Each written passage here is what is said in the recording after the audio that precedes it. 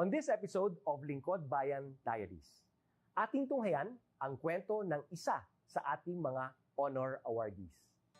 To be a CSC Pag-asa Group Awardee is such an honor. Hindi namin siya inasahan, so we just wanted to put names on the innovations na naibigay namin sa Davao de Oro. Ako po si Joycel R.O.D., Provincial ICT Officer ng Provincial Government of Davao de Oro, Team Leader ng eGov Technical Team. I'm George Danhil M. Duran, Computer Programmer 3. Ako po si Mr. Wilfredo M. Galagala, Information Technology Officer 2. Ako po si Antonio Isimeni, Information Technology Officer 2. Ako po si Antonio Salarda Jr., Computer Maintenance Technologist 2. Kay eGov Technical Team are employees of the Provincial ICT Office of the Provincial Government of Davao de Oro. So kami yung gumagawa ng mga systems and innovations and nagsusupport din sa mga na-implement na mga systems sa iba't ibang departamento ng probinsya. Marami kaming projects, actually our systems number up to 40. Especially during the pandemic, so doon talaga nakita on how useful ICT was. During that time, challenge talaga yung team to produce projects to sustain yung online na operations. So on our part, we tried exploring open source technology. Tapos marami kaming ina-explore na networks. So first yung system is yung CallDedoc. It's a teleconsulting system na na-implement during the COVID. When the OPD services, yung outpatient department services were stopped, nag-resort to teleconsulting. Another project mentioned is yung COVID testing information system. So just like any typical molecular laboratory na systems, ito ay data bank ng mga specimens na tinitest, tapos nagbibigay yung system ng result ng mga test. During pandemic, nagamit talaga siya kasi kailangan validated yung result, so QR coded yung aming test result. Isang very challenging project namin is yung household profiling and needs assessment. So, kailangan merong list ng mga possible recipients ng bigas, and then wala kaming updated list nun. So, kailangan in 1 month's time makaproduce kami ng system kasi magro-roll out ng survey sa buong probinsya. Nag-try akong mag-tap sa isang UN organization, yung UNDP. Tapos, nag-request ako kung pwede ba kaming turuan on how to do survey using Kobo Collect. And we were blessed, kahit wala kaming formal agreement, no monetary considerations, tinuruan nila kami. And in 1 month's time, na-produce namin yung app. And then after that, dire-diretso na po. Hindi rin namin ma-imagine na in 6 months' time, nakandak yung survey using employees only of the provincial government. So, nakamobilize kami ng mga 200 plus enumerators. Talagang nilibot yung entire province, 236 barangays, bahay-bahay yan. Tapos, nakuha namin yung data with maps. Na mapping namin yung mga households. So, and very appreciated po yung output ng systems. Kami nasa LGU, na-feel namin yung need na dapat ma-institutionalize yung ICT departments. Nasa digital age na tayo, so hindi pwedeng hindi tayo mag-upgrade or mag-adapt ng ICT. So basically yung ICT, nagagamit siya para ma-optimize yung ating mga processes. Aside from that, yung interconnectivity, interoperability ng different offices, napapadali yun through ICT. So talagang dapat i-leverage yung ICT ng any organization, not just the government. Kung mapansin nyo, lahat ng developed countries is naka-leverage talaga sila sa ICT.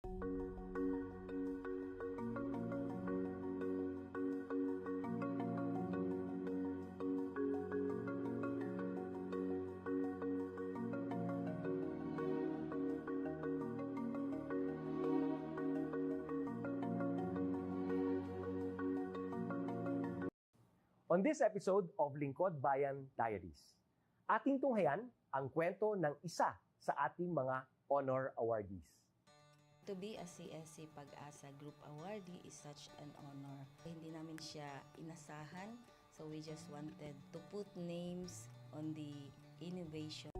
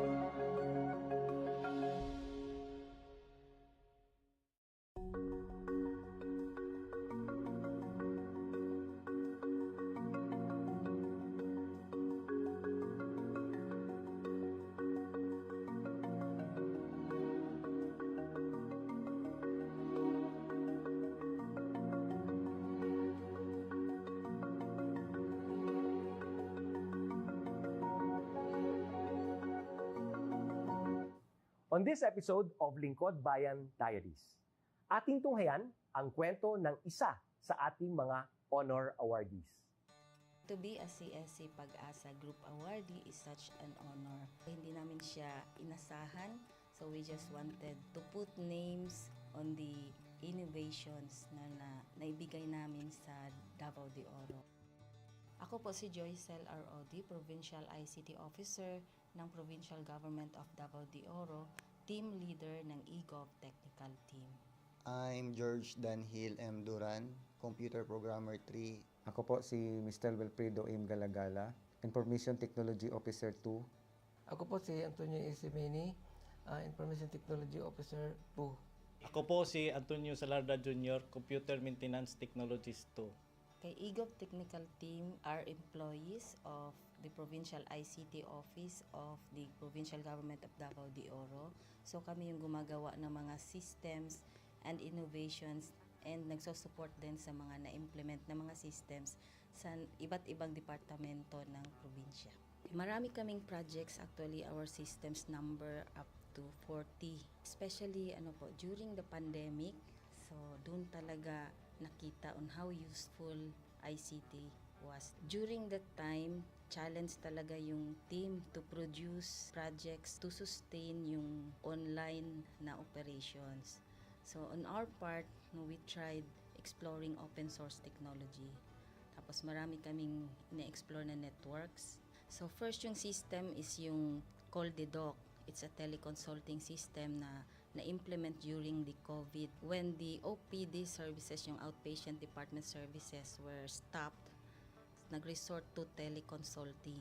Another project mentioned is yung COVID testing information system. So just like any typical molecular laboratory na systems, ito ay data bank ng mga specimens na tinitest, tapos nagbibigay yung system ng result ng mga test. During pandemic, nagamit talaga siya kasi kailangan validated yung result, so QR coded yung aming test result.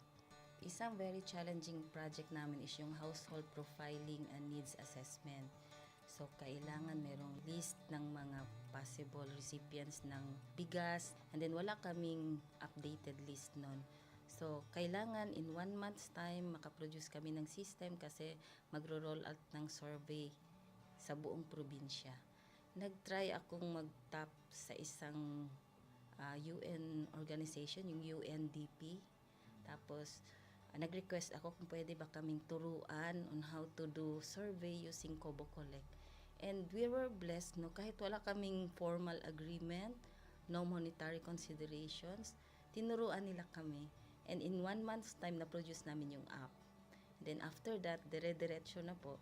Hindi rin namin ma-imagine na in 6 months' time, nakandak yung survey using employees only of the provincial government. So, nakamobilize kami ng mga 200 plus enumerators. Talagang nilibot yung entire province, 236 barangays, bahay-bahay yan. Tapos, nakuha namin yung data with maps. Na-mapping namin yung mga households. So, and very appreciated po yung output ng systems. Kami nasa LGU, na-feel namin yung need na dapat ma-institutionalize yung ICT departments. Nasa digital age na tayo, so hindi pwedeng hindi tayo mag-upgrade or mag-adapt ng ICT.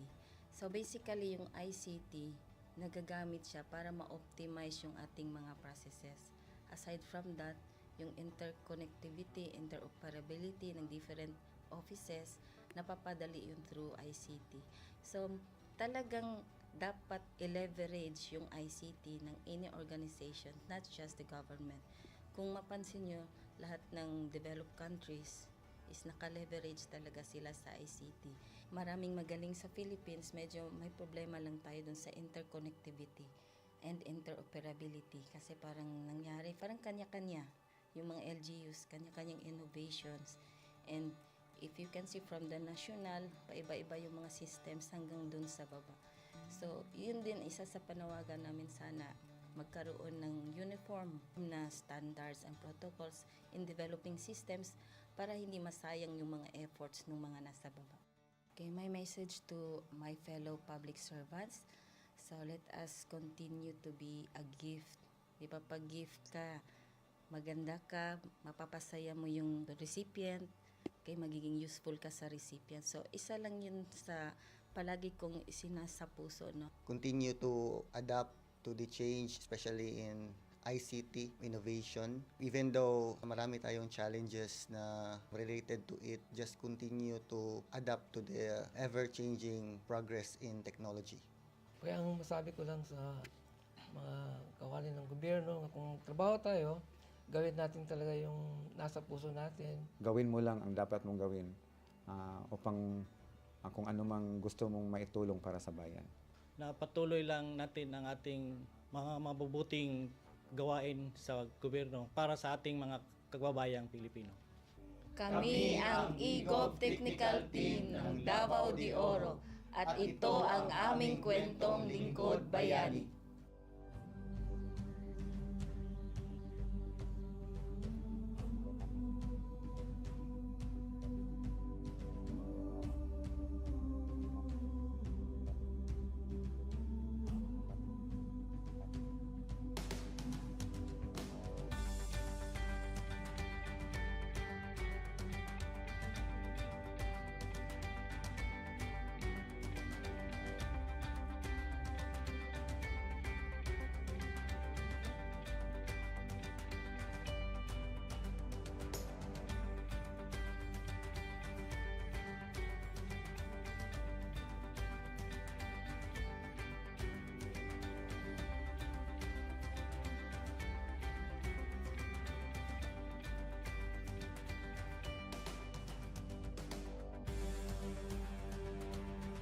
Inyong natunghayan ang kwento ng ating lingkod bayani.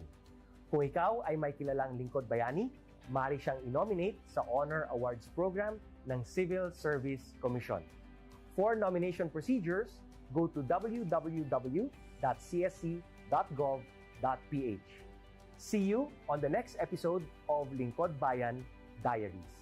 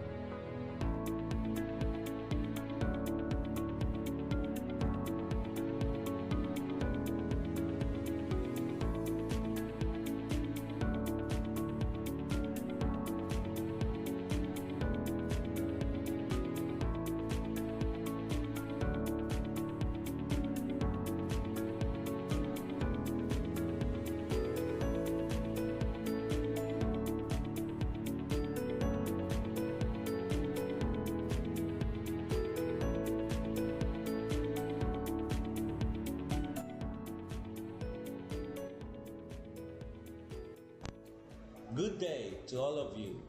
On behalf of the University Registrar's Office, I welcome everyone warmly. As the head of this esteemed institution, I am privileged to introduce our office and share the valuable services we provide.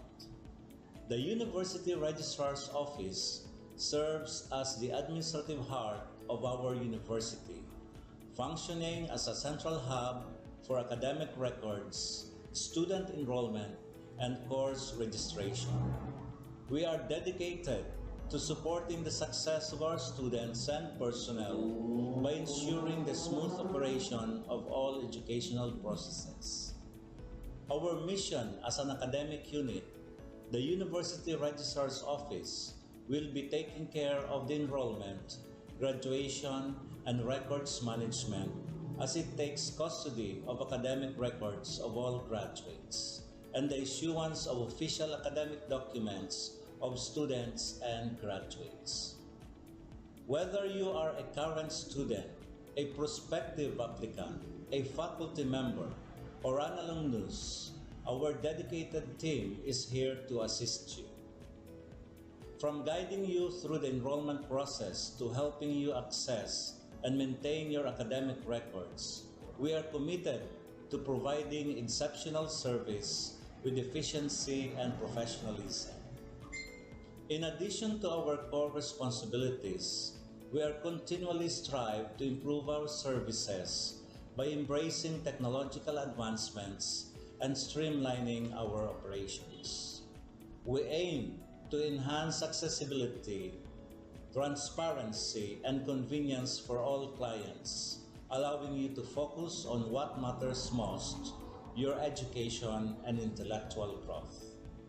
As University Registrar, I am honored to lead a team of talented professionals passionate about supporting your academic journey. We understand the challenges and aspirations of higher education and are dedicated to serving as your trusted partner throughout your time at our university. In closing, I extend my heartfelt welcome once again. The University Registrar's Office is here to assist, inspire, and empower you as you embark on your intellectual endeavors. We look forward to collaborating with you and contributing to your success in every possible way. Thank you, and may this be the beginning of a remarkable academic journey for each of you as a university for humanity.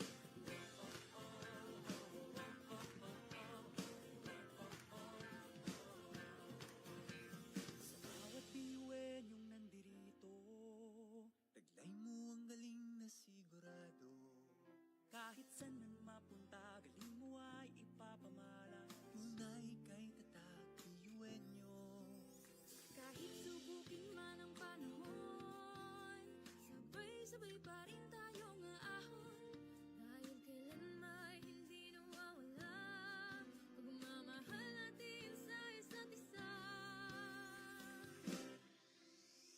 Binuwenyo, halina't sumabay sa tutugin ng ating tagumpay. Puso'y nagniningning ng binuwenyo magaling. Ikaw at ako, binuwenyo tayo. Panahon, oras ay lumilipad.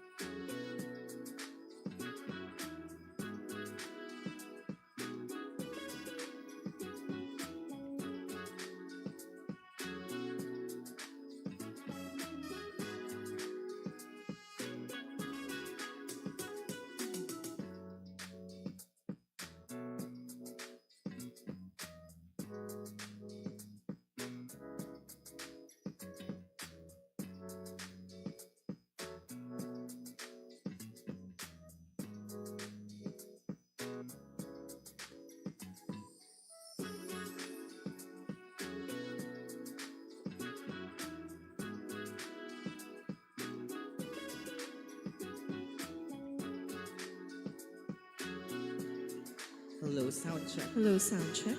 All right, let's go partner. Proceed na tayo dito sa unahan.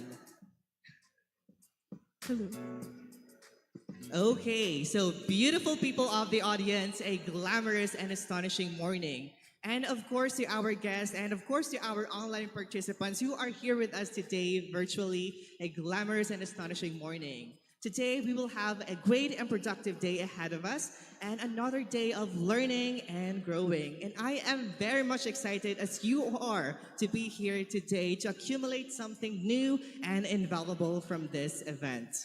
Right, I like what he's Justin, and I also believe that this is another opportunity for growth and learning that is crucial as we take the next phase of our lives. Kaya naman, we are grateful to be with you, our fellow BUenos, for this opportunity that we shouldn't miss. Yes, and I hope our fellow BUenos are now ready to take part and learn from our guests as they share their invaluable knowledge about the topics that will be introduced to us to be more prepared and more empowered BUenos. I agree, Kuya Justin. Kaya naman, let this empowering program begin. We will be your hosts. I am Princess Anne Ruste. And I am Justin Pavia Boral. And welcome to Bio Durugtungan 2024. Wow, partner Armin. Can I just say na grabe, nakaka-overwhelm ang presence ng ating mga participants ngayon, no? Di ba? Yes, I agree, partner, with that. Pasok na pasok sa top 20. Top 20? O, pasok na ang lahat. Yes. Kaya naman, ayan, so wag na nating patagalin pa. So to formally start our program, may we invite everyone to please stand, to please all rise and join our ecumenical prayer to be followed by the singing of the Philippine National Anthem and the Bicol University Hymn.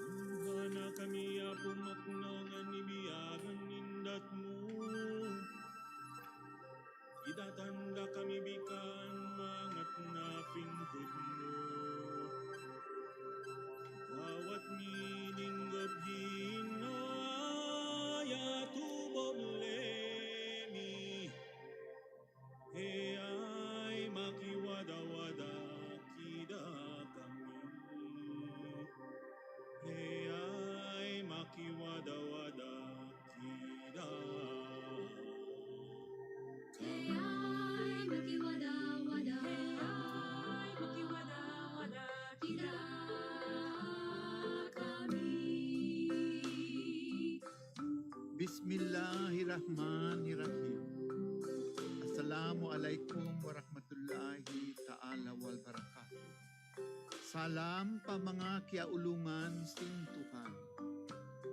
Pianaugan niya Nabi Iban Pura. Kasilasan niya sa plag pakatilingkal alam. Maglasa kita niyo bat kumana. Mbo Tuhan, tunggal nu sa sangdolan kami. Buwanin kami rijiki maglabilab. Law sangom rahmat nu subay panpinudji. Hangkan kita bi subay magkasih-kasih.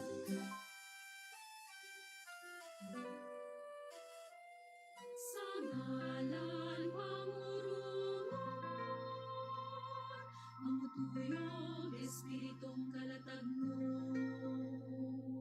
Pangurungon kang usalat, pangkalitupanan. Pangurungon kang pangirayan, at kang walay sikop balantang nga mapagpululang. Pangurungon kang sinlagan, pangurungon kang apakatong pangurungon kang masabukan ang suwagdan. Pangurungon kang amoy pangirayan, pangitaban pangitulwat kang walay sikop balantang nga mapagpululang. Sa ngalan pangurungan, Espiritong kalatagnon. Sa ngalan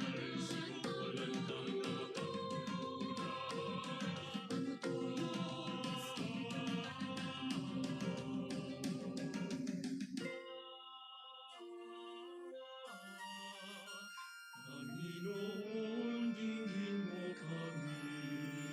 O Diyos na mapagpala, piling namin ang pagpapalagana ng kaalaman sa bawat nilalang.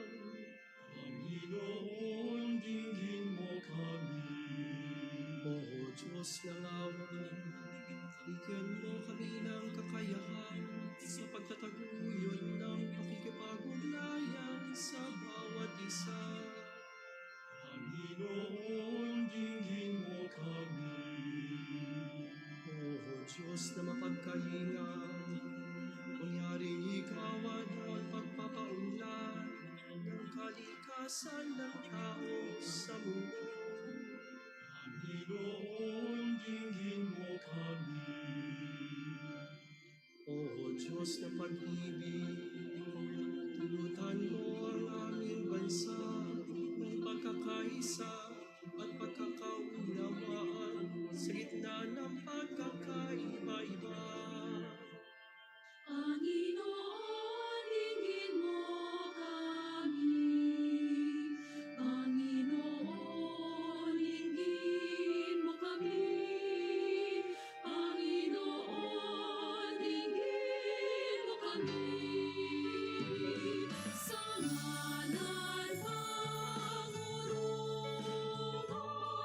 pangutuyog Espiritong kalatagnon. Buwanin kami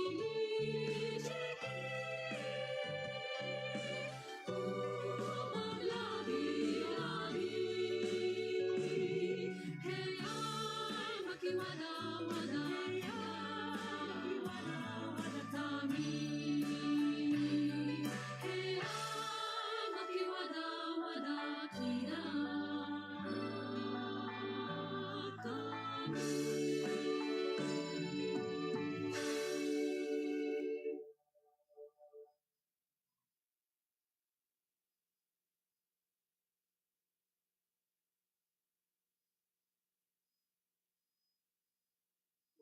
Ayang magiliw, peras ng silanganan, hanap ng puso, sa dibdib mo'y buhay.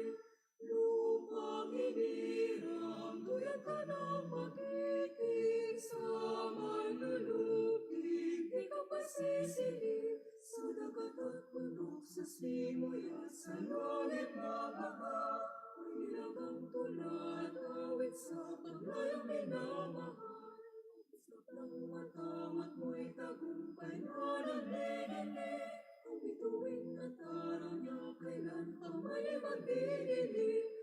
Panaharaw naman aming pagsinta mo'y langit sa piling mo.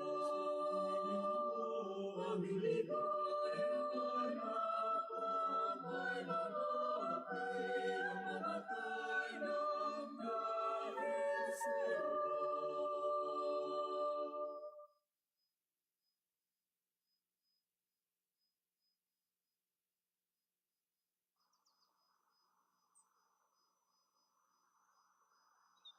This is the school we wish to see, of a school to honor and revere, a temple built by men of firmness, a mold for you to walk with pride, for He will always be united, although we tread on distant lands. We all shall cherish what you've taught us, that you wholeheartedly gave forth. Big University, burning torch of wisdom, fount of courage, hope and love, seed of truth and light. Big University,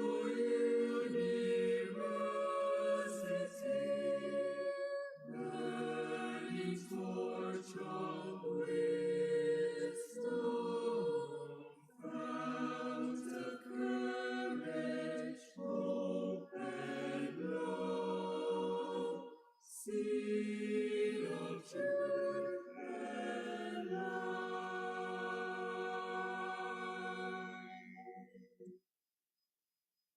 All right, now you may now take your seats. All right, what a fresh start for a productive Wednesday morning. And I believe that you are excited as we are to grasp new knowledge today. Kaya wala tayo ngayon sa classroom setting. But today, we will be fed with abundant knowledge. All right, ayan. So to formally welcome us in this event, may we invite here in front to give his welcoming address the Dean of the Office of Students Affairs and Services. Please welcome Professor Dave Stonga.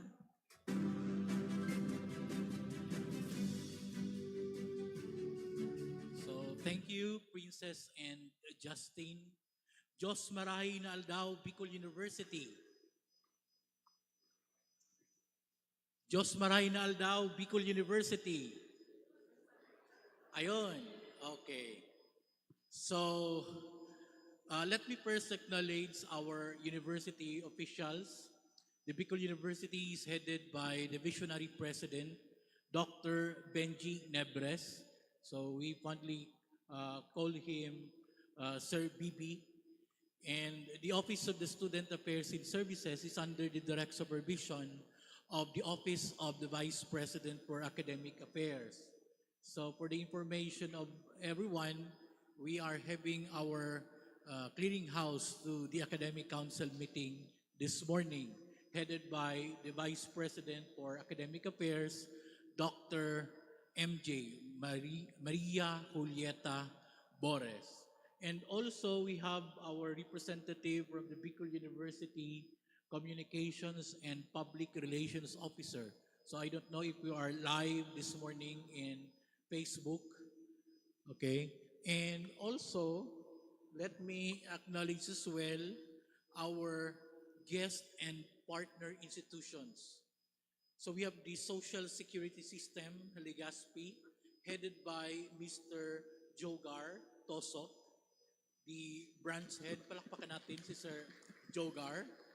And we also invited one of the staff of the SSS Legazpi. We have today the team head and the regional communication officer. We have Ms. Jeanette Mapa. Ma'am, thank you for being with us this morning. So we have also our friends and partners from China Banking Corporation. So Albay Branch, we have Miss Nina Grisel Reducio, the branch manager. Palakpakan natin si Ma'am Nina. And we invited Mr. Danilo Arispe Jr., one of the cashiers of the China Banking Corporation, to be one of our speakers. And also, I think the full team of the SSS Legazpi is with us at the back. So thank you for being with us in Bicol University, and thank you for your generosity in sharing your time, your expertise, and resources to share with us your services. And this afternoon, okay, I don't know if I'm going to preempt this. It's already printed on the tarpaulin. This afternoon, we'll also have the Bisikleta ng Pag-asa. I think it's a ribbon cutting and the relaunching of the Bisikleta ng Pag-asa. And we will also have the panel discussions. We invited several experts as well.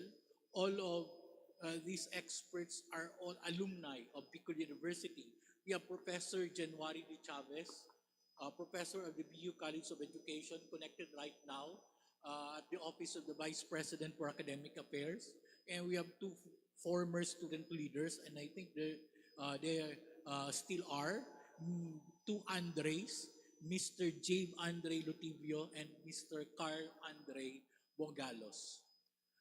Dear Scholar ng Bayan, so we are actually expecting more to be present this morning. But I was informed that most of you are in their internship or on-the-job training. So thank you for those who are present this morning for your time, despite your very heavy schedule. Welcome to the BU Durugtungan 2024. Dugtungan or dugtungan means to lengthen, so or to extend. So please take note that one of the core functions of the university, aside from instruction and research, is extension. That is bringing the university closer to the community. Another meaning of the word dugtungan is to connect. So this is really the essence of our activity today, is to collaborate with other stakeholders, not necessarily within Bicol University, to enhance the services we offer to our stakeholders. Another meaning to the word dugtungan is to continue. So we are expecting that after the initial registration in SSS, you will be a very active member of the SSS later on when you join the workforce. So therefore, durugtungan, it's a process or a series of activities that embodies the essence of today's gathering. Signifies not only the act of lengthening, but also the power of connection. It reminds us that our journey towards building sustainable societies is not solitary, is not a solitary endeavor, but a collective effort that spans generation. In partnership with our esteemed collaborators, the Bicol University, the University Student Council, headed by its chairperson and also sitting as the student regent, Ms. Remy Baldorado, and I think the co-head is Mrs. Stacy Alamares, and all the university councilors, I cannot name you one by one, thank you very much for your service to the Bicol University community. To our partners from SSS, again, thank you. Words is not enough to express our gratitude to you. To China Banking Corporation, I think nandito si na ma'am, tama, China Bank po. And later on, may I invite you to please occupy the seats on the front. It is actually reserved for you. Okay. Also our panel members, so we stand united in our commitment to fostering sustainable societies for the betterment of humanity. So let us embrace the spirit of durugtungan as we forge ahead, okay, connecting past achievements with future endeavors and lengthening the reach of our impact on society. Together, let us continue to build a future where sustainability, inclusivity, and progress go hand in hand. And let me share this with you. Yesterday, together with the director of the Center for Gender and Development, with the support of the University Student Council, we presented a resolution that would eventually make the university more inclusive. So not only the main gender, yung mga gender, but also the other members of our society. So, by the way, let me also announce and take this opportunity to inform everyone that in the Office of Student Affairs and Services, we are actually proposing this inclusivity.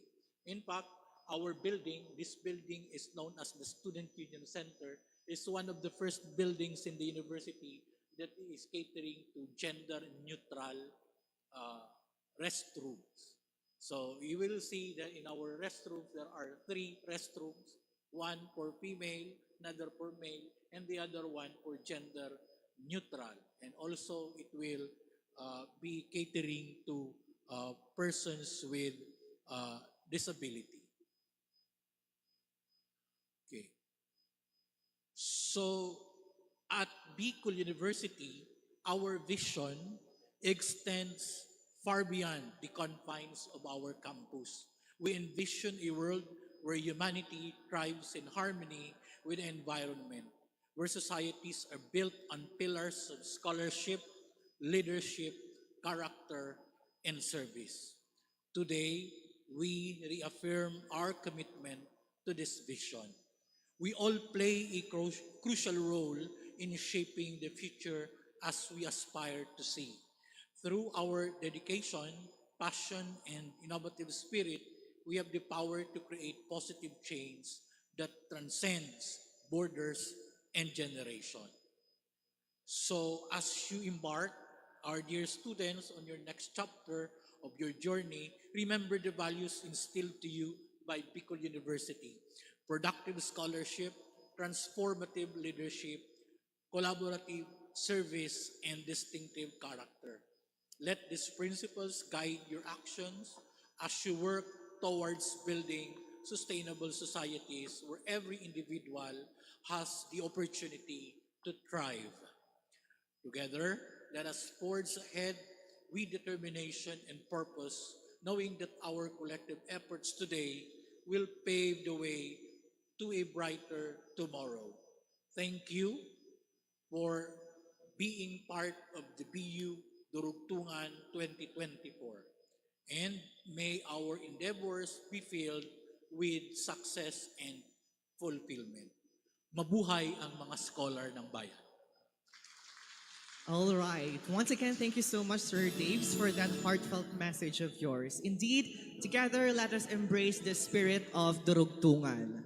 And so before we proceed to the discussion of our first guest speaker, we will be hearing first the message of the branch head 2 of SSS Legazpi. Please welcome Mr. Jogar B. Tosok. Maray na aga po sa Indogabus. Nakakamiss magtaram sa atubangan ng mga estudyante. Licensed teacher po ako, nagtukduman ako sa college.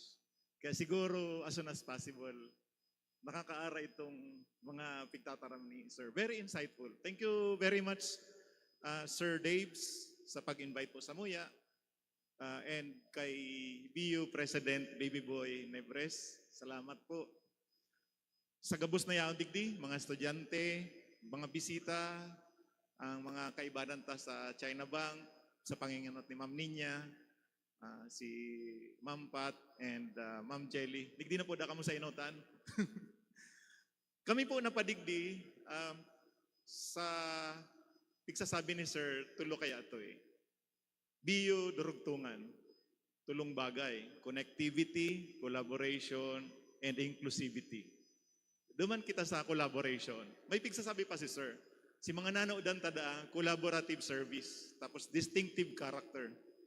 Puro malaog mabigat.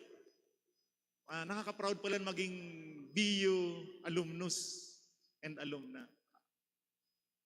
Collaborative service. Kami sa SSS napadigdi to collaborate. Mailing po nindo, yaon digdian sa mga pag-iriba, mga nakapula. Pakitindog po tabi mga pag-iribang taga-SSS Legazpi. Buo po yan, sarong team yan, accounts management section. Si Jeya, sa panginginot ni Ma'am Beth, and dahil ko na saro-saroon. Gabos po nakapula dyan, willing po kami na magtabang sa Indo sa pag-issue ng SS number, sa pag-assist ng SSS concern, tapos itong sa my.sss portal. Collaborative service. Inclusivity. Kung sabi yun, mayong walang naiiwan, walang iwanan ito.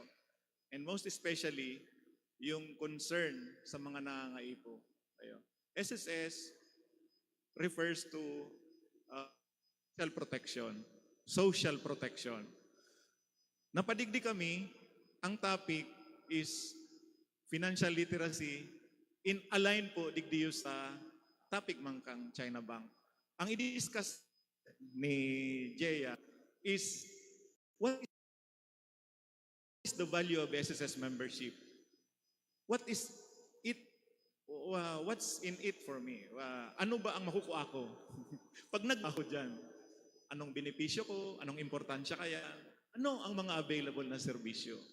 Panduwa, paano ko i-avail? Ayan.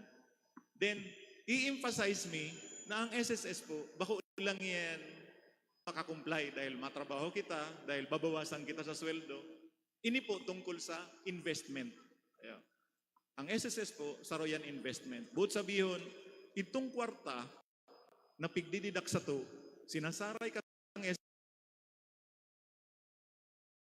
si investment income,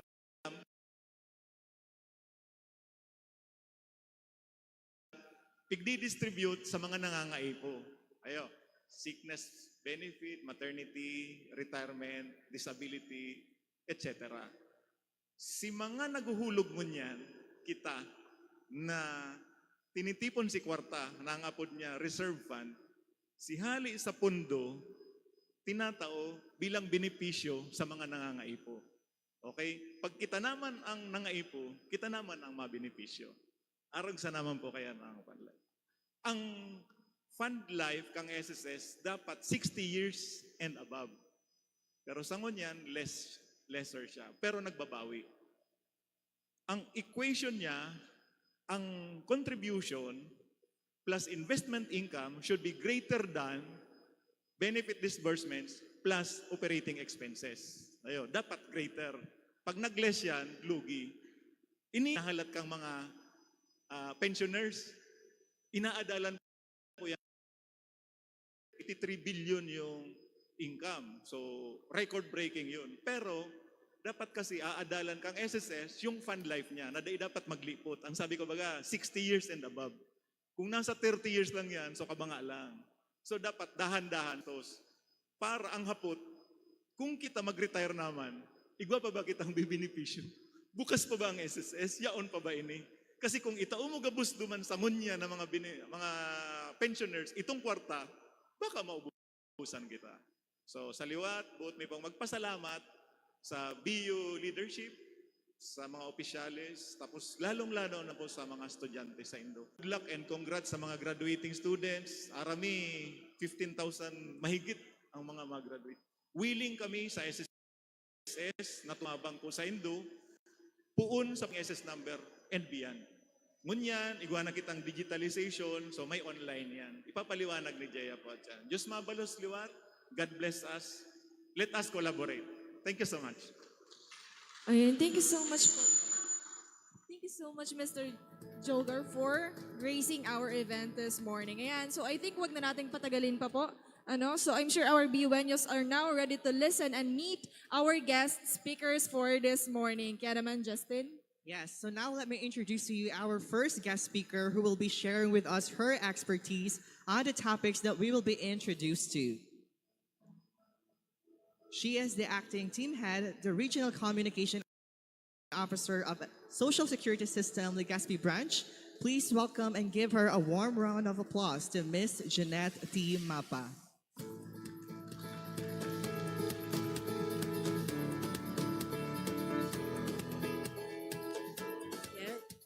And thank you, dear MCs. Good morning, everyone. Mukhang kulang yung breakfast. Sir Daves, good morning. Ayan, gusto niyo ba magsumba muna tayo? Joke lang, wala ako na-prepare eh.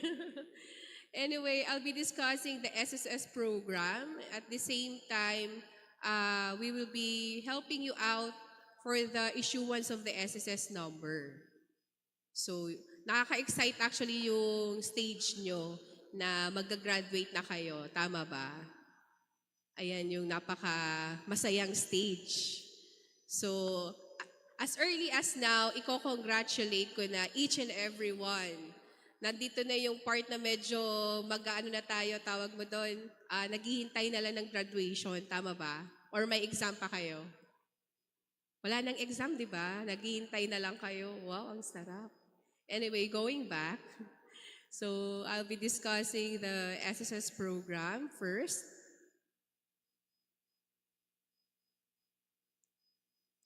So what is Social Security? So yung Social Security po, it is the protection that society gives its members against the economic and social distresses caused by sickness, maternity, unemployment, disability, retirement, funeral, and death.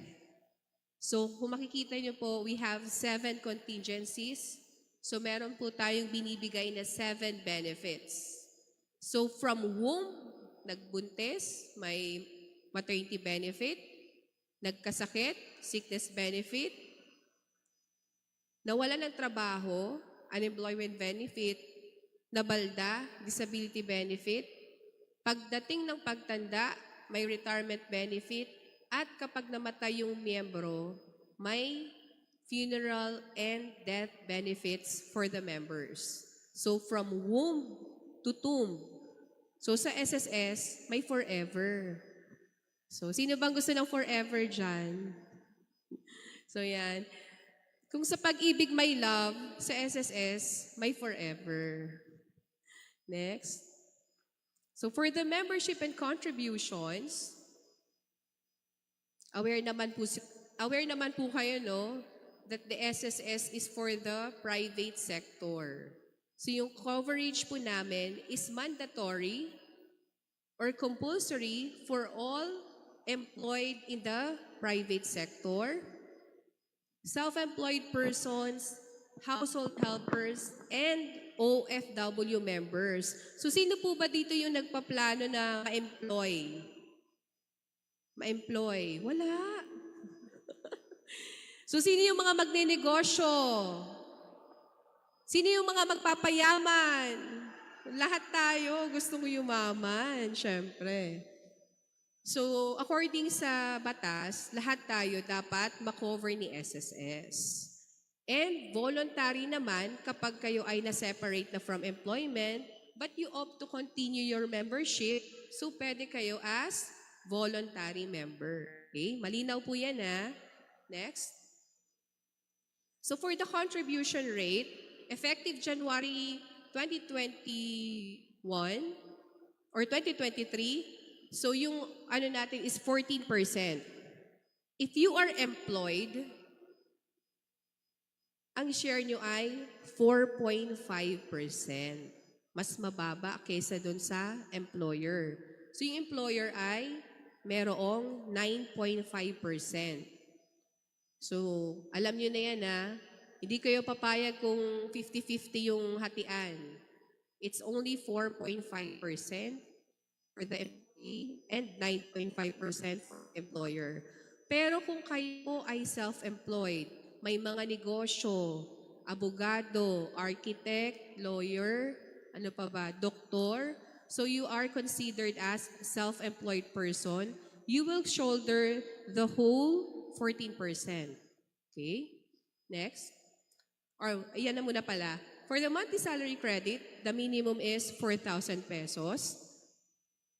So the contribution for the minimum is 560 pesos. And for the maximum is 30,000 pesos back. Yan. So for the maximum monthly salary credit, 30,000. So the contribution is 4,230. Okay? So dito sa slide na to, I want to emphasize that SSS is an investment. Okay? Di ba nabanggit ko kanina may 7 benefits. For you to avail of the 7 benefits, you have to contribute. So you treat the contributions of SSS as an investment, as your savings, para pagdating ng panahon na kayo ay kukuha na ng mga benefits ni SSS, meron kayong, magka-qualify kayo. So, bear in mind that the higher the contribution, the higher the benefit. O, ganun naman talaga sa pag-invest, di ba? If you want to earn more, kung gusto mong yumaman, kailangan mong magpursige. Kung ang effort mo ay 50% lang, huwag kayong aasang yayaman kayo. Ganun yon, di ba? So, kagaya din po sa SSS, if you want to earn more, kailangan mas mataas yung contributions. Okay? Next. Next. So for the sickness benefit, number 1 benefit is a sickness benefit. It is given to our member who are unable or members who are unable to work due to sickness or injury. So replacement of lost income for the days na hindi kayo nakatrabaho dahil nagkasakit kayo. Next. Number 2 benefit. Huwag ko na muna itong i-discuss, Sir Daves. Baka matempo itong mga natin. For the maternity benefit, it is given to female members. Okay? Malinaw yan ha, female members. Who is unable or who are unable to work due to childbirth or miscarriage. So, siguro, bigyan ko na rin po kayo ng konting background. We have the expanded maternity leave law. Okay? For the expanded maternity leave law, mas mahaba na yung maternity leave. Before, 60 days lang. 78 days kapag cesarean. But with the approval of the new law, 105 days na. So, mas mahabang leave, mas mataas na maternity benefit. So for the amount, the maximum is 70,000 kapag ang monthly salary credit ay 20,000. And kapag solo parent, additional 15 days. So that is 15 days. So 120 days. So 120 days, ang amount of benefit is 80,000 for the maximum. Okay? Next. Third benefit is the unemployment benefit. Granted to members who are involuntarily separated. So, ibig sabihin, hindi pwede dyan yung nag-resign. Ang magka-qualify dyan, yung mga members na nawalan ng trabaho na hindi nila ginusto. For example, nagsara yung kumpanya, nalugi, or nag-downsize, kaya nawalan ng trabaho yung ating member. So, we are giving the unemployment benefit for 2 months. It is a financial aid to our members during the time na naghahanap sila ng trabaho. Okay? Fourth benefit is the disability benefit. Siyempre, hindi natin gusto yan. Kapag na-aksidente yung ating member, kahit isang contribution, meron na pong disability benefit, pwedeng partial or total benefit. Ibig sabihin po niyan, kapag partial, you have certain months na magpe-pension sa SSS, hoping na makarecover. Pero pag total disability, ibig sabihin, lifetime pension. Okay? Next. Fifth benefit is the retirement benefit. Famous si SSS dahil sa retirement pension. Pero hindi nyo alam, meron pa palang ibang benepisyong binibigay si SSS. Yes. So meron pang ibang benepisyo si SSS, pero dito po kami kilala sa retirement benefit. Paid to member who can no longer work due to old age. Okay? Pag 60 years old, no source of income, separated from employment, they can apply for the retirement pension. Basta merong at least 10 years na contributions. Siyempre magtatanong kayo, paano ma'am kung 30 years yung hinulog ko? Definitely, mas mataas yung pension ni member na nag-contribute ng 30 years compared sa 10 years. Okay? Malinaw po yan. Sixth benefit is the funeral benefit. Binibigay po yan sa member. Tama ba? Tama? Binibigay sa member yung funeral benefit. Ayan. Pang-check ko yan actually kung gising pa kayo. Yan ang pang-check ko kung gising pa yung mga participants. Funeral benefit, hindi ibibigay sa member kasi patay na. Okay? It is given to whoever defray the funeral expenses. The amount is 12,000 kung less than 36 months. Kapag 36 months, at least 36 months na contribution, the amount of funeral benefit will range from 20 to 60,000 depending on the contributions of the member. Next. Seventh benefit is a death benefit. O ayan na. Aside sa funeral benefit, meron pang death benefit. Yan po yung binibigay sa mga beneficiaries nung namatay na miyembro. So kapag nakapag 36 months na contributions at merong asawa, magpe-pension ngayon yung spouse. Lifetime until mag-cohabit or mag-remarry. Pero kung hindi siya mag-remarry, lifetime pension yan. Next. So aside po dun sa Social Security Program, you also have the employees' compensation.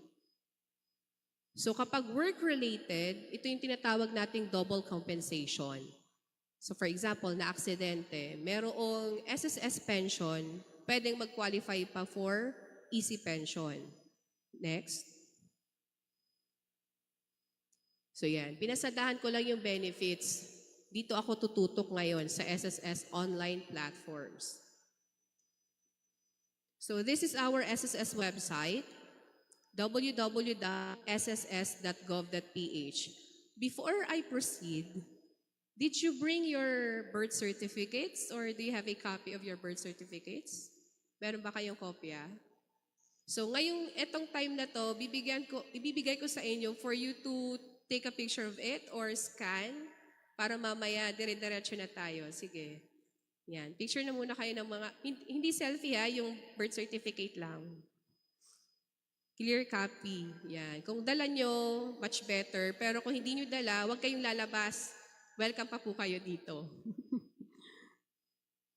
At mamaya, meron po pala kayong this piece of paper, meron kayong ganito. Who wants to win a GCash amount? Wow. Amounting to ano ba to? GCash, how much? Anyone? How much? 300? Ha? Ilan ba tayo? Paghatian na natin.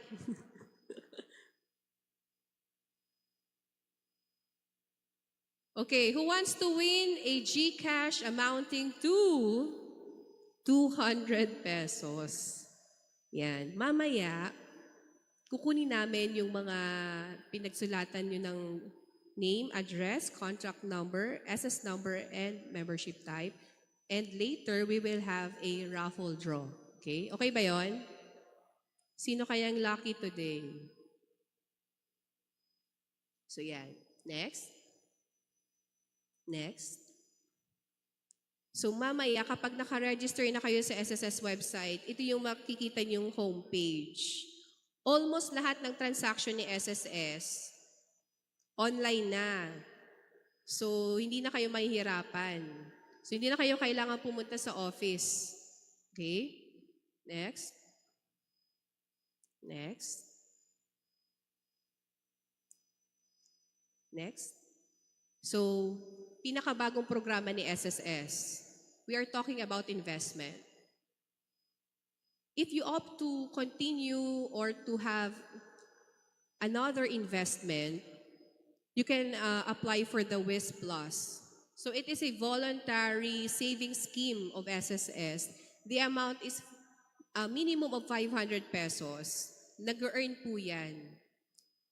Okay? So after 5 years, pwede nyo i-withdraw or pwedeng ipastay nyo pa para mag-earn pa po siya.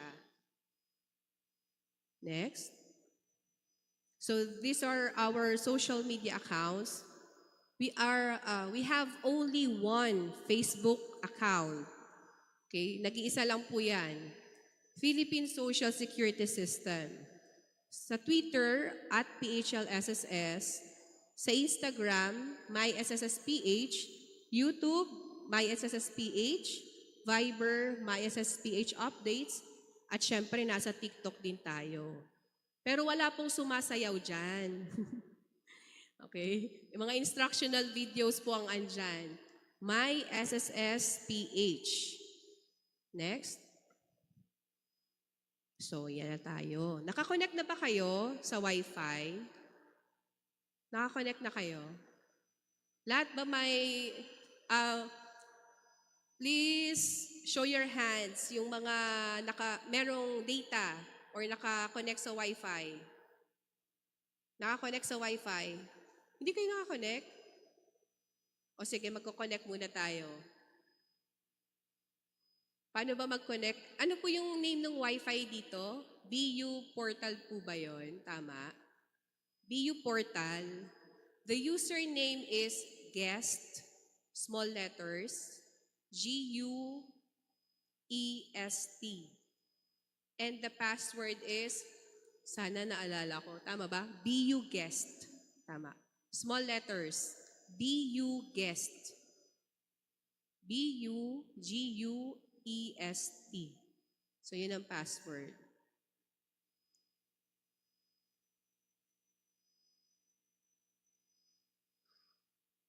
Good morning, Miss Julina. Ayan. Dati naming trainee yan. BUNU din. Nasa China Bank na ngayon. Sabi ko nga, grabe yung support namin sa China Bank. Naka-red kami, oh. Yan, commercial muna tayo. Naka-connect na ba lahat? Sino yung hindi pa nakaka-connect? Yun na lang muna. Sino yung hindi pa nakaka-connect? Okay na. Sabay-sabay natin gagawin ito. Kasi bago nyo ipasa itong slip na ito, dapat may SSS number kayo. Okay? So, okay na ba lahat? Magpuproceed na tayo. Kayo dyan, okay naman kayo? Nakakonect na po kayo? So, kung okay na ang lahat, please, buckle your seats. O, ito na. How to secure an SSS number. Next slide. First, go to the official website. Yan, www.sss.gov.ph.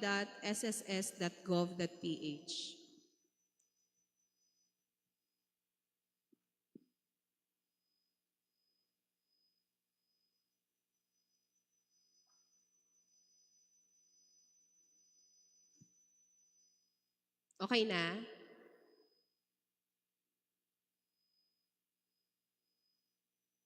Nakapasok na? Oh, malakas ang internet dito.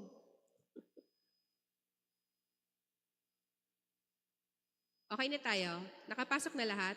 Okay? We'll proceed with step 2. Step 2. Yan, hover your finger na lang tuloy. Walang mouse. O yan, i-click nyo po yung apply for an SSS number online. That is located on the lowest portion. Lowest portion, i-click nyo po yung apply for an SSS number online. Nakuha po?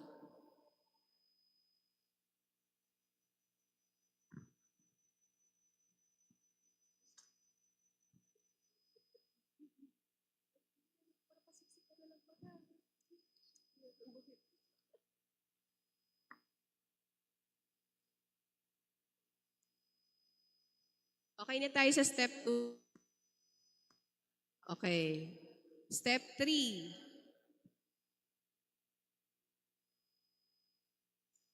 Read the step-by-step procedure and then click start. Kung may problem kayo, meron tayong pwedeng mag-assist. Kung may problem kayo, you can raise your hand and pupuntahan po kayo ng aming team. Ng ating team? Mukhang Jessica Soho lang, no? Oh.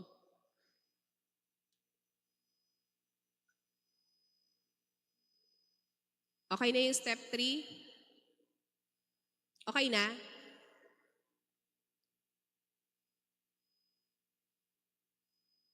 Okay na yung step 3? Meron ka ng SSS number. So, okay na tayo sa step 3? Mukhang hindi nyo ginagawa Tingnan nga natin. O yan, naka-step 3 ka na po. O, okay na siya sa step 3. Okay, we'll proceed with step 4. Next.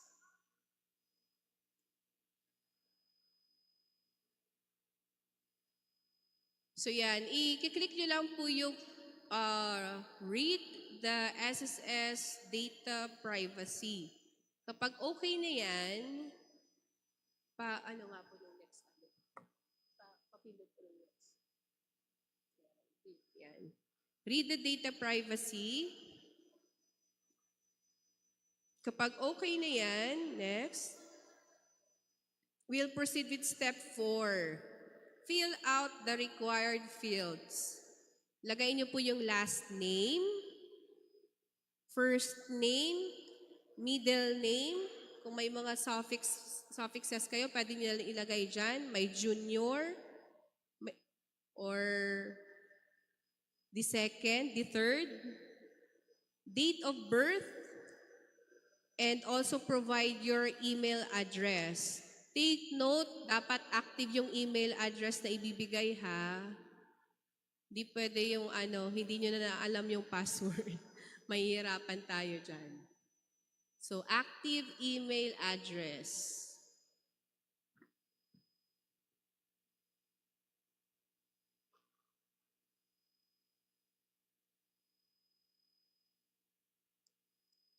Yung ating mga trainees can help.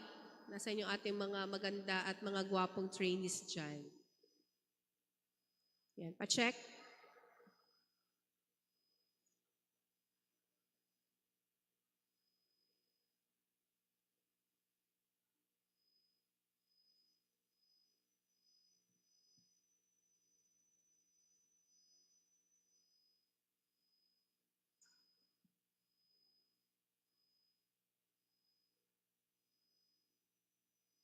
Ikaw, sir.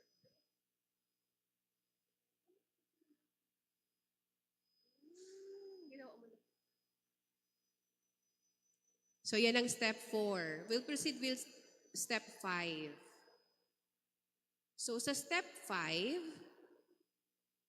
kung na-provide niyo na yung mga information kanina, you have to open your email and then click on the link provided to continue with your SSS number registration.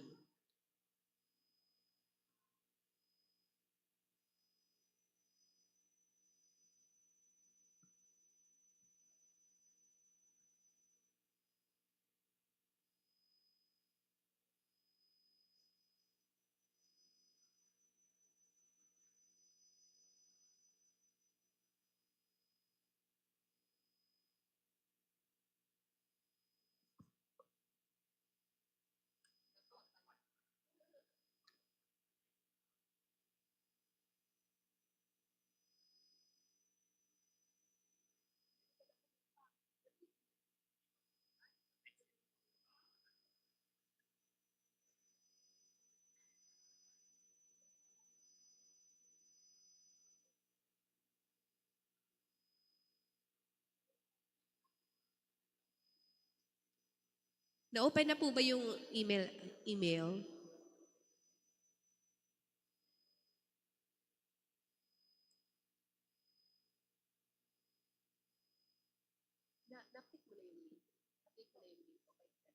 Okay, we'll proceed with step 6. For the step 6, pag-click niyo yung link na yon, ito yung bubungad sa inyo. So, you have to provide additional information. The social status. So, ilalagay po doon yung marital status, single, married, divorced agad, widowed, hindi naman. Yan. Nationality, religion, and then you also have to provide the place of birth, yung country, province, municipality, or city.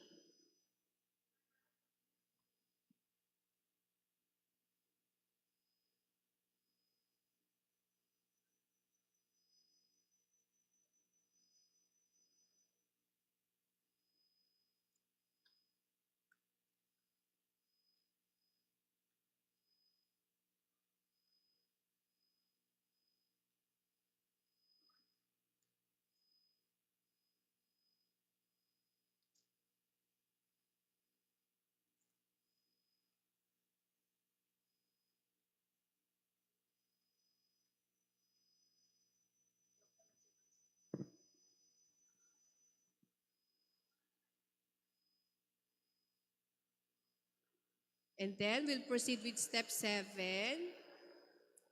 So, yan. Kapag okay na yung information, you have to save and then click next.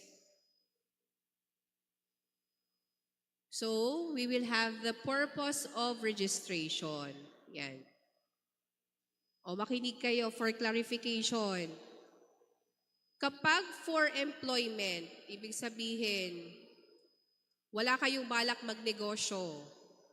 Talagang, tawag mo doon, mag-a-apply kayo for employment. Yan ang i-click nyo, for employment. Pero kung halimbawa, meron kayong existing na business, before ang tinatawag namin, nung panahon ko, tinatawag namin dyan e-commerce. Ngayon, ang tawag dyan, online business. Okay? So kung may online business kayo, or nagpapamain kayo, pwede rin yan, di ba? So, i-click nyo yung self-employed. Kung meron kayong business, para makapaghulog na kayo sa SSS, or kung halimbawa, nag-tutor kayo, meron na kayong mga part-time job, na nag-earn kayo ng income, so pwede na kayong mag-register as self-employed. Ang kagandahan kasi dun sa self-employed, once na mag-contribute na kayo, may isang contribution na, pwede na kayo mag-apply ng Unified Multipurpose ID with or /ATM. So yun kasi yung requirement, dapat meron kayong at least one contribution para ma-activate yung membership nyo, magkaroon kayo ng date of coverage. Once na may date of coverage na kayo, pwede na kayong kumuha ng Unified Multipurpose ID. Okay? Malinaw po yun, no? So, kung okay na po yan, you have to click Save and then Next.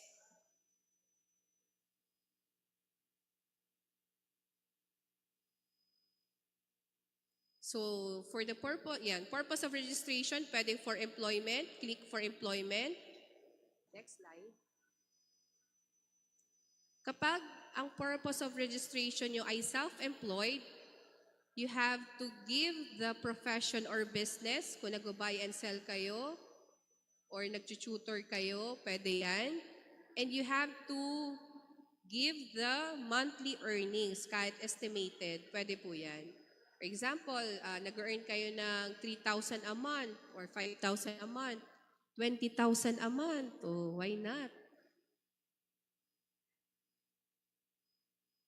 O meron na bang, if ever, halimbawa, gusto nyong mag-OFW for future reference. So, kung mag-OFW kayo, i-click nyo lang po yung Overseas Filipino Worker. And then you have to give the country, estimated monthly earnings, and then the foreign address. Next. So kapag okay na yon, you will click Save and Next.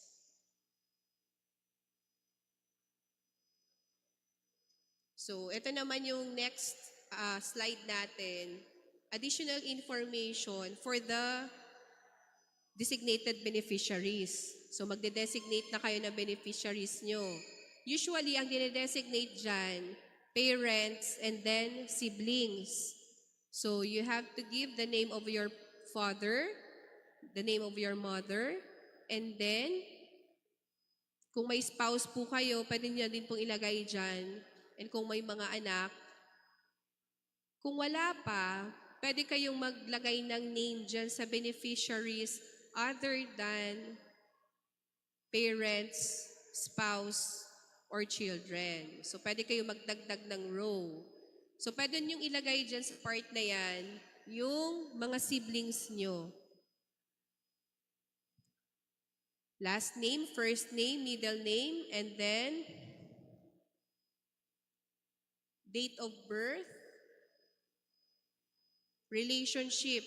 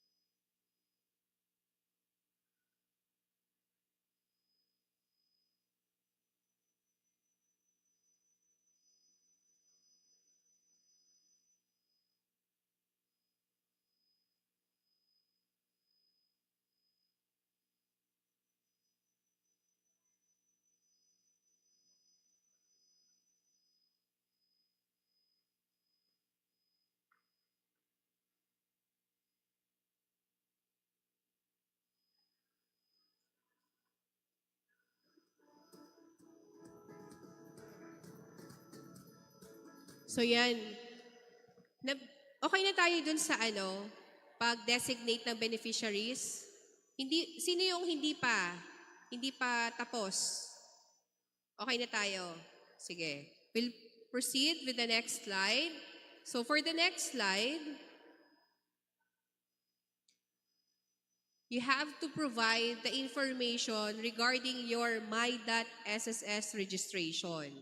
So ito yung kagandahan ng ating online issuance of SS number kasi at the same time, mariregister na kayo sa SSS at magkakaroon na kayo ng application for the Unified Multipurpose ID /ATM. So you have to provide the preferred user ID. Yung usual na ginagamit yung user ID para hindi na kayo mahirapan. Okay? Alphanumeric po pala ang ating user ID. Alphanumeric. And then, you have to provide also the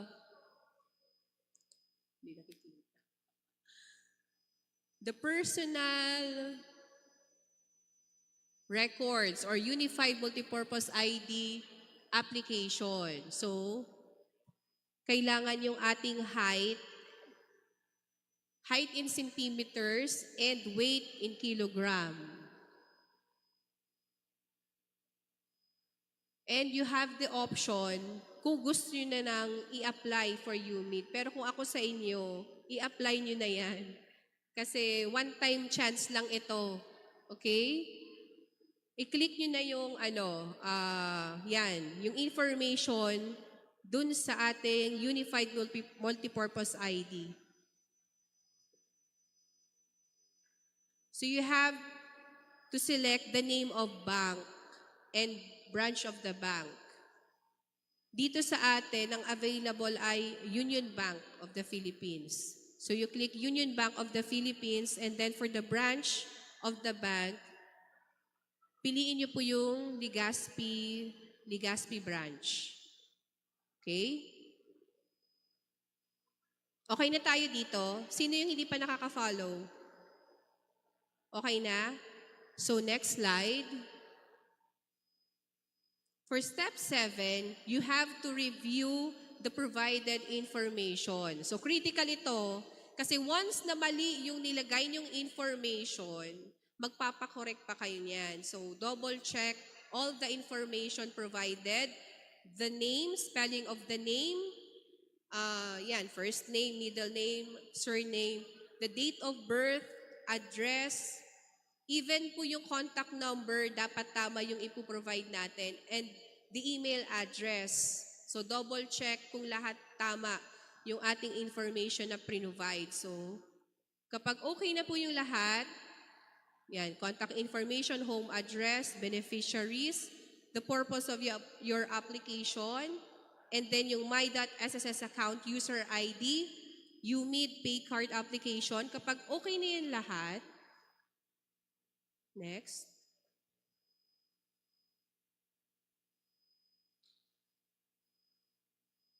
You have to click the proceed, generate SSS number.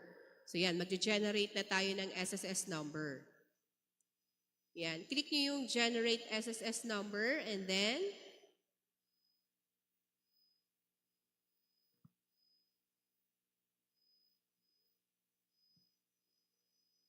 once submitted, you can no longer go back and update your information. So, are you sure that all information are true and correct?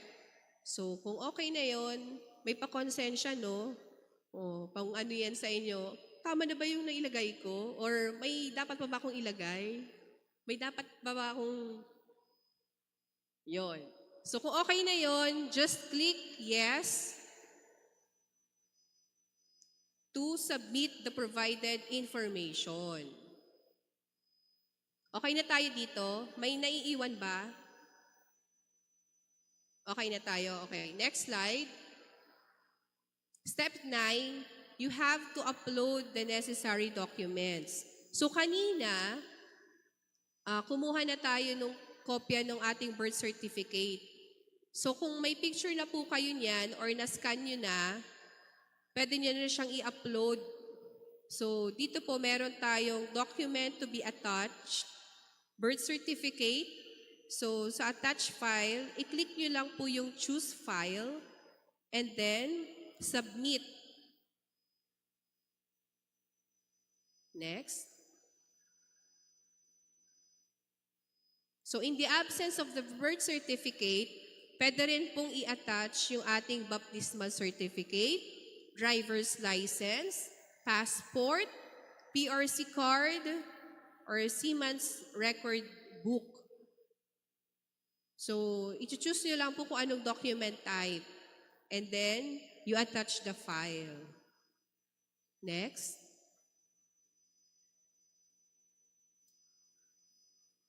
So, you have also to attach in the absence of the ID cards. So, i-choose nyo lang po yung kung anong document yung i-attach nyo. You have GSIS card, ATM card, bank account, passbook, birth certificate, yan, birth certificate of children or baptismal certificate of children. Kapag okay na po yan, 2 documents ang kailangan i-submit, no? Kapag walang birth certificate. So you have to choose what type of document and then you attach the document and then click submit. Next. Kung okay na po yan, you just have to click next. Yan, proceed. Click nyo na yung proceed and then submission.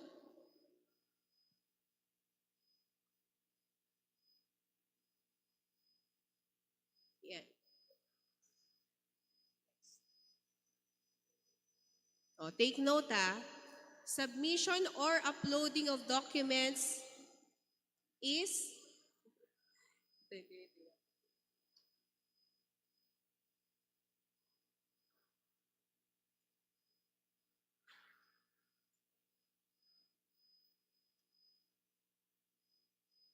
yan, submission or uploading of documents is optional. Optional yun kung wala po kayong dalang birth certificate, pwede nyo po yung gawin sa mga susunod na araw. You may proceed with your transaction and submit the documents at a later date. Okay? Next. So, ito yung makikita nyo after that, yung registration information. Next. Yan. Congratulations. You have successfully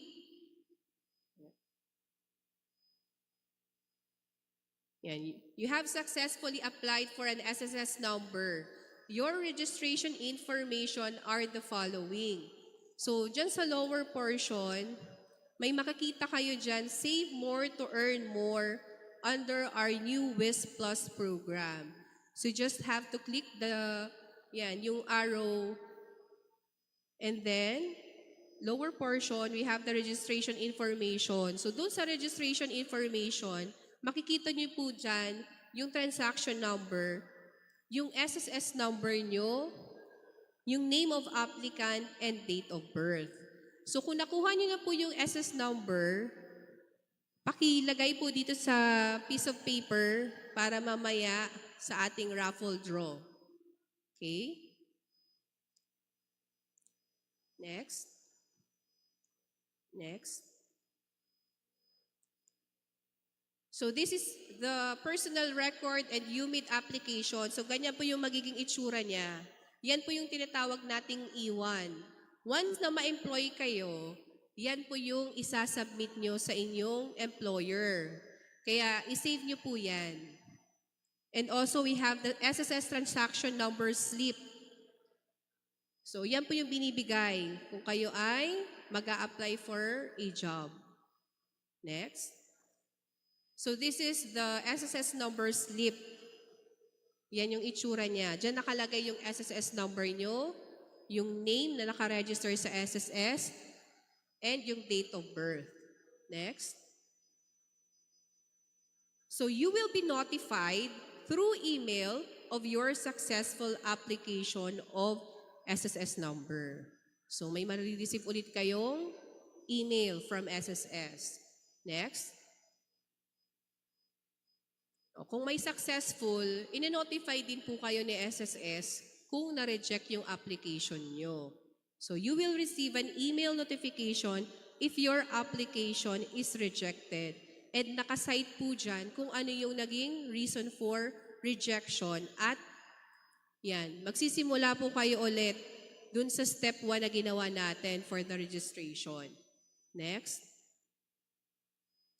You will also receive an email notification to activate your my.sss account. So dito sa part na yan, magbibigay na kayo ngayon ng preferred password nyo. Di ba kanina gumawa tayo ng username? So dito naman, gagawa na tayo ng password. Next. So yan, ilalagay nyo po yung preferred password. You have to confirm the preferred password and then click submit. So kung okay na yan, activated na ang inyong my.sss account. Next.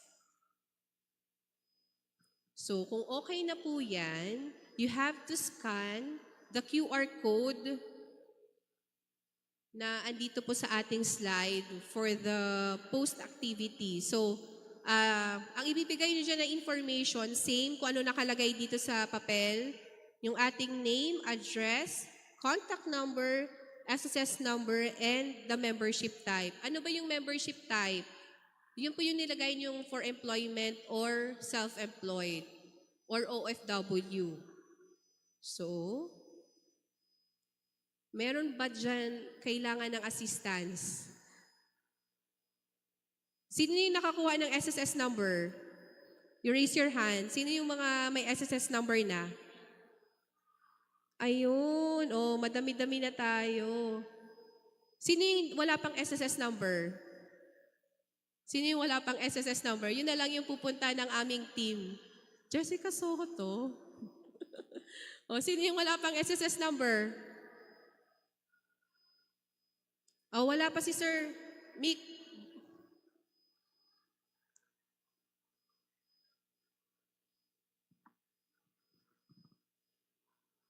Next.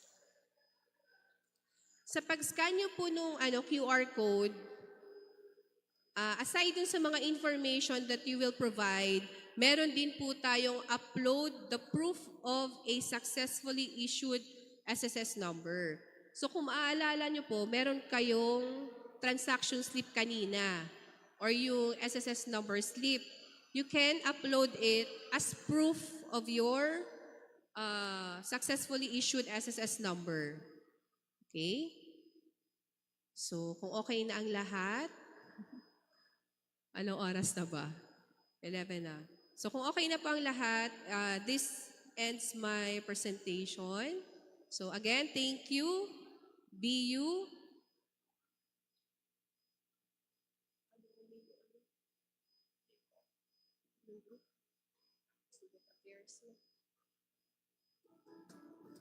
Yan. Thank you, BU University School Council, headed by Ma'am Remy, and also Sir Daves. Yan. Thank you so much for this opportunity. And meron po tayong, maiiwan po dito yung aming accounts management team. If ever meron pa po tayong mga kakilala na nais din po magkaroon ng SSS number. Again, good morning and have a nice day, everyone.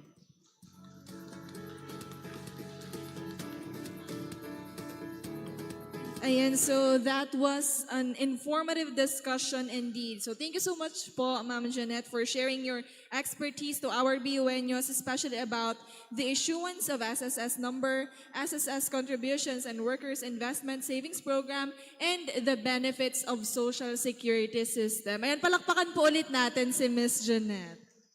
Yes, once again, thank you so much. And now we will now proceed to the open forum. But I think naman, partner, siguro na-assist na sila ng ibang staff. So I think wala na silang mga questions regarding sa registration ng SSS. Yes, I also agree with you, partner. Kaya siguro let us now proceed to the awarding of the certificate as a sign of our appreciation to the valuable time and contribution given by Ms. Jeanette.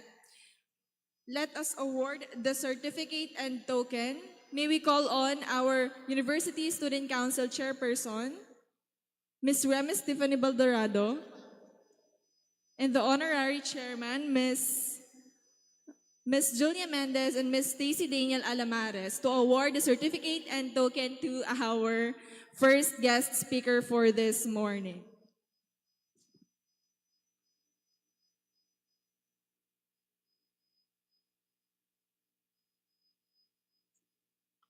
All right, now I will now be reading the citation. Citation reads, "This certificate of appreciation is given to Social Security System Legazpi Branch for its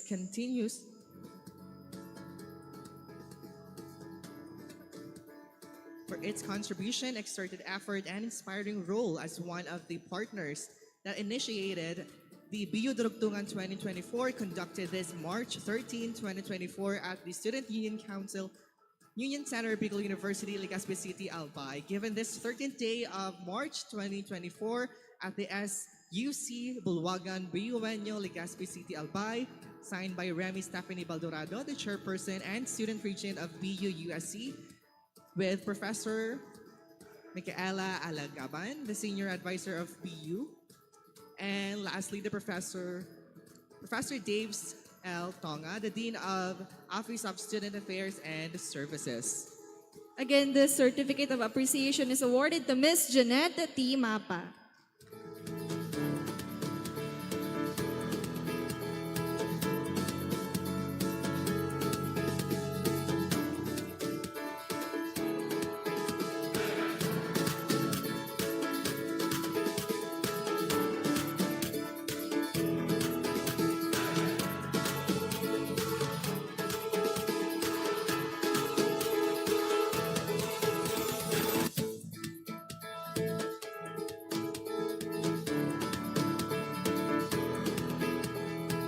Ayan, and of course, let us also award the same certificate to Social Security System Legazpi for sharing their time and effort to our Bidurugtungan 2024. May we invite the SSS Legazpi branch po to receive the certificate and for a photo opportunity.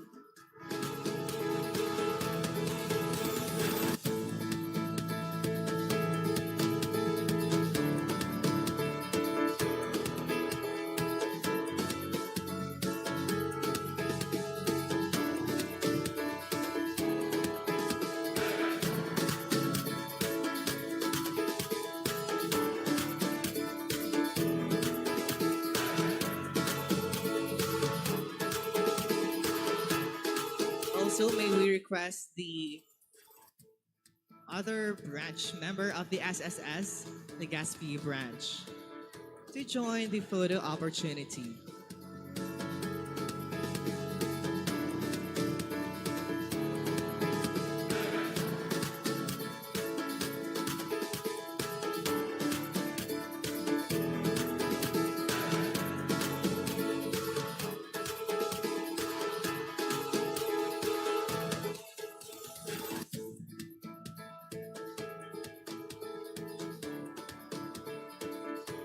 Yes, so palakpakan po natin sila.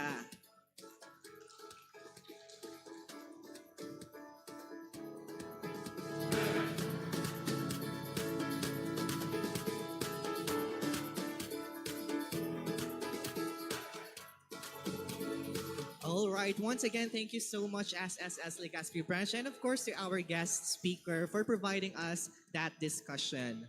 Ayan, so we already had a productive first talk no nabigay sa ating BUenos. Kaya naman, I think handa na rin ang ating BUenos na makilala ang ating next guest speaker for this morning. Kaya naman, Yes, handang-handa na talaga ang ating mga BUenos. At ako rin partner, handang-handa na dahil ang ating susunod na topic ay patungkol sa financial literacy. O di ba? Bagay na bagay ito sa mga estudyanteng magagastos, di ba? yes, ang ating mga gastador. Mga gastador. BUenos. Sino ba dito yung mga anak ni Henry C. pagdating sa gastusan? Sige nga, pakituro nga. Oh, ayan. Kaya bagay na bagay talaga itong topic natin for today. And now, at dahil dyan handa lang ating participant, let me now introduce to you our resource speakers for this morning. For us to be equipped with necessary information and skills with regards to financial literacy, join me in welcoming the Area Manager of China Bank MCBL, Ms. Nina Crizel Relucio. A round of applause, please. Hello. Hello, BUenos. Good morning. Okay. Actually, I'm graduate din ako ng BU before. So, nag-graduate ako sa BU Sebem. Last time, nag-speaker din ako doon. And I remember my time here. Naalala ko dito sa main campus, dito yung initiation during the Blue Feathers. If you're familiar with the Blue Feathers, ongoing pa rin ba siya? Okay, so naalala ko na nagtatakip pa kami kung ano-ano pinapagawa sa amin. Okay, so now I'm happy that I'm here with my fellow BUenos. Okay? And before ako pumasok ng actually Manulife China Bank, I'm also a professor sa UST Legazpi. So, acquire na siya before. So, imagine before, ang aga ko graduate to the point na ang mga estudyante ko, kaklase ko nung high school. Okay? So, imagine yung awkwardness, nakikita mo yung kaklase mo nung high school, tinuturuan mo. Okay, so moving forward, my discussion for today revolves around financial freedom. Okay, so mainly yung pinili ko, financial freedom. Now, financial freedom, very broad topic yon. Okay? So, ano ba ang ibig sabihin ng financial freedom? Paano ba maging financially free? Ay, kanina na-mention kung sino yung mga magagastos dito. Okay, so let's see kung paano nyo ba paghahandaan how to become financially free. Okay, so can we see the next slide? Okay, first and foremost, i-define muna natin kung ano ba yung financial freedom. Okay? So, definition of financial freedom, can we see the next slide? Okay, so ito yung mostly ginagawa ng millennial, ginawa ko din to define financial freedom, sinearch ko din siya sa Google. Ano ba meaning ng financial freedom? So isa-isahin natin. Okay, can we see the next slide? Ayan, hinighlight ko siya. Financial freedom generally means having enough savings and investment and cash on hand. Okay, sino na ba dito ang merong mga savings? Ay, mukhang wala pa. Uy, that's good. Kaya yung mga nandito, yung mga tawag nito, matitipid and going to financial freedom, taking their steps. Okay? So on top of that, meron kang cash on hand. Ano pa yung next? I-highlight natin. Afford the lifestyle we want for ourselves and our family. Okay? So I remember, we have this client sa China Bank na it was during our meeting, bigla siyang nagutom. Tapos after the meeting, sabi nila, parang gusto ko parang gusto ko kumain ng ramen. Okay, sino ba dito mahilig ang ramen? Mahilig sa ramen? Wala masyado. Okay, so meron dito. So sabi ng client, parang gusto kong kumain ng ramen. So after nun, sabi nung kasama niya, sige, kain tayo ng ramen. Alam niyo ba kung saan sila kumain ng ramen? Sa Tokyo lang naman. So maya-maya, after ng meeting namin, nag-book na sila ng ticket nila to Japan. Okay, so imagine having that freedom. Anytime you can book kung saan nyo gusto kumain. Gusto ko mag-samgyup, tara, punta tayong Korea. Okay? So isa yun sa mga na-meet kong clients. Okay? And the next thing, growing nest egg that will allow us to retire or pursue the career we want. Okay? So most of you here are graduating students. Tama ba? Okay. So lahat kayo graduating students. Okay? You're now starting to leave the premises of the school. Okay? Paglabas nyo ng school, once you graduate, mararamdaman nyo at mararanasan nyo what is reality after school. Okay? So I've had a number of experiences after graduation. Okay? Yung mga fresh grad, malaking tulong yung grades, but when you graduate, experience is still the best. Kaso nga lang, yung laging tanong, paano naman ako magkaka-experience? Ikaka-graduate ko lang.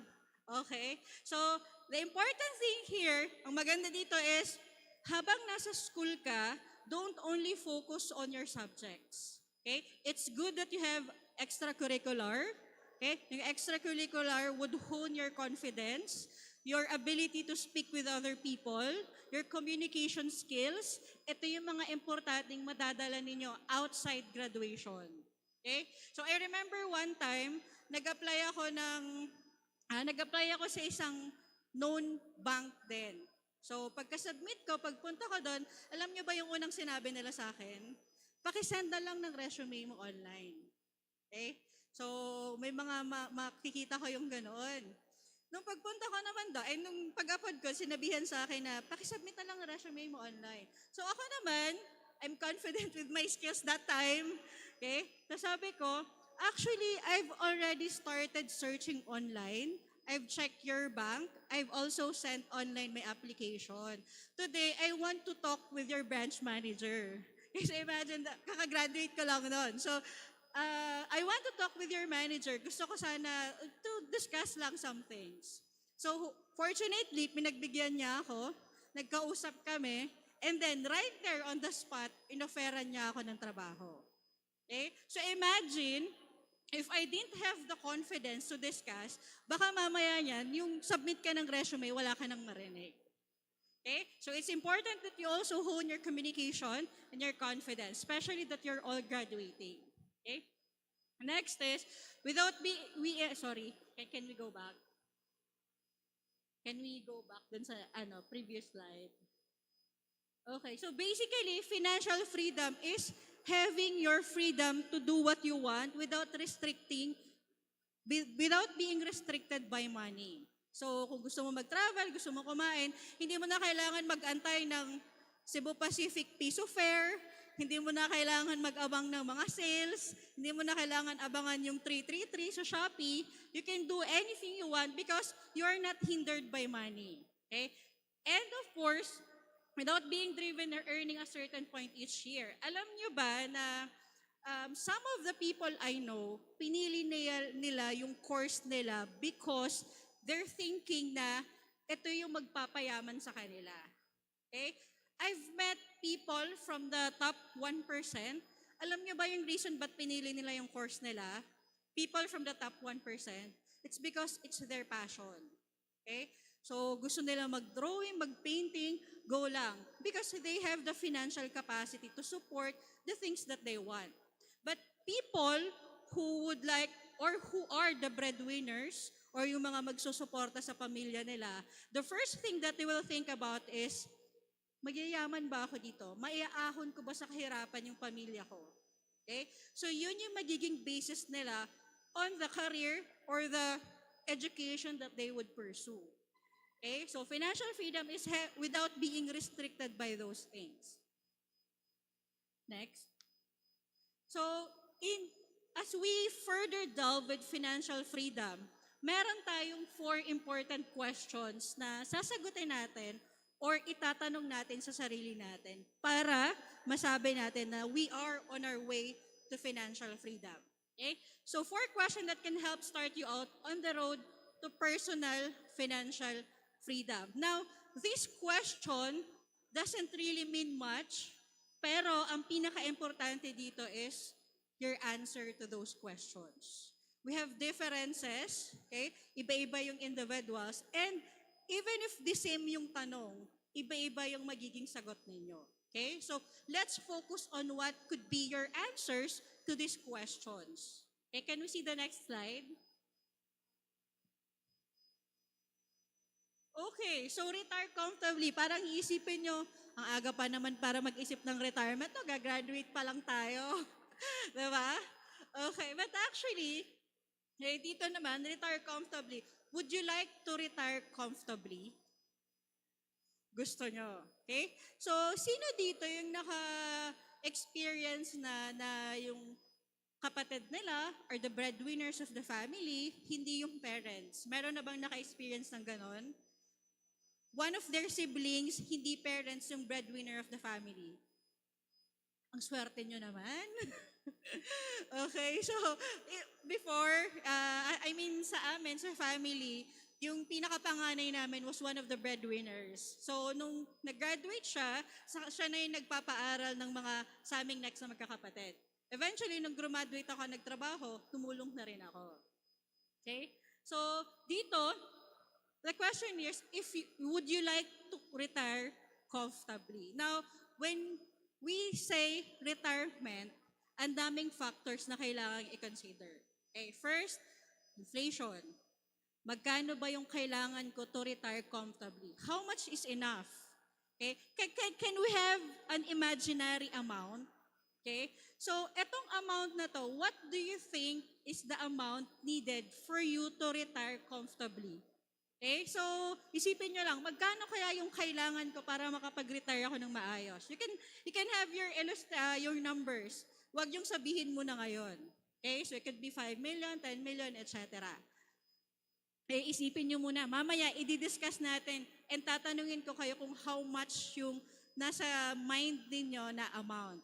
Okay? For you to be able to retire comfortably. Okay? So, can we see the next slide? That's the first question. The second question, okay, so this one, we are all students. I know our parents would like to have us the best education possible. Okay?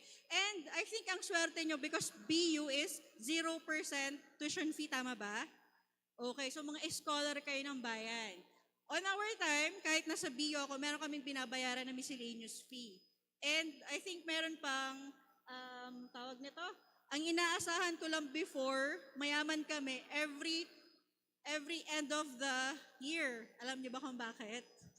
Meron pa ba nun ngayon? Merong binibigay na refund pag after the school. If you reach a certain grade, meron pa ba? Wala na? Okay. So, mas masarte pala kami. Okay, so before, merong binibigay na refund depende sa grade. So, if you receive 1.5, you get 75%, I think. If you reach 1.0, you get 100% of your all tuition fee. Okay, so during those time, kapag mag-tuition kami, di ba, bibigyan kami ng fund ng parents namin, hindi na namin sinasabi na meron kaming refund. So, diretso na kami sa McDo, dun sa may Sibem. Okay? So, the best education, ito naman, the second question is, would you like to afford the best education? Sino dito yung magma-masters after graduation? Okay, magma-masters. Anong master yung kukunin mo? Gusto ko po, Masters in Business Admin. Okay, masters in business. Anong course mo ngayon? Entrep. So, kakatapos ka lang mag-discuss sa inyo sa CBEM. So, magpo-pursue siya ng master. Sino dito yung magpo-pursue ng law after schooling? After graduate? Meron bang magpo-pursue ng law? Ayun, meron sa likod. So, may future lawyer pala tayo sa likod. Tandaan nyo na siya. Para pag para may problema kayo sa batas, taniin nyo siya. Okay? So, the second question is, specifically, this is addressed to the parents. Okay? And for sure, kayo eventually in the future, you'll also have your own family. Okay? And ang gusto nyo, of course, for your kids is the best education. Okay? So the third question is, would you like to be able to afford the best healthcare? Gusto nyo ba? Would you like to afford the best healthcare? Sino na dito ang na-confine sa ospital? Or say no hospital from their lifetime up to now? Wala pa? Okay, that's good. Prevention is better than cure. Okay? But do you know magkano ang gastos for healthcare ngayon? Okay? I have my auntie and tita during the COVID times. Diba? Nung COVID times, nagkaroon siya ng COVID. Now, would you like to guess magkano yung ginastos niya? Na-confine siya for almost 15 days sa Daraga Doctors. Okay, so would you like to guess kung magkano yung ginastos niya? 100,000. Anong guess mo? 150,000. Okay, yung makakahula, I'll give GCash. So I'll ask two more to give their guess lang. Sino gusto mag-try? 100, 150. Okay na, ano na yan? Okay na yung option niya na yan. So sino pa? 250,000. Ilan? 80? Okay, I'm hearing 80,000. Hindi to bidding, ha? So, ayun yung options, okay? Actually, the truth is, ang ginastos niya is almost 1.5 million. Okay? So, 1.5 million for the hospital. Hindi pa kasama yung after healthcare niya doon. Now, imagine if you don't have enough money for you to be able to afford the hospital, okay? Anong possible mangyari? Pwedeng mangutang, etc. Okay? The good thing about Filipino is gagawa natin ng paraan lahat ng bagay. Okay? Kaso, minsan, mahirap na gawa ng paraan kapag hindi na talaga kaya. Okay? So, the good thing naman with our tita is, meron silang sariling business. That's why they can afford. Pero, it still take a toll on them. Imagine 1.5 million sa ospital lang yon. Hindi pa kasama nung pagdating niya sa bahay, may mga oxygen pa na binili, etc. Okay? So, the third question that we need to ask ourselves towards financial freedom is, meron ba tayong enough fund na i-separate or na-save for our care?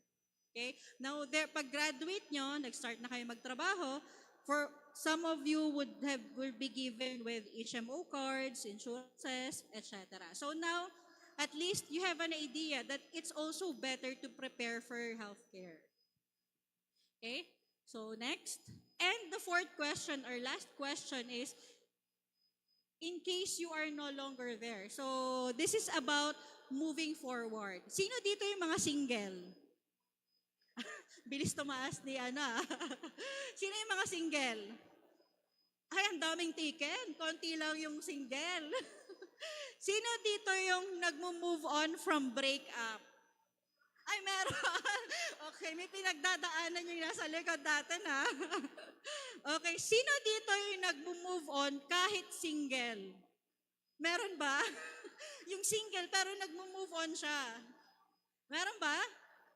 Ito, single pero nagmo-move on. Mukhang mahirap yan, ha? Okay, so this one naman, alam kong mahirap mag-move on after a breakup. And even, I have classmates na nag-move on kahit single. Alam nyo ba kung bakit? Nag-move on siya kasi hindi siya yung top sa class namin. Okay, so I have a very competitive classmates back then. Okay, so dito naman, we're talking about being taken out of the picture. Okay, so this is basically about life. So if you are no longer there, kaya bang mag-survive ng family ninyo? So think about the breadwinners in your family. So imagine if they are suddenly taken out of the picture, kaya bang mag-survive ng family ninyo? Kung wala na yung nagbibigay ng income. Okay? So basically, if the answer is yes, that's good. Okay? At least ngayon, kayang ma-provide or kayang ma-continue or ma-sustain yung lifestyle. Now, I have this story.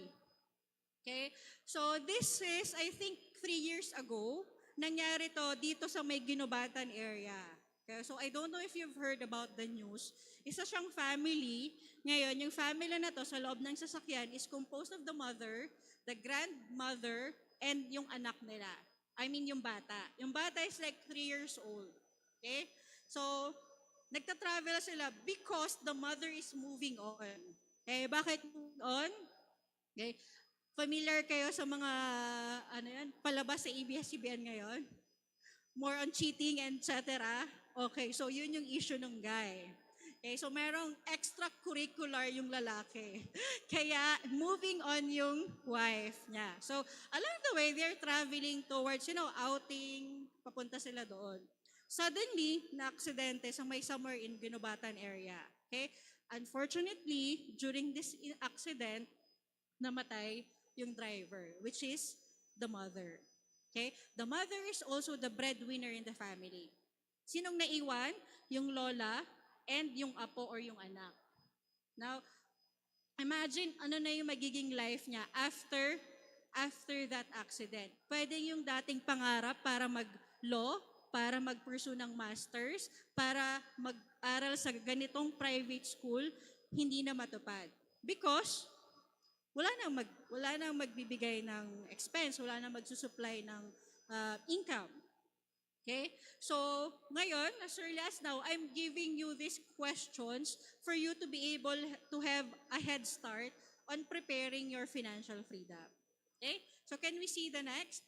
Okay, those are the 4 main questions. Okay? Ngayon, na-mention ko kanina, iba-iba yung magiging sagot ninyo. Okay, bakit ko nasabing iba-iba? Because iba-iba yung priorities ninyo. Depende kung nasan kayong life stage in life. Ngayon, you're all students, so I think ang priority niyo is to be able to graduate. Tama ba? Other than that, maybe there are also others here who have their personal priorities. So, pwede ko bang matanong kung anong priority mo as of now? Anong name mo? Shaina, ano yung priority mo sa ngayon? Ngayon, makagraduate at makasecure ng job. Makagraduate at makasecure ng job. Meron ka na bang target jobs na sasenda ng resume mo? Meron na. Okay, that's good. So, can we ask someone here? Thank you, Shai. So, what's your name? Pretty girl in black. Sam po. Sam, as of now, ano yung priority mo? Same as her po, makagraduate. Same with Shai, to graduate. Pero magtatrabaho, maghahanap ka agad ng job? Yes po, pero sa course po kasi namin, since entrepreneurship, mag-build ng own business. Pero as of now, since kailangan po ng capital, mag-work po muna. Okay, that's good. So ang plano niya is to start up a business. I think for the entrep, tama? For the entrep, required kayo as part of graduate, meron kayo dapat na parang business na sinisimulan or start up. Okay, that's a very good practice. Okay, so i-utilize nyo yun. Okay, because later in life, that's a very good help. Okay, so depende sa life stage ninyo would determine your priorities in life. So as of now, priority nyo is to graduate. But after graduation, more likely, mag-iiba na yung priorities niyo. Eventually, if you have your own family, mag-iiba din yung priorities niyo. Okay? So can we see the next slide? Next. For sure, wala namang retiree dito. Wala namang retiree, walang empty nester. Okay, so can we check? Okay. Based sa data, ito kasi yung mga priorities depende sa life stage in life. If you're single, protecting your income, money for healthcare, yan yung mga usual. Okay? Next slide. Okay, so isa-isahin natin kanina yung na-mention natin na questions. Let's think about the questions in more detail. Can you see the next slide? Okay, next. Okay, so in retirement, there are different factors to consider. Okay? First factor to consider is, can we see the next slide? Pwede mo na siyang i-next. Apat ata yan. Next. So, different factors to consider. First is, kumusta ba yung lifestyle ninyo? Second, when do you intend to retire? And third is the retirement period. Okay, so gawa tayo ng sample dito sa school setting. Okay? Magkano yung usual na expense ninyo in a month? Magkano yung usual expense ninyo in a month? Kaya, ito, parang ang lalim ng iniisip niya. Ang dami niyang kinukompute sa expenses niya. So, tingin mo ilan yung expense mo. In a week tuloy, in a week. What's your name? Desiree po. Okay, Desiree. So, yung nakikita ko, grabe yung computation eh. Parang ang dami niyang ginagastosan. So, magkano yung expense mo per week? Sa ngayon po, since wala man kami masyadong pasok, nasa less than 500 po. Eh, matipid siya, less than 500. Okay. May magko-compete ba sa less than 500 ni Desiree?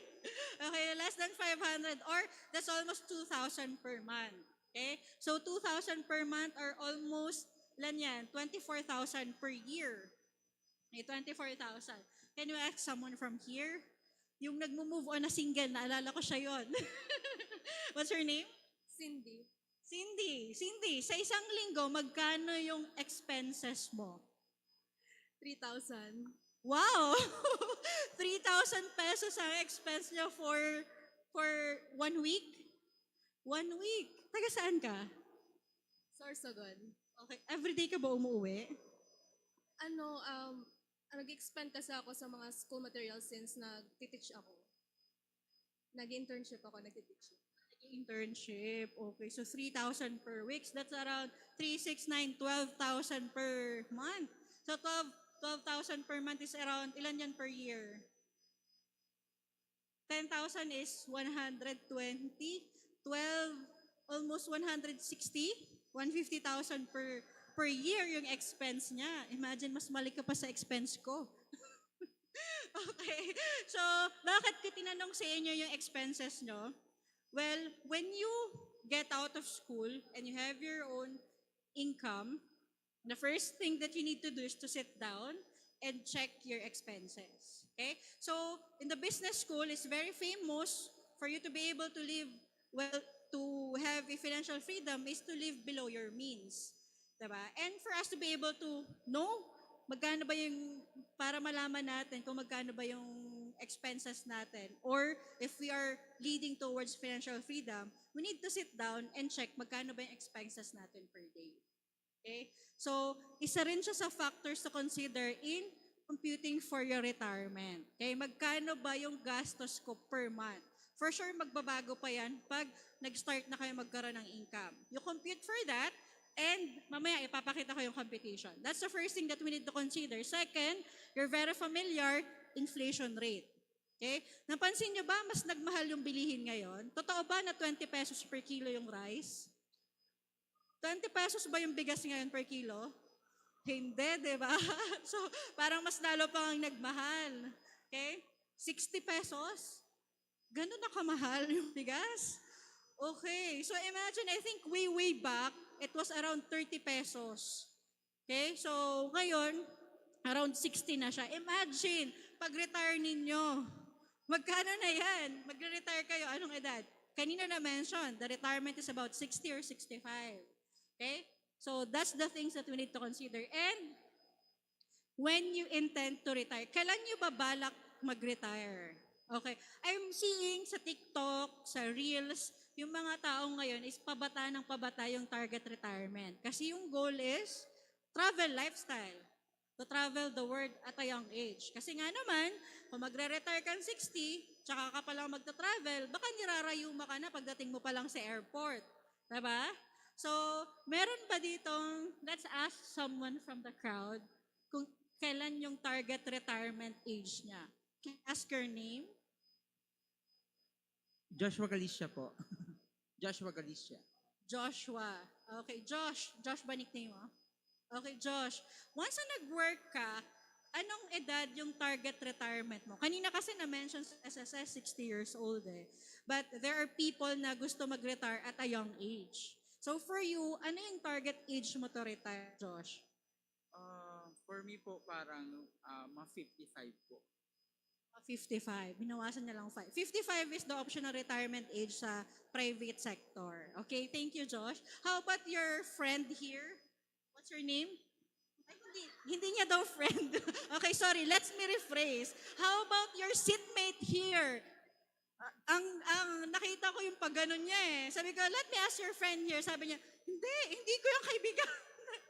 Okay. So, what's your name? Anong name mo? Gina po.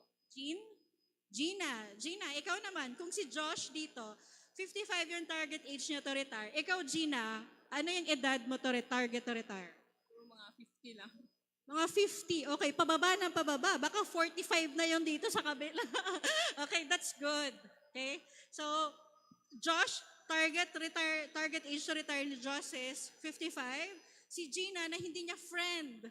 Kina-clarify ko lang, hindi niya friend is 50 years old naman. Okay? Actually, retiring at a very early age is a blessing. Okay? But also a curse. Bakit? When you retire early, it means wala nang source of income na papasok sa'yo. Not unless you have prepared for it. Okay? Imagine, kung meron ka, kung pumapasok ka sa work and you're earning around 50,000 or 100,000, tapos, ang lifespan pa ng family ninyo is age 85, ilang taon kang walang sahod or walang pumapasok na income. Diba? So, if 55 yung target age to retire ni Josh, and the current lifespan ng isang individual is, for the female is 75 years old sa Filipino. So, 75 minus 55, ilan? 75 minus 55, ilan yon? Ilang years yon? 20. Okay, thank you. 20 years. Ibig sabihin, sa 20 years na yon, may gastos ka na 150,000 pesos per year. Okay? Plus the inflation rate. Kaya bang masustain ng ipon mo yung lifestyle na yon? Imagine, magkasakit ka pa. Okay? Yung mga maintenance mo pa. Okay? So, it's important that we prepare for it early on, especially now nag-graduate na kayo. Okay? Next. Okay, next. Ayan, life expectancy 65 sa male, life expectancy ng Filipino for female is 72. Okay, so mapapansin nyo yung lalaki, mas maaga kasi mas marami yung vices nila. Okay, so next. Next. Okay, clarify ko lang, SSS maximum monthly pension kanina, tinanong ko is, since may changes is 19,000 pesos. So yan yung pension ninyo pag nag-retire na kayo. Okay? Next. Next. Next. Okay, next. Meron ba yan? Next. Okay, so how do you know your money is growing? Okay? Paano nyo masasabi na yung pinaglagyan nyo ng pera is kumikita kayo? The first thing that you should know and remember is dapat yung percentage ng pinag-investan nyo is mas mataas sa inflation rate. Magkano ba inflation rate ng Pilipinas ngayon? Anyone? Anyone from the group? Magkano yung inflation rate? Okay, dito, this is 2008 to 2017. 3.76% ang inflation rate. Okay? Ibig sabihin, pag nag-invest ka, and ang earnings or ang kinikita nun is 2% per year, ibig sabihin, unconsciously, nalulugi ka. Because, mas mabilis yung pagtaas ng presyo ng bilihin kesa sa kinikita ng investment mo. Okay? So, remember the inflation rate. Okay, can we see the next slide? I think mas mataas ngayon yung inflation rate. It's around 4 or 5% if I'm not mistaken. Kaya kung mapapansin nyo, mas mabilis magmahal yung presyo ng bilihin. Okay, so kanina na-mention ko about the retirement. Okay? So, kanina, nagtanong ako sa inyo to have in your mind an amount na kakailanganin ninyo for retirement. So, pwede ko bang tanong ngayon kung sino dito yung magkano yung una niyang naisip na amount na kakailanganin niya for retirement? Okay, so pinakalikod tayo magtanong. Okay, this one. Magkano yung naisip mo na kakailanganin mong retirement amount? Okay, anong name mo? Jean. Jean? G. Okay, Gina? G. Okay, G. So, kanina, tinanong ko yung about sa retirement amount. Now, if I may ask you again, magkano yung retirement amount in mind mo, nakakailanganin mo para masabi mong comfortable na yung lifestyle mo? Magkano kaya yung kailangan mong ipunin? For you, personal to. Mga 500,000. Mga 500,000. 500,000,000. So, mga 500 million. Tama ba? Okay. So, 500 billion yung kakailanganin ni G para, tingin niya, kailangan niya para mag-retire comfortably. Okay? So, how about yung katabi niya? Okay, anong name mo? Carmela. Okay, Carmela. Sa tingin mo naman, sa iyo, magkano yung kakailanganin mong amount para hindi ka mamroblema pag nag-retire ka? 500 million din. 500 million. Mukhang nag-usap sila. Okay, 500 million din. So, here, we have an example kung paano ba mag-compute. Okay, that's a very large number and a good amount din. Okay? Sinisigurado niya magta-travel siya every now and then. Okay? So dito naman, I have here an example of an individual who's earning 300,000 per month. Okay? I'd like you to think na if you have this large amount of number, dapat you'll also be able to afford this amount of savings. Kasi pag nagtrabaho ka na, marirealize mo na ang sahod lang naman pala is, magkano ba startup? Yung mga nasa private sector, startup is around, if I'm not mistaken, during my time, yung ibang staff is around earning 12,000 ba? 12,000 pesos per month. Kaya ngayon, nag-increase na, province is always lower, parang 18,000 pesos per month. Okay? Masyado pa daw mataas. Parang may nakita, masyado pa daw mataas yung 18,000. Okay, parang 15,000 if you start your work early. Ngayon, pagka-graduate nyo, makikita nyo. Now, imagine, kung 500 million yung target mo, ilang 15,000 yung kailangan mo. Baka kulang pa yung lifespan. So that's why it's important also to have another stream of income para ma-achieve natin yon. Okay? So dito, let's illustrate a sample ng isa sa mga client namin who's earning 300,000 pesos. Magkano ba yung kakailanganin niya para makapag-retire siya? So, in 1 year, multiply lang yung annual income ninyo for your annual income, multiply it by your retirement years. Or, ilan yung kakailanganin nyo? Teka, retirement fund needed today. Magkano yung annual expense? Sorry. Yung annual expense ninyo, you get your annual expense and then multiply it by the time na magre-retire kayo. So, if you're going to retire at age 60,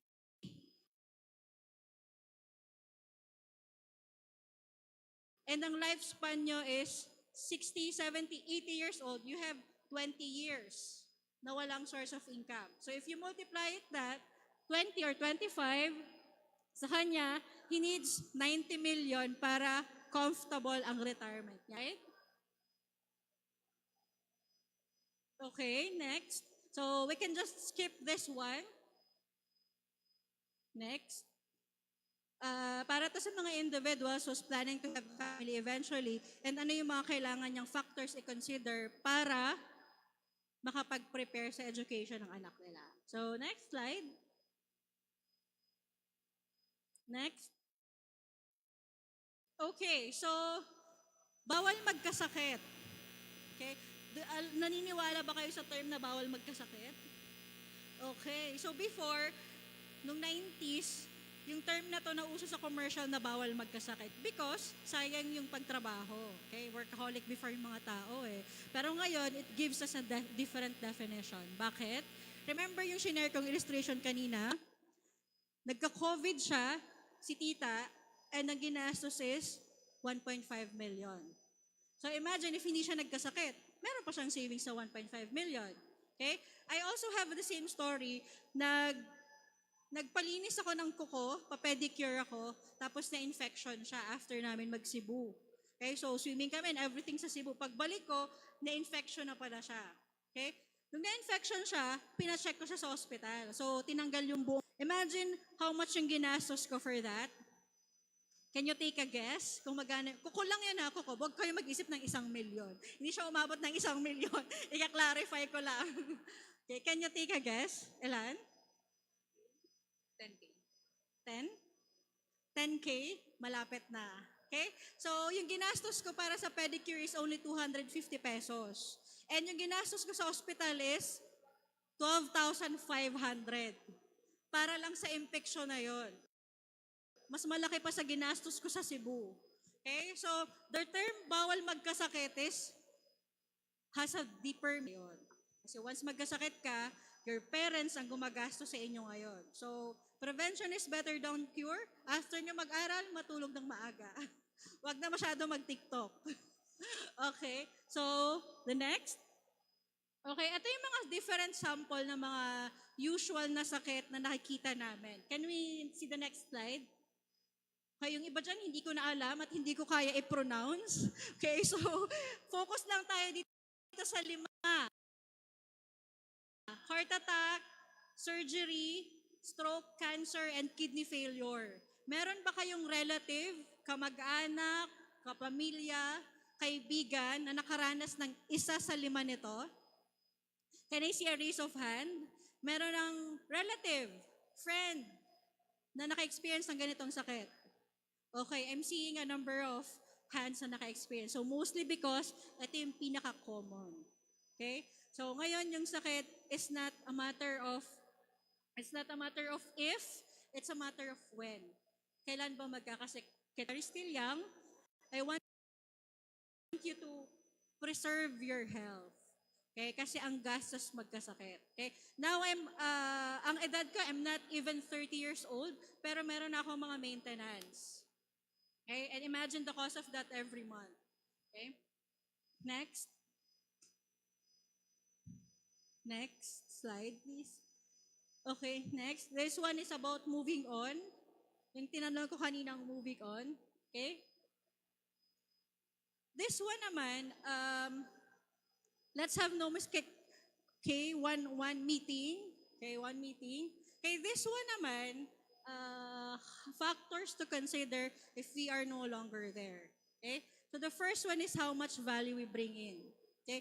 Has any one of you here experienced a loss of loved one? Okay, I'm seeing a number of individuals. Okay? Now imagine if yung loved one na yun is breadwinner. For sure, malaki yung effect sa atin. Now, titignan natin kung ano yung value na binibigay natin sa family natin. Eventually, you have your own income, you have your own family. Okay? On a financial spectrum, okay, aalamin natin kung how much yung value ng isang tao. Yung emotional side, hindi natin kayang gawin yun kasi we cannot replace the value of a loved one. Pero on a financial side, magkano ba yung value mo? Okay?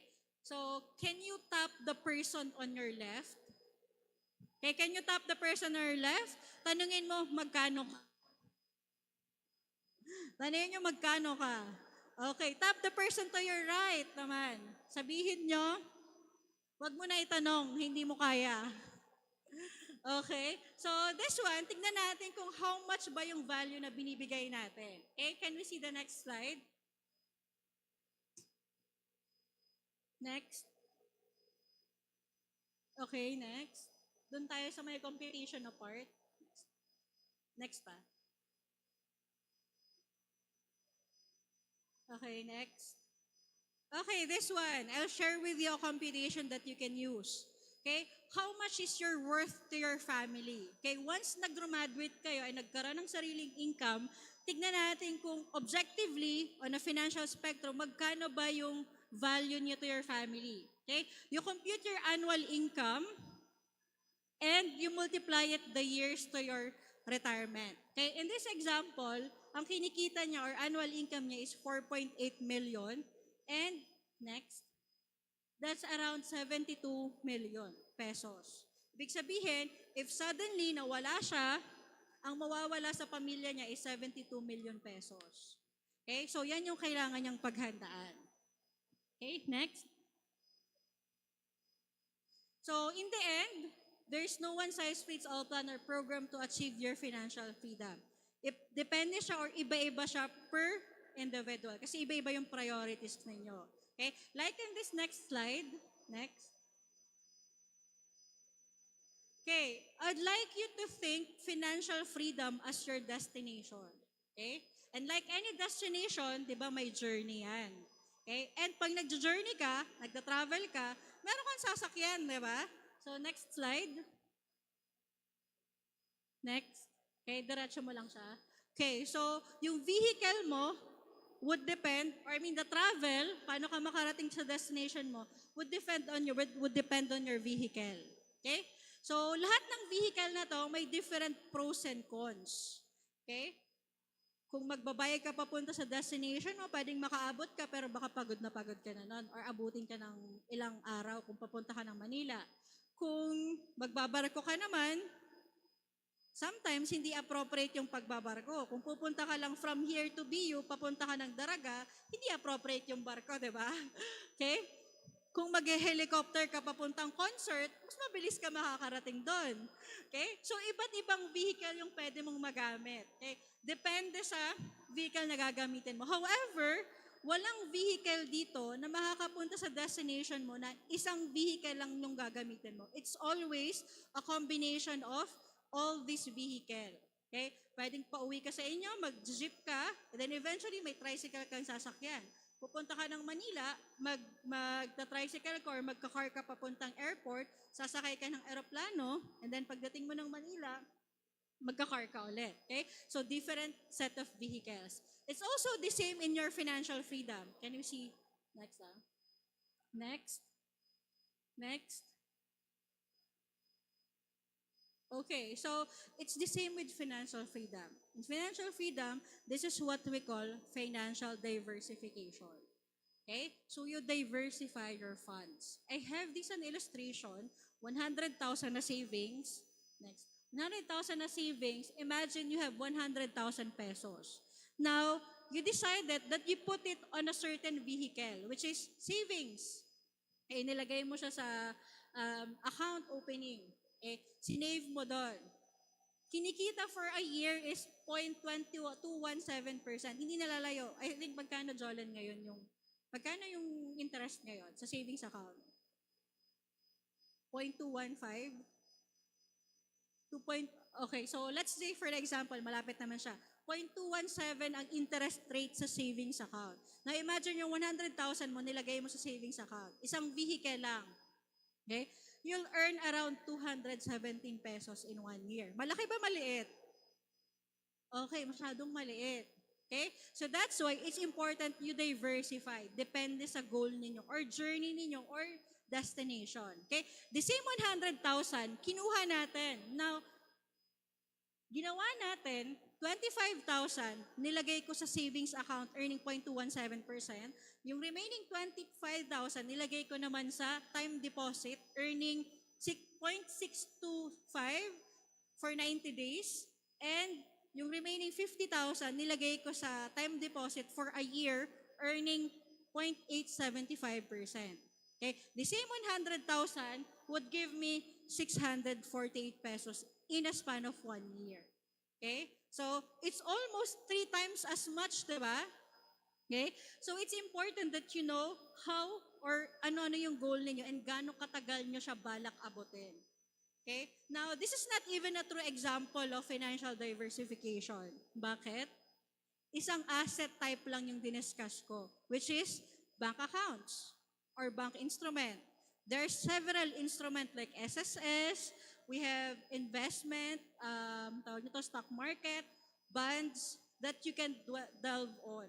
Okay? So dito, sample lang siya na makikita nyo, pag diniversify nyo yung fund nyo, mas malaki yung possible nyong makuha. Okay? Can we see the next slide?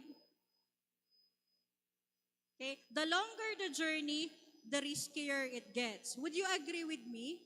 The longer the journey, the riskier it gets.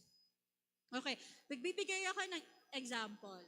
Okay? So, two scenario. Alin yung mas madaling mangyari or mangyayari? Yung outing nyo after 3 months? Or mamaya sabay-sabay kayo magdi-dinner? Or sabay-sabay magla-lunch? Alin nyo yung, sa tingin nyo, alin sa dalawang option yung possible na mangyari? Outing nyo after 3 months? O mamaya sabay-sabay kayo magla-lunch? Mamayang sabay-sabay magla-lunch. Now, I've heard ang dami ditong drawing na outing. Okay? Hindi kayo nag-iisa kasi nung time namin, yung outing namin, 4 years in the making. Hindi pa rin nangyari. Okay? Yung every 6 months na yun, nag-extend. Ngayon, ilan na yung edad namin, hindi pa natuloy yung ibang outing. Okay? So, the term here, the longer the journey, the riskier it gets. That's why you have to plan ahead. Okay? To give this on a financial spectrum, okay? Lagay natin sa financial side. Say for example, ang goal mo is to buy a condo after 10 years mong pagtatrabaho. Na, graduate mo, no? After 10 years, plano mo bumili ng condo sa Makati. Gusto mo, dun ka magstay. May pangarap kang work na gusto mong matupad doon. Okay? So, yun yung goal mo, no? Bumili. Nag-iipon ka for that. More likely than not, tingin nyo, possible kaya siyang hindi mangyari? Okay, malaki yung chance na hindi siya mangyari. Why? In a span of 10 years, ang daming pwedeng mangyari. Baka, pagka-graduate mo, hindi ka pinayagan ng parents mong pumunta ng Manila. Example ako doon. Hindi ka pinayagan pumunta ng Manila. Saan ka pinatrabaho? Dito ka lang anak sa Bicol. Dito ka lang sa Legazpi maghanap ng trabaho. Ang daming trabaho dyan. Okay, I've declined New Zealand work. I've declined DFA work because yung parents ko gusto niya, dito lang ako magtrabaho. Okay?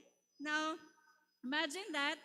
And sabihin natin, dito ka nagtrabaho after 2 years, tapos pinayagan ka mag-Manila, no? After 2 years, pinayagan ka na mag-Manila. Now, yung goal mo is still to buy the condo.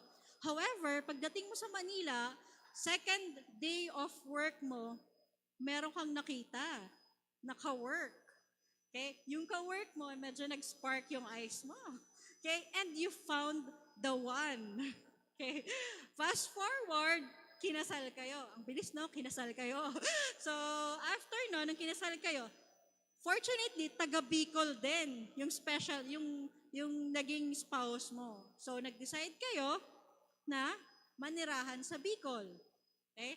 So, eventually, in that span of 10 years, yung plano mo supposedly na bumili ng condo sa Makati, kasi akala mo, mag-aalaga ka na lang ng dogs, ayaw mo mag-asawa kasi you're very strong, independent woman. Okay? So, after that, narealize mo na, ay, hindi ka na pala ako bibili ng condo. Igagastos ko na lang pambili ng bahay, yung savings ko. Okay? So that's why, the longer the journey, the riskier it gets. Of course, hindi naman siya very permanent. There are some exceptions. But generally speaking, it's this term. Okay? So can we see the next slide? Okay, I have here a sample. Next. Meron tayong dalawang investor. Kaya masyado siyang maliit, but si investor 1, let's call him Juan. Si investor 2 naman, si Carlos. Okay? So investor 1 or si Juan, nag-save siya at the age of 30 ng $500,000 for 10 years. Nag-usap silang dalawang magkaibigan. Sabi nila, uy, mag-ipon tayo pang retirement natin. Okay? So sabi ni Juan, sige, magsisimula na ako ngayon as early as 30 years old. 500,000 yung iipunin ko. Sabi naman ni Carlos, hindi ko pa kaya mag-ipon pag na-promote na lang ako. Okay? Pero lalakihan ko na lang yung iipunin ko para mapantayan kita. Okay? So pareha sila assuming nag-invest sa 8% fund na kinikita. Now si Juan, 10 years siyang nag-ipon. Simula 30 years old hanggang 40 years old ng 500,000. After nun, nag-stop na siya. Okay? 8% yung kinikita every year. Si Carlos, nag-start siya mag-ipon at the age of 40 after mag-ipon ni Juan. So, 40 siya nagsimula, pero tinaasan niya. Sabi niya, sige, 650,000 yung iipunin ko. And hindi lang 10 years ako mag-iipon. 20 years akong mag-iipon. Lalagpasan ko yung, mas dadamihan ko yung ipon ni Juan. 10 years lang nag-ipon si Juan, si Carlos, 20 years, tapos 650,000 yung inipon niya. Okay? At the age of 60, tingin nyo, sino yung maraming naipon? Same fund yung nilagay nila, earning investment na 8%. Doon nila ininvest yung pera nila parehas. Pero si Juan, nauna siya mag-ipon. So, ang ginastos ni Juan is more likely 10 million pesos. Si Carlos, more likely mga 20 million pesos. Or 15, ganyan. Tingin nyo, sino yung mas malaki at age of 60? Si Juan na maaga nag-ipon o si Carlos na late nag-ipon pero mas madami siyang nilagay na pera? Sino? Si Juan? Tignan natin dito. Masyadong maliit siya. But let's check. Okay. So si Juan, ang total na naipon ni Juan is 5 million for 10 years. Si Carlos naman is 13 million pesos. Same sila nag-invest sa fund na 8%. At age of 60, yung kinita or total fund ni Juan is 33 million na. Kasi 8% yun every year. Now, guess what kung magkano kay Carlos? It's only 29 million pesos. Imagine, kahit mas malaki yung nilagay niya na fund. So, time is very important. And that very important thing is what you have now. Kasi you're very still young, papagraduate pa lang kayo, magsa-start pa lang kayo ng sarili niyong income, you now have a head start in life. Meron kayong na-discuss from SSS, you now have discussion from here, na as early, kahit konti lang yung iniipon nyo, mas malaki yung possibility na malaki yung kitain nyo kasi maaga kayo nagsimula. Hindi kailangan na malaki. Imagine si Carlos, ang laki ng inipon niya compared kay Juan, pero konti pa rin yung kinalabasan. Okay? Time is very vital. Next. Next. Next. Okay, to sum up my presentation, okay, there is no one-size-fits-all solution for all our needs. Lahat tayo iba-iba. Iba-iba yung needs, iba-iba yung priorities. So, I'd like you, when you come to the point na you start to earn your income or even now, I'd like you to sit down, think of your financial spectrum, and then check how much your expenses, how much your target income is, etc. Okay? Second is, the vehicle you choose should be tied into the goal you wish to achieve. Okay? Kung ang goal niyo is pang 10 years, mag-invest kayo sa investment instrument na pang 10 years din. Okay? Kasi pag nilagay niyo yan sa yearly, konti lang yung balik sa inyo versus dun sa 10 years. Also, if ang goal niyo is 1 year lang patubuin yung pera niyo, huwag niyo i-invest sa pang 10 years kasi may pre-termination fee yun. Okay? So it should always be associated with your goal, kung gaano katagal or gaano kaikli to maximize the potential of your money. Okay? And the last one is time. Your, tawag nito, ang kakampi nyo is your time. Okay? Next. Next. Okay, yun na pala yung last. Okay, so basically, that's the summary. Okay? Ang gusto kong i-impart sa inyo ngayon is, for now, live within your means. For you to be able to attain your financial freedom, kailangan check your expenses, magkano ba yung ginagastos ko, and magkano ba yung pinapadalang allowance sa akin. Dapat, laging mas mataas yung income ko or yung allowance ko kesa sa ginagastos ko. Okay? Mamaya, baka pala kakabili ko ng sale, akala ko nakatipid ako, yun pala, mas malaki yung ginastos ko. Okay? So that's why, nandito si China Bank, okay? You can start saving for yourself as early as now. Okay? I'll give the mic to the next speaker.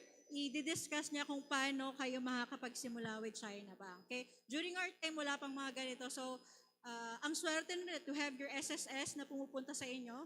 During my time, ako pa yung pumila sa SSS para lang makuha yung number ko. Okay? So, thank you so much. Ayan, thank you so much po, Ms. Nina Crizel Relucio, for sharing with us this crucial knowledge about financial literacy and of course about being responsible in handling our finances. And so let's give another round of applause to our resource speaker, Ms. Nina Crizel Relucio. Yes, once again, thank you so much, ma'am. At dahil paborito namin kayo, At lalo pa namin gustong mahubog ang iyong kaalaman, let us now introduce to you our next resource person from China Bank Corporation, Albay Branch. Let's give him a warm round of applause. Please welcome here in front, Mr. Danilo D. Arispe Jr. Let's give him a warm round of applause, please.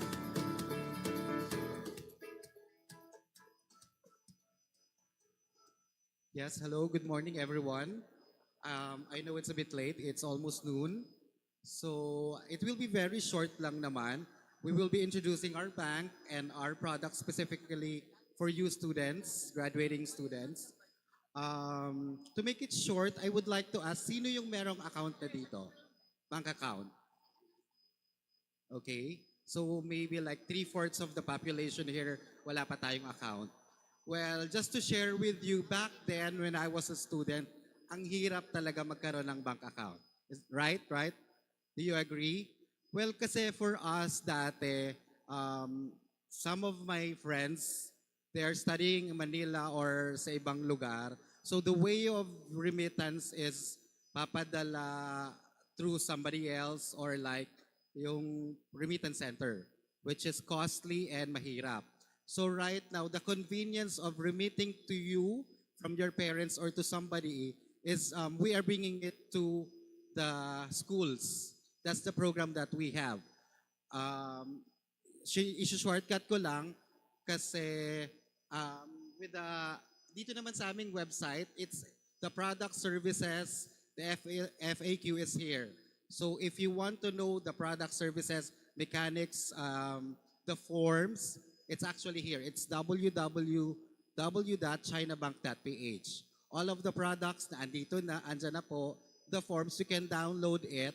And in fact, we also have, it's a new program, yung startup. Pwede ka mag-open ng account through online. So, magpapas ka doon, magsasubmit ka lang kasi, di ba, it's the generation today na lahat online na. So, yung mga bangko and then all of the businesses, lahat yun ang ginagawa because of pandemic. So right now, well actually you can disseminate it to everybody else, like your friends, your relatives, that you can open an account through online. And with China Bank, we call that Start. So you can download the China Bank Start and then you can just submit the requirements there. Initially, I think you're gonna, through GCash, pwede ka mag-open ng account, 500 pesos. And if you would like to continue it, you can go to the branch itself.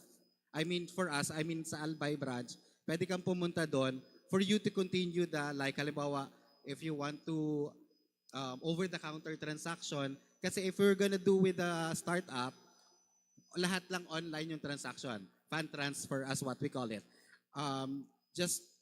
Okay, anyway, it's the website itself, ando na lahat. And this time, what we would be proposing to you, it's an aux account. Swerte na sa inyo ngayon mga estudyante kasi meron ng ganito. Kasi di ba, like your parents, hindi na sila mahihirapan. They can just transfer through mobile from their bank account to your own account. That's the convenience we are giving to you, the students. Kasi we know kami dati, ang hirap talaga. So my request to you guys na mga naandito, you disseminate this to your friends and to yung mga especially graduating students. I know this week is your midterms, right? And also next week. And some of you cannot attend or will not be available for this. So kung may time sila, they can squeeze in just to, andito kami the whole day today. And then Thursday and Friday will be at the ground floor, I think. I still have to check with Miss Remy where is the location. Pero initially, it's on the ground floor. It's 100 pesos and the account has no maintaining balance. You also have your ATM card and you can download the mobile app. So it's convenient na to everyone, to the account holder. Okay? Now, the account mechanics will be discussed by my office mate. Siya na lang lahat. So yun na lang. I suggest or I request to everyone at the back, guys at the back, can you hear me? If you can relay this to your friends, yun, you can approach us. The team yung team namin, si Miss Angelica Howe and then Miss Patricia, kami yung naandun. Kami mag-a-assist sa inyo. Okay? So right now, I'm gonna give the floor to our relationship assistant. Please welcome Miss Julina Andaser from China Bank. Thank you. So good morning, good morning everyone. Ano, gutom na ba kayo? So may I ask, anong campus ba kayo? Halo-halo ba kayo? Like si Bem. Si Ate Jolens niyo, also a former student from si Bem. So graduate ako 5 years ago. And nakakatawa kasi nag-OGT din ako sa SSS before. Tapos nakasabay ko sila ngayon dito na nagtatalk din sa harap niyo. So ngayon, before ako mag-proceed, gusto ko lang i-advise sa inyo, since di ba graduating students kayo, di ba lahat? Sure? Char! OJT nyo ba? Nag-OJT na ba kayo? Ay, hindi pa ba? Sige, sa bagay, iba na pala yung year ngayon. So before ako mag-start, ang advice ko lang sa inyo, ako kasi noon shark, ka-work, yung mga classmates ko before, hindi sila agad nag-apply ng work, which is, akala nila ata is ang easy lang makahanap ng work. Ang advice ko sa inyo, after nyo mag-graduate, magpasa na kayo ng resume nyo. Kasi, di ba, sabay-sabay kayo. Ang hirap kasi ngayon makahanap ng work. Di ba, syempre, kung breadwinner kayo, unless rich kayo, so, okay lang na mag-rest kayo. Pero, kasi ngayon ang hirap na makahanap ng work, kaya dapat focus tayo sa goal natin. So, andito kami ngayon, si China Bat, para ma-help kayo makapag-save. So, dito kasi sa amin, initially, this account is proposed sa mga overseas kababayan account. Kaso lang, our China Bank open it sa students. Pwede kayo mag-open ng account, 100 pesos, kayo. Pero wala siyang maintaining balance, ha? Ito yung card natin. Actually, galing na din ako ng SEBEM last February 7. May mga nag-open doon na students, nasa 60 students ata yun. So ito yung card natin. Dito kasi may pre-generated card na kami. May dala si Miss Angelica Howe dyan. Wala pa siyang name. So pag nag-open kayo, mag-visit kayo sa Albay branch para palagay niyo siya ng pangalan. Kasi actually guys, before, wala talagang pumunta sa sa school namin. Kumbaga, grab this opportunity na makapag-open kayo since yung bank na yung lumalapit sa inyo. Di ba? Parang, at least from now, pwede na kayo makapag-start. May savings na ba kayo? Meron na. Sa Alcansya lang. So, mas maganda kasi meron na kayo nito. At least by now, meron na kayong ideas and alam nyo na kung paano din kayo. Para pagdating ng time nyo, hindi na kayo parang, kumbaga may idea na kayo, makapag-save, and parang may idea na din kayo kung paano i-plan yung future nyo. Kasi, di ba, sa panahon pa lang ngayon, super hirap na. So, i-discuss ko lang yung mga fees natin. So, yung minimum amount per withdrawal is 100. Same din with, kasi pwede din kayo makapag-withdraw with other bank. Kaso lang, syempre pag other bank, may charges siya. But with China Bank, wala kayong charges. So, yung maximum amount per withdrawal is 20,000. Other ATM is 10,000. And, yung maximum number of withdrawals per day is 99. So, balance inquiry, wala kayong babayaran. Pero pag nag-inquire kasi kayo with other banks, may mga charge siya. Pero depende yun sa, kunyari kay BDO, nakadepende siya kay BDO. So, meron din kaming mobile banking where you can inquire and your balance. Like, meron kaming app is you can download it through phone nyo, like sa App Store or Play Store. Ang pangalan niya is China Bank Mobile. Hello? Ayan, sorry na. Madali lang siya. Easy yung app namin para makapag kayo, ma-monitor niyo yung account ninyo. Sayang naman. So, andito lang sila today. Dito sila maghapon. Tapos, Thursday and Friday, nasa baba naman sila. So, if may mga questions kayo and other clarifications, you may ask naman. The requirement lang pala na ni China Bank is school ID lang naman, di ba, Sir Dan? Photocopy, much better na. Tapos, signature lang doon sa If may other IDs pa kayo, much better. Kasi for sure naman, if nagda-drive kayo ng car or mga motorcycle. So, better, di ba, may ibang ID sila. So, kung ako sa inyo, mag-open na kayo ng account para in the near future, ano na kayo, may mga savings na kayo and may ideas na kayo kung paano kayo makapag-save with China Bank. So, andyan lang si Ate Pat and and share nyo din to sa friends nyo. So, kung from Cebu kayo, I don't know kasi kung nakita nyo ako doon. Kasama ko din si Ma'am Ninya.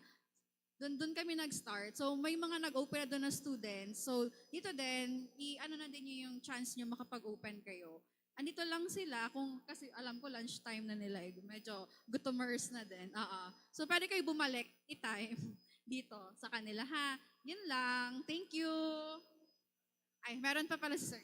If you are worried about, since, di ba, you're gonna pay 100 pesos lang, and if you're worried na walang papasok yung account, don't worry, the account has no maintaining balance. So wala kayong i-maintain. So okay lang yung account na yon. Di ba? Pag may trabaho na kayo, or may bibigay sa yung parents na savings, pwede kayo mag-deposit. Yung maintaining, do not worry about it, because this account has no maintaining balance. So, okay? Thank you very much. Thank you. Good luck. All right, thank you so much po to our resource persons from China Bank, Ms. Nina Crizel Relucio, Mr. Danilo D. Arispe Jr., and Ms. Jelina Andesir for sharing their time and effort to our BU Durugtungan 2024. Once again, let's give them a warm round of applause, please. All right, now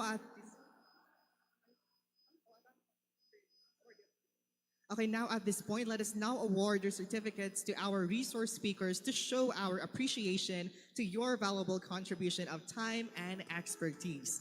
May we call on the USC External Vice Chairperson, Ms. Stacy Daniel Alamares, and Ms. Julia Mendez, the Honorary Chairman of BU Durugtungan 2024, and the Bicol University Student Regent, Ms. Remy Stephanie Baldorado, to award your certificate to our resource persons. Citation reads, this certificate of appreciation is given for their contribution, exerted effort, and inspiring role as one of the distinguished keynote speakers during the BU Durugtungan's Financial Literacy Seminar conducted this March 13, 2024 at the Student Union Center, Bicol University, Legazpi City, Albay. Given this 13th day of March 2024 at the SUC's Bulwagang Biueño, Legazpi City, Albay. Signed by the Chairperson and Student Regent of BU USC, Remy Stephanie Baldorado, the Senior Advisor of BU USC, Professor Michael A. Alagaban, and the Dean of Office of Student Affairs and Services, Professor Daves L. Tonga. Again, this certificate of appreciation is awarded to Ms. Nina Crizel Relucio, Mr. Danilo D. Arispe, and Ms. Jelina Ann Dasir.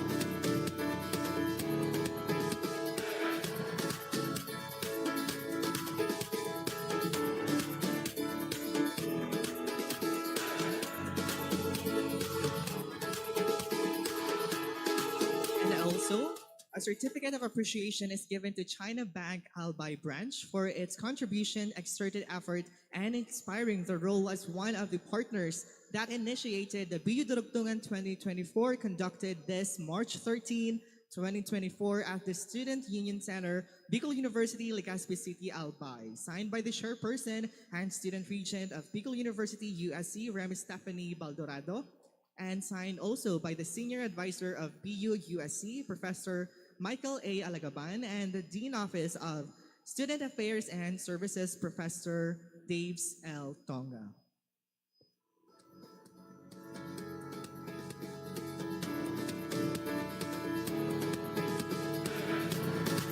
All right. Once again, thank you so much to our resource persons for giving us that wonderful discussion.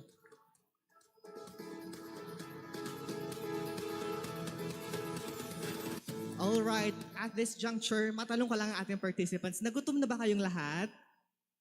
Gutom na ba? Yes, press mawawala yung pag in-announce ko na magkakaroon na tayo ng raffle draw. Di ba? Magkakaroon tayo ng raffle draw, kaya mawawala ang gutom na yan.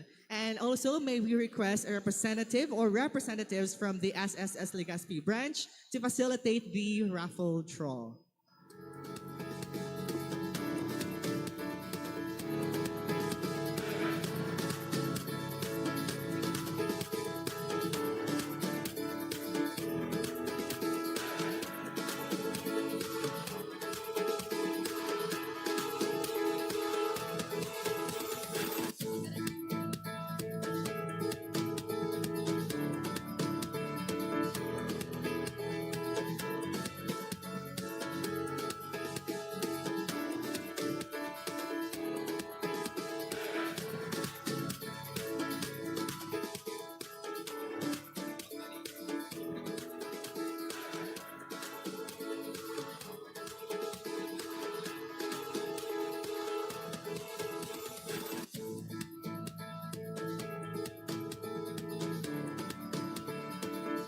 Okay, now we already have here a representative from the SSS Legazpi branch.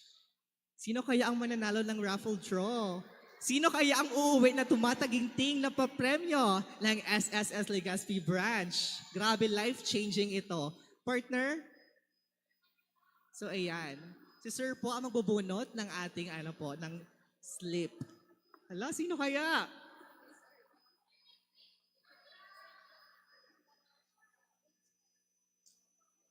Ayan, may pahabol pa. Once again, just for the information of everybody, sa GCash po isi-send yung prize po or yung papremyo ng ating raffle draw. Hala, sino kaya? Para may thrill, ay announce ko na lang yung SSS number. Okay, membership type for employment. Sino kaya dito ang Sige, itaas ka kung sino dito ang naglagay ng for employment. Lahat ba? Hello, oh my God. Congratulations, ikaw ang nanalo. Miss Abigail D. Mata. Congratulations. Miss Abigail D. Mata, makakatanggap ka ng 200 million pesos. Life-changing. 200 million pesos pang open account. Join here po for the photo op po.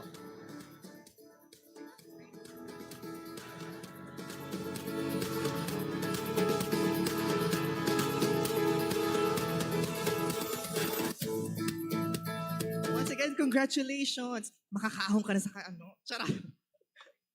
Thank you po. All right, so there we have it, BONews. We have realized this year's BO Durugtungan's morning program. And also, the China Bank will be releasing forms po for us to have an open account. So we really have to go back here. And you may have your working lunch po here as we continue our afternoon program. Kasi marami pa tayong dapat abangan maya-maya lamang. All right, ladies and gentlemen, and that concludes our morning program. Once again, this has been your host for this morning. I am Justin Pablo Boral. And I am Princess Ann Roste. And this is BO Durugtungan 2024. Yes. Happy lunch po.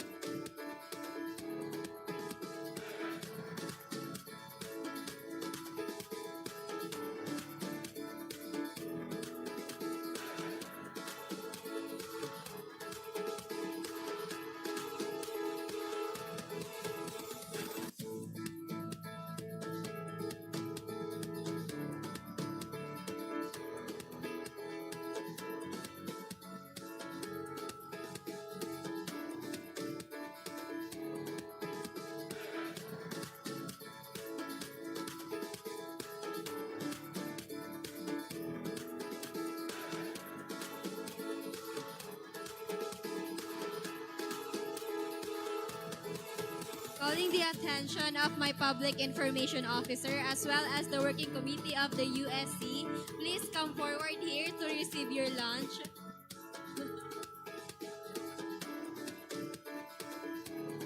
Huwag pong kalimutan mag-sign ng meal attendance. Thank you so much po.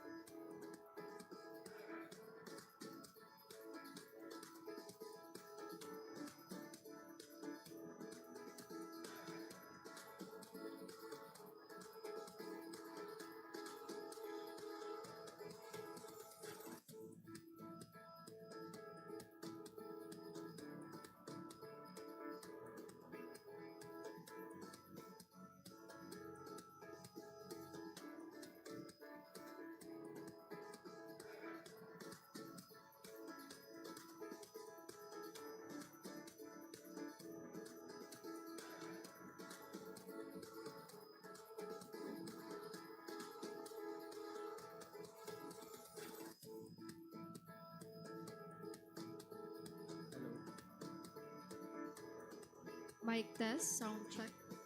Mic test.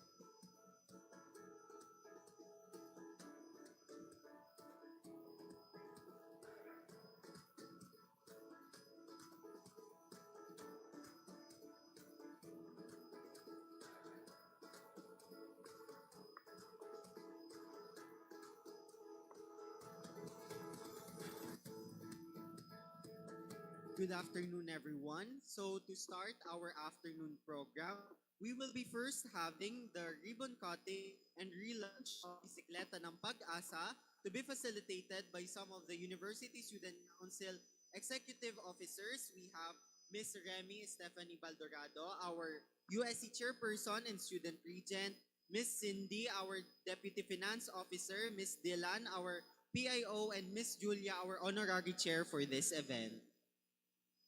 And of course, Ms. Stacy, our EVC.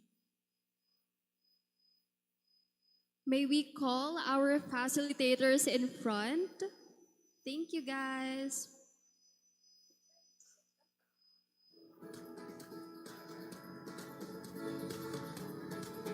And you know what, Porter? This is actually a great initiative considering that when we're using bicycles, it's actually a mode of exercise. And of course, it's environmentally friendly because bicycles don't emit carbon emissions at all. So really, this initiative is something that we need, especially that our campus is so big and that a mode of transportation, an eco-friendly one, would really help. It's a bicycle to be used by the Bicol community members within the premises of Bicol University. So that's quite a hat.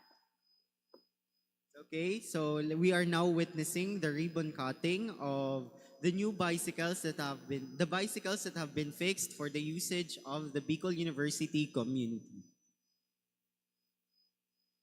So ayan, please give them a round of applause. Again, congratulations, Bicol University, University Student Council, academic year 2023-2024 for this initiative.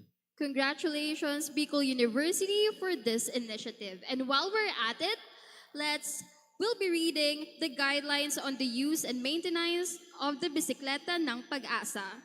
Starting with, only members of the Bicol University community can utilize the bicycle in the condition of the following.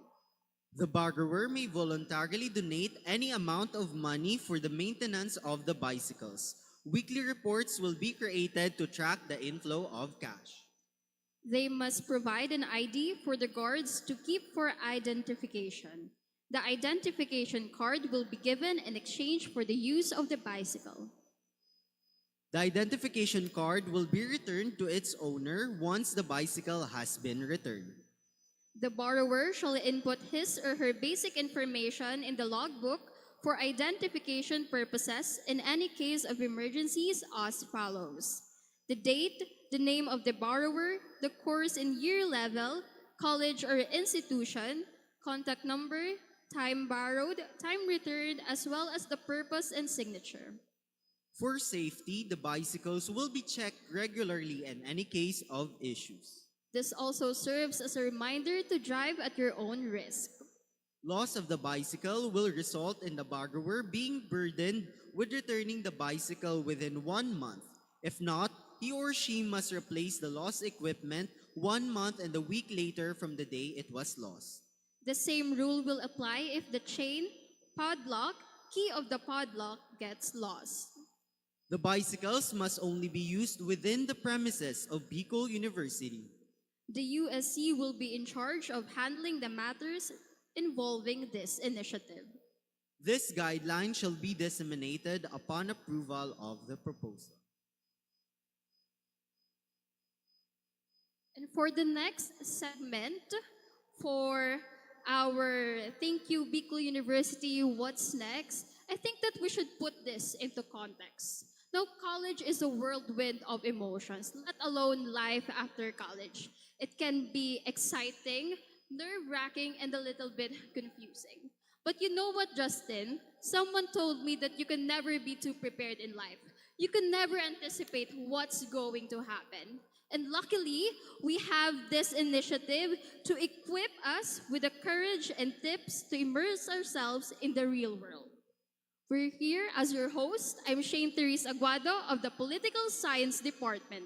I'm Justin David Reynoso of the Jesse M. Robredo Institute of Governance and Development. And we welcome you to Thank You Bicol University, but what's next? Let's first have an audience check. Sino ba dito yung mga fourth year students? Please raise your hands, guys. Be proud. Nakapasok na kayo at makakalabas na kayo sa ating institution.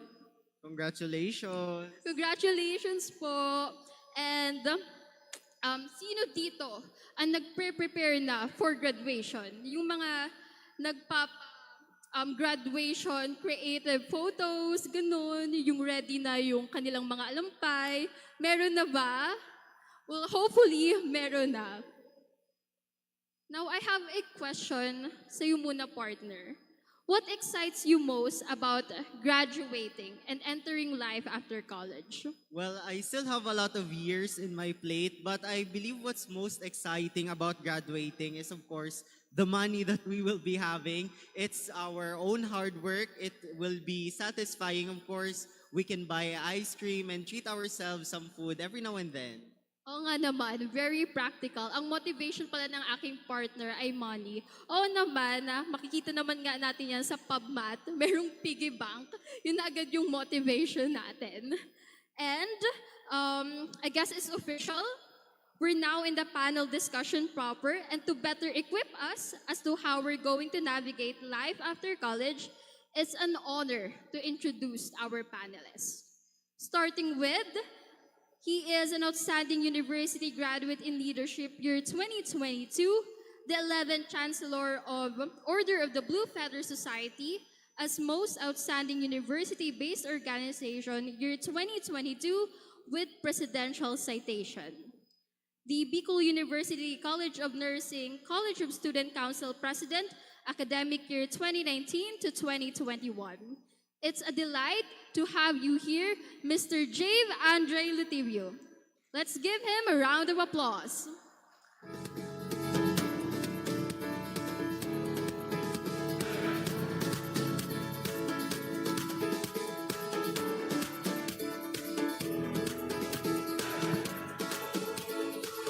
Okay, for our second guest speaker, he is a media and creative specialist. He was also the interim PIO of BUUSC year 2018-2019, and he was also the vice president of the Bicol University College of Science College Student Council year 2016-2017. Please welcome on stage Mr. Carl Andre Bongalos. Please give him a round of applause.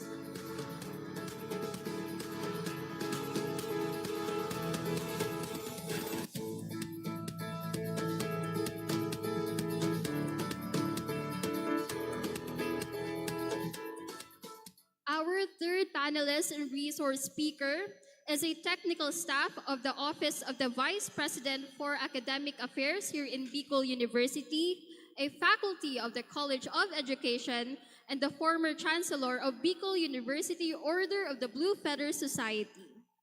We have here Professor January de Chavez. Let's all welcome her with a round of applause.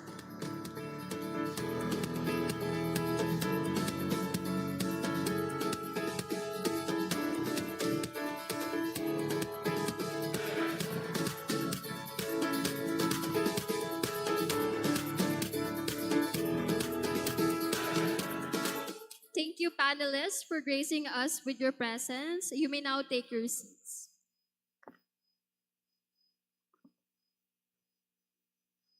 And I guess that before we proceed with our hot and burning questions that will definitely put you sa hot seat. Magkamustahan po muna tayo. So how's life po, Kuya Jay? Mag-start na po tayo sa inyo. Right now, I'm doing good, and I just want to greet everyone else that are here in our event, and especially those people that are watching in our live stream. Hello everyone, good afternoon. So you can just call me Sir Dre or Kuya Carl na lang kasi nasa video tayo. I'm doing well. Medyo sabaw from all of the things that happened from the past few weeks, but doing well. Kumusta? Big word, no? So I hope everybody who is here and those watching us online ay may nangungumusta. So kumusta ba? Doing great by God's grace. So I hope we could have a great time this afternoon. Okay, it's nice to know that you are all doing very well in this fine afternoon. So let's get going to the question. So this one is quite just easy to start things off. So what is life after graduating? Anyone can answer po. Who would want to answer first? So what's life after graduating? As you know, I am a product of hybrid learning. Na-experience ko yung face-to-face, online classes, and different calamities. Actually, we are the first batch ng K-12 curriculum in which nasa amin yung pressure, kami yung experimenting batch so that yung sunod na mga batches ay ma-perfect nila yung education system. So, fast forward to what's life after graduation. Andun yung pressure kasi andun yung image kung ano yung job na malaland mga K-12 graduates in this 21st century. But I always believe na yung pressure is always there. Yung emotional stress is commonly there. But it's important that we have the emotional intelligence that we should accept on ourselves that our life after graduation is a roller coaster. Andun yung ups and downs, andun yung struggles. Hello. When it comes to finding our job na gusto talaga natin, na aligned siya doon nating maging job, greater purpose, and it's important na we should not look on the present situation, but also to look for the bigger picture ng ating future. Thank you for that answer, Kuya Jave. Now, to other follow-up question. How did you deal with the emotional stress, considering that you're also part of the health field? For the emotional stress, since it's very normal for us, as long as we acknowledge ourselves on what are the feelings that we have, it is also important to have someone or to share your feelings with your friends in order to grasp the other knowledges na makakatulong sa atin in order to overcome these stresses or the stressors that we have. And it is important to find our comfort in different things that we do in life so that as we grow older, we strive more and we avoid the stressors in the future. It's actually a great answer, like valuing yourself first before you pour onto others. Well, the main question is, how's life after graduation, right? Well, if I'm gonna compare it or have a visualization on how's life after graduation, just imagine a big curve in a graph and then going down, going up, going down, going up. I can describe it as a very dynamic life after graduation. when you were starting to grow your career, even before the day of your graduation, pinag-iisipan mo na ano yung growth and track na gusto mong tahakin in the future based on your course, yung gusto nyong marating according that you all get during college life. There will always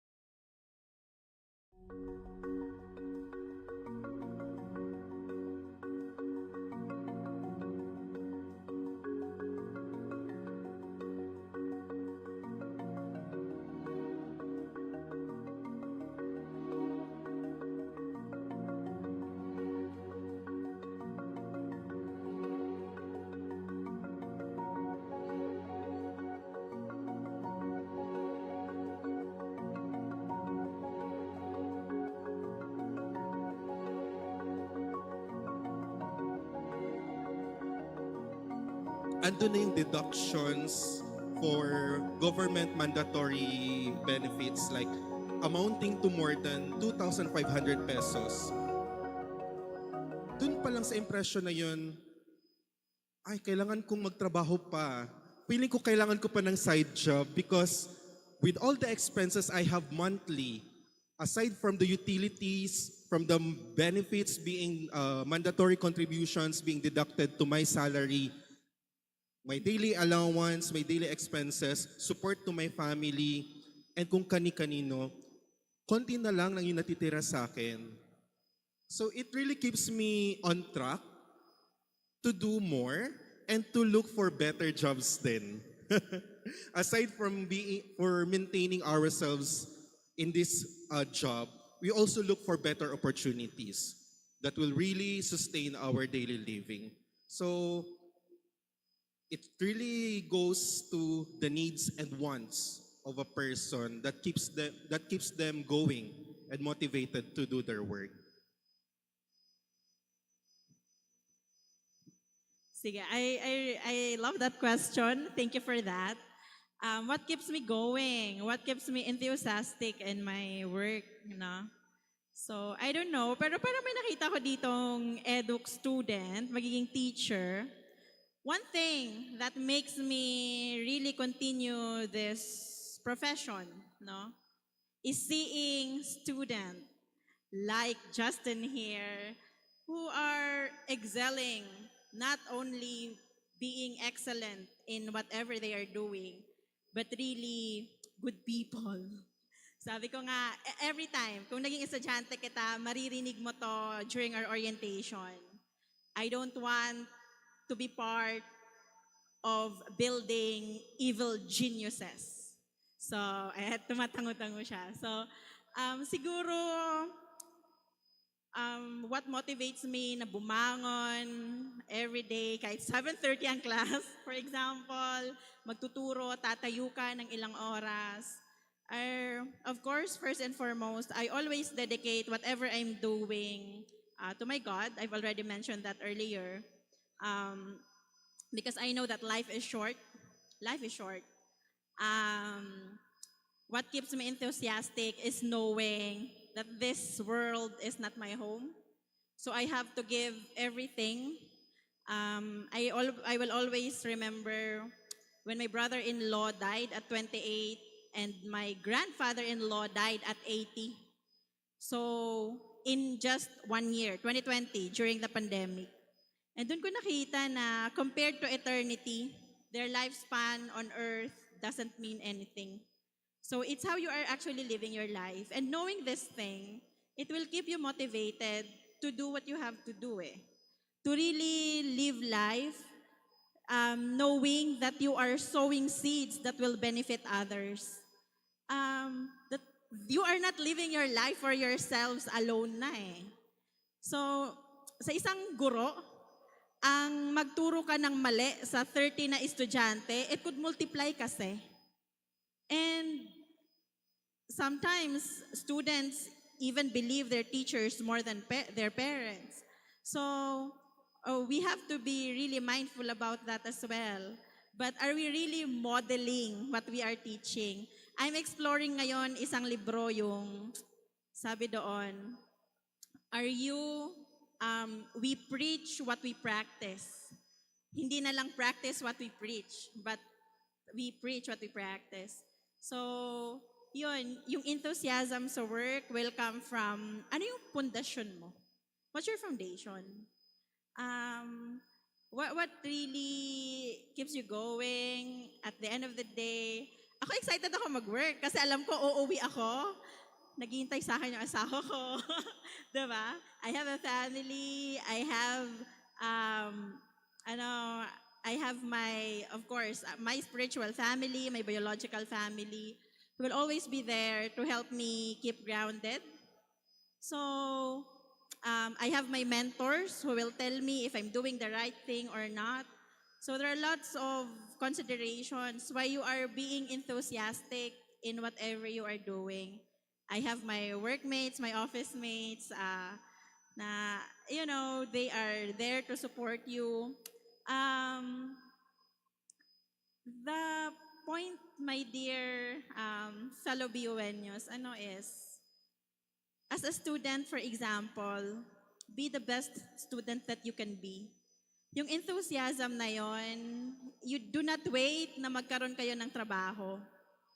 Whatever you are doing, wherever you are, make it a habit kasi madadala mo eh. Yes, there are outliers na talagang they've decided, but let's make it a habit to really be enthusiastic in doing what we have to do, doing the right thing as a student, as a teacher, as a nurse, as a media. At talagang na-amaze ako sa work niya anyway.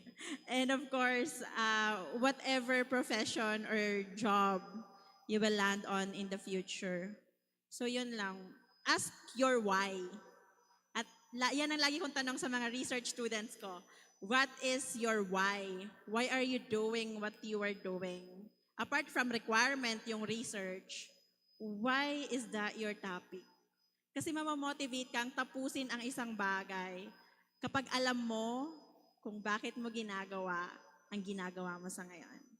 So, yun siguro, be grounded, know your foundations, and it will keep you enthusiastic in whatever job you land. Last siguro, no, I was reminded, sabi nung isa na, this was a really good quote that really struck me na kung ikaw daw ay joyful sa kahit na anong work, for example, may isang street sweeper, and you are actually doing something, making other people's lives easier, you are the best street sweeper that you can be. So kahit ano pa yan, if sabi nga ni Justin, you're enthusiastic, it will really help you. It will keep you going.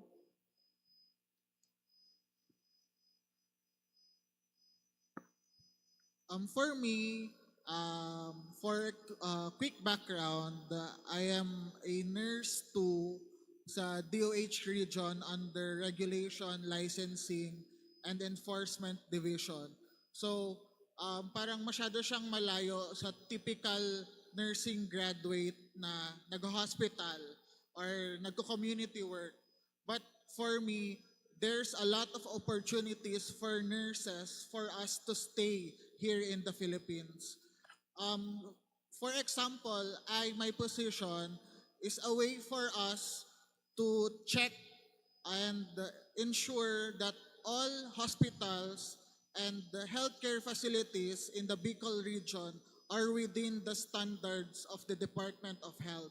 In that way, I make sure myself that I contribute for the community to ensure that all hospitals are providing the quality healthcare services for our Bicolanos. So what made my job more interesting and motivational? First, the interaction. Second, the growth. Third is the environment. First is the interaction. On my first year as a licensing officer, I was able to tour around the Bicol region, visit the level 1 infirmary and other hospitals and healthcare facilities in the Bicol region. I was able to grasp the current situation of our hospital, kung gaano kakulang yung nurses, medtechs, yung sources when it comes to healthcare services, yung struggle ng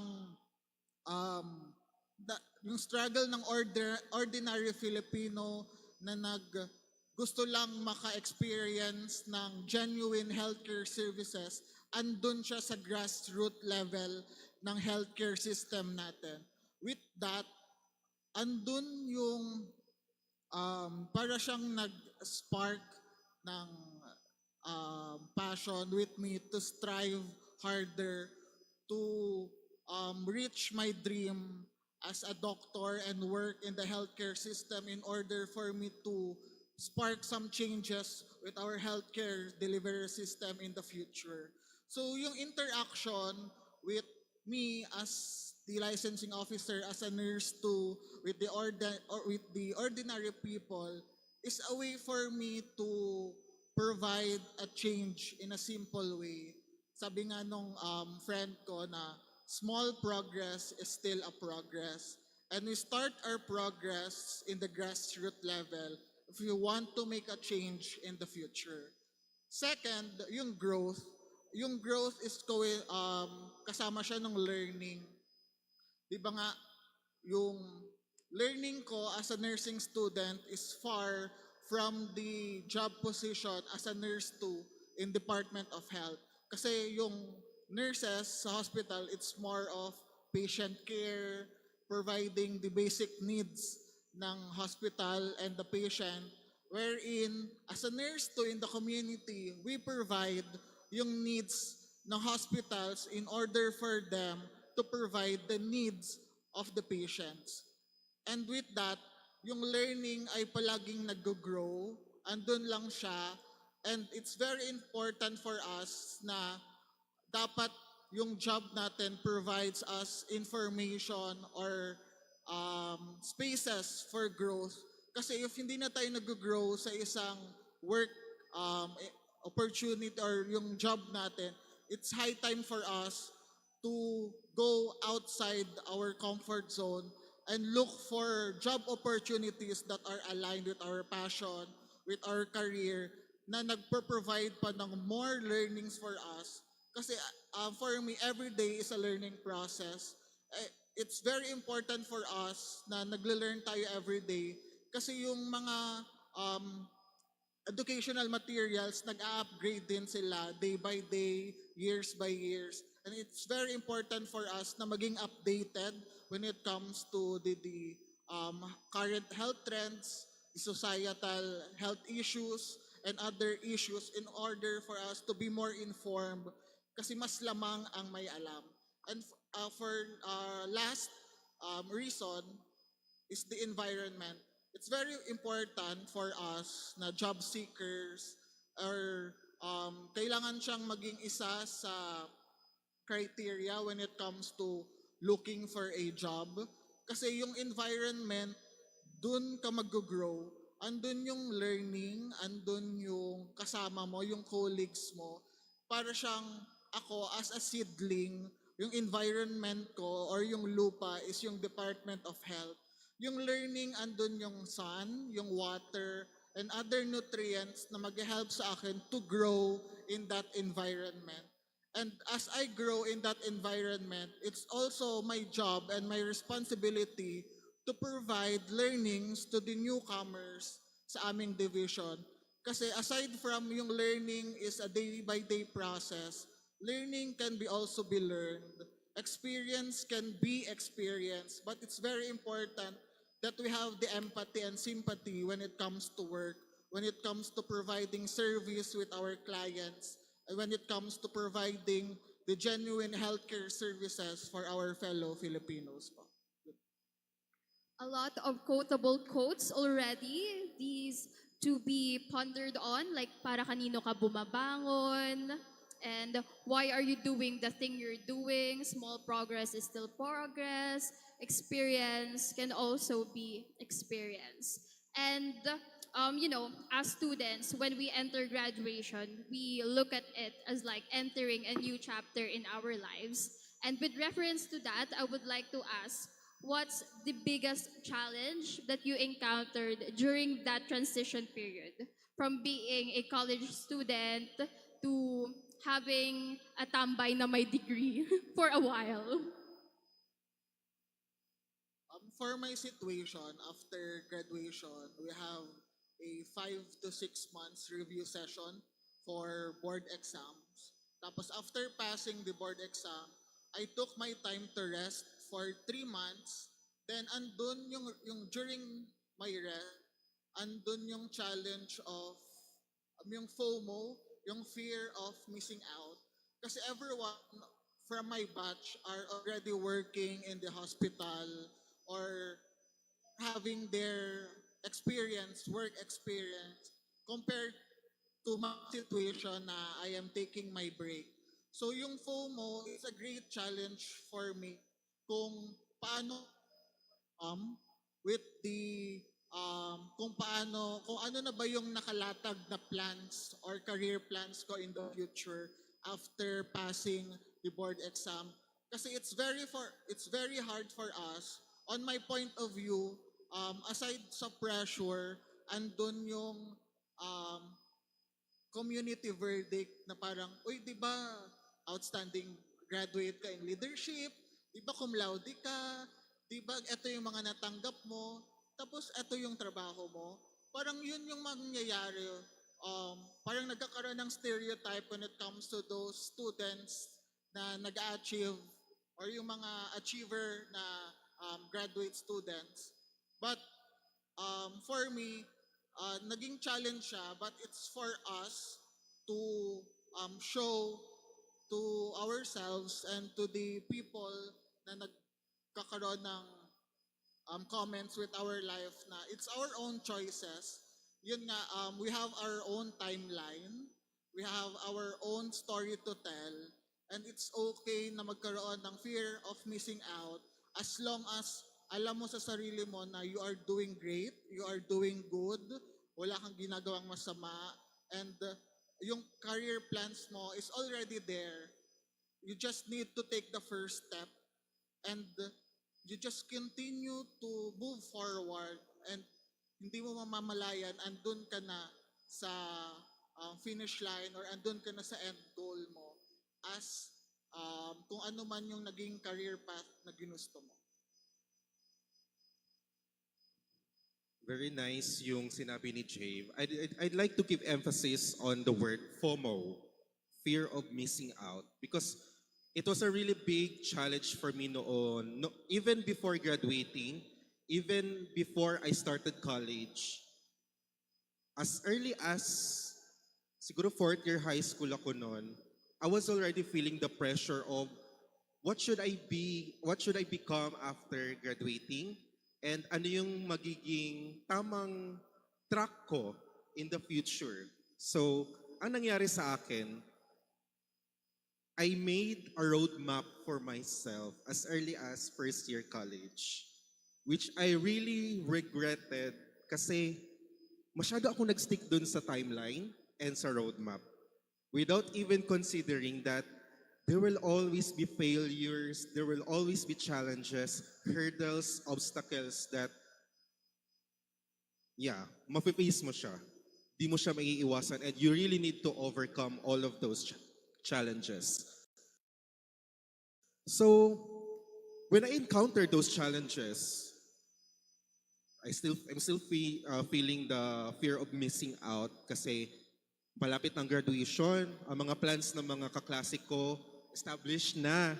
Nag-share na sila kung saan sila papunta. Pa Manila sila, papunta silang other countries. May mga reserved na silang job opportunities na naghihingi. Paano ako? Well, according sa roadmap ko, dapat ganito na ako, sa ganitong petsa. That added to the pressure I'm feeling even before graduating. So, nung may mga na-encounter akong challenges, nagbago yung roadmap ko and na-revise hanggang sa nawala.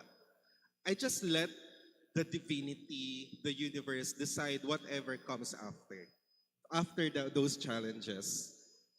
I really believe on that saying na sinabi ni Catriona Gray that you will only be redirected after those obstacles and hurdles na na-overcome mo. Kasi baka yun talaga yung desisyon ng universe para sa iyo. Baka dito ka talaga nararapat. Those challenges and hurdles, obstacles, really made you into something stronger because dito ka talaga pala dapat sa career path na to. So doon ko na-appreciate yung challenges in life. Financially, emotionally, mentally, even physically, kasi human tayo. At the end of the day, napapagod tayo. Ang isip natin napapagod, kailangan natin ipahinga lahat. So, nag-work ako agad, but after realizing, kailangan ko din pala magpahinga, I took some break and finally decided na, magaling ako dito. Ito pala yung skills na nag-excel ako. further assessments, nahanap ko yung yung career path na sa tingin ko mag-excel na ako and matagal-tagal na ako for long term na. Sige, thank you for the question. Siguro the greatest challenge no after graduation, apart from the fact na nung estudyante ka, kapag may scholarship ka, you have an allowance. Kapag may magulang ka nagpapaaral sa'yo, hingi ka ng allowance. This time, you really have to make decisions for yourselves. So the greatest challenge actually is, how are you going to make decisions that you know will really determine your life few years from that decision? I remember siguro si Steve Jobs yung nagsabi na you'll never actually connect the dots looking forward. You will only connect the dots looking backward. So looking backward, these challenges actually, tama, pareho si Jave at si Carl, tama. That it made them stronger, But really, kahit everyday, ngayon bilang estudyante, it's a challenge to make a choice. It's a difficult thing to do what is right in any situation, in any circumstances. So I have to decide, siguro mga two challenge that I face, no? The first one, nung either I will continue my master's degree habang nagtatrabaho ako, I have to decide since wala yung tatay ko, wala din yung nanay ko that time, I have to decide if I will continue my master's or ibibigay ko yung pang-tuition ko doon sa sumunod kong kapatid. No, for that matter, para siya naman yung makapagtapos ng pag-aaral. So after graduation, you have lots of responsibilities. As I've mentioned, not only for yourself, but for your family as well. So you really have to make big decisions. Magre-review ba ako for my board exam? Or mag-aaral? Or magtatrabaho? So you have to really make big decisions. After graduation, it's you na.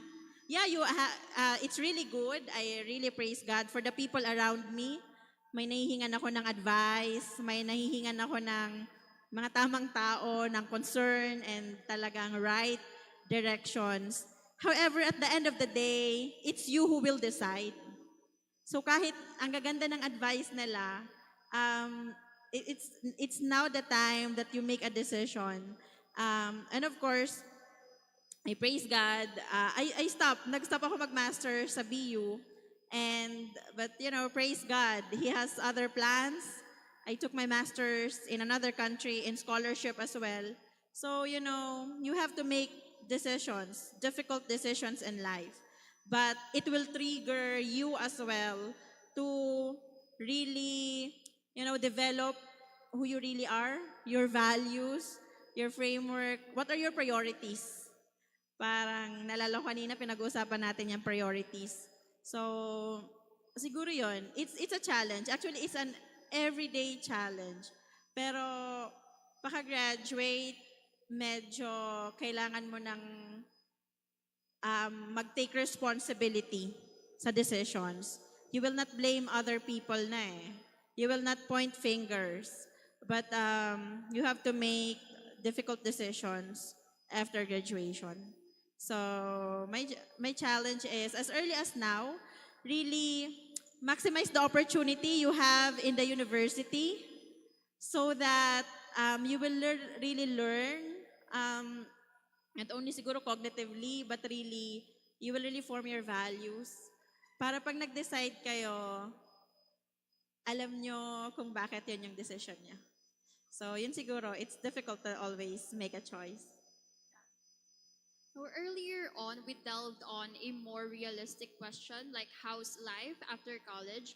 Now, we're going to weigh on two prongs, practicality versus your passion in life. So with that, may I ask, what's your advice to those students who are conflicted in choosing a more practical field after college rather than chasing something that they're more passionate about?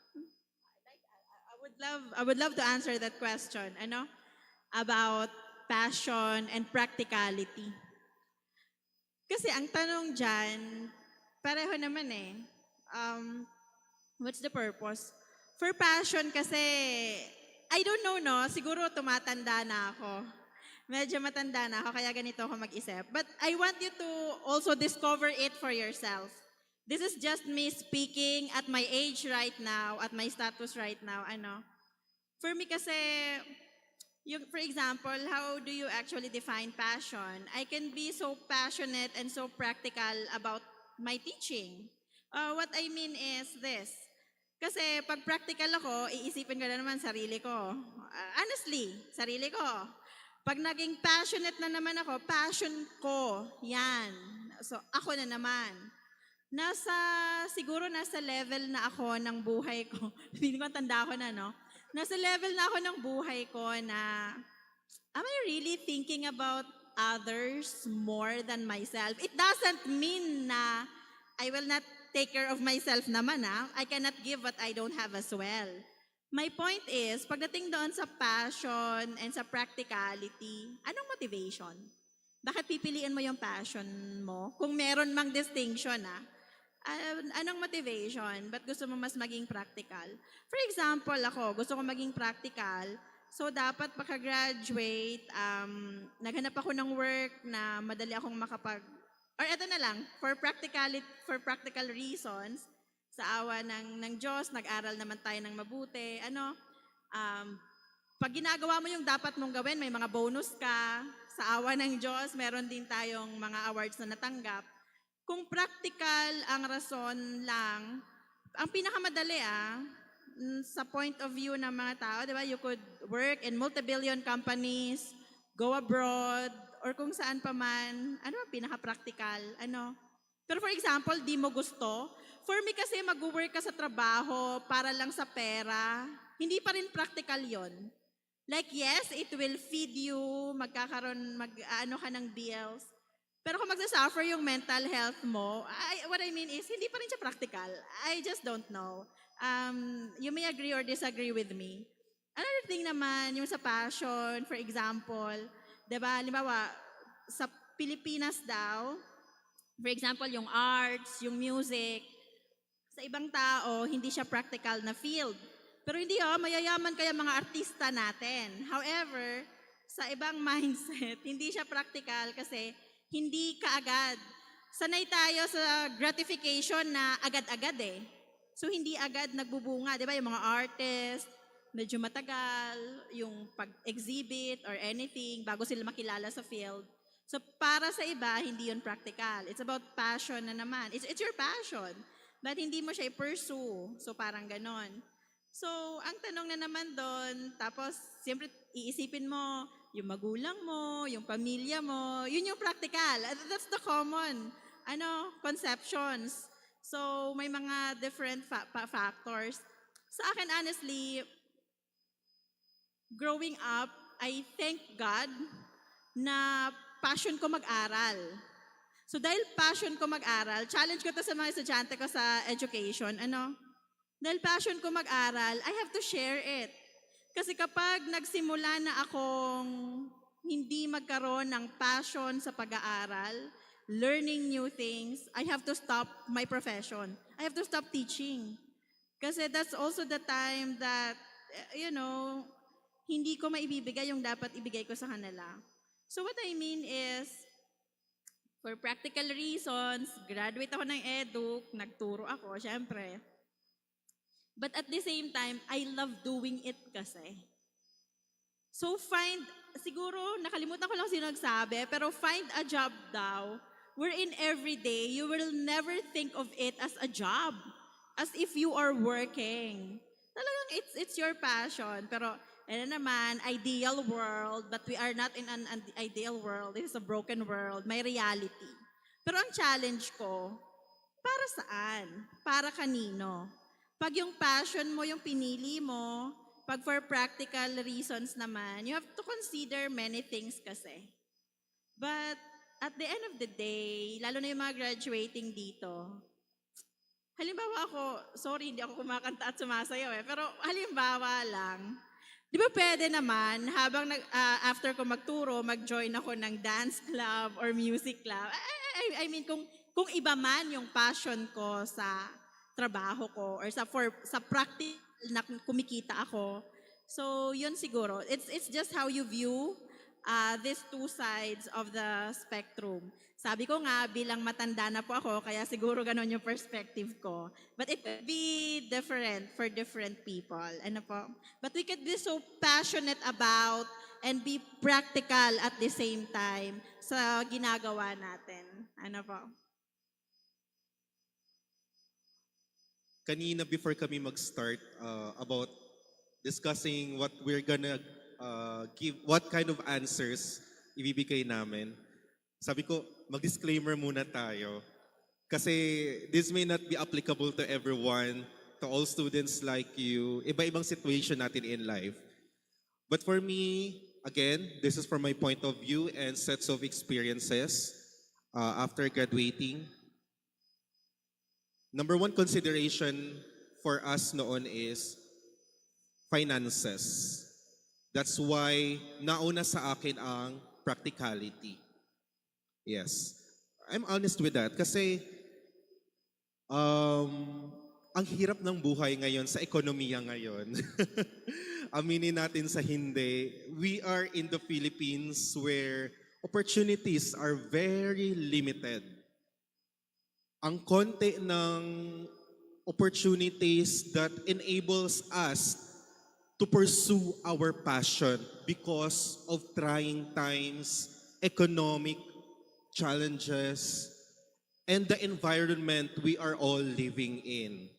Tama yung sinabi ni Chave that when you choose your first job, important factor ang environment. But majority of the population in the Philippines are not in a good environment to start their career with.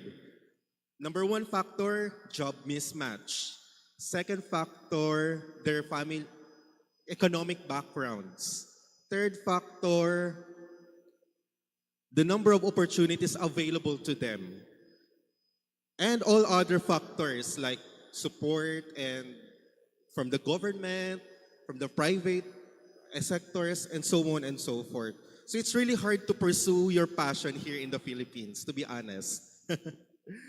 Pero, eto na yung pero, kasi nakapag-ipon ako eh. Slowly we're getting there. We're becoming financially stable as we go with our practical reasons. Eventually, tama yung sabi ni Ma'am na nasasanay na rin tayo. Everyday, parang hindi na lang siya nagiging trabaho kasi nagiging part na siya ng routine nyo. But there are some na nagfo-fall out because nagsasawa na sila. But because of practical reason, they have to stick to that job because that's what sustains their everyday life.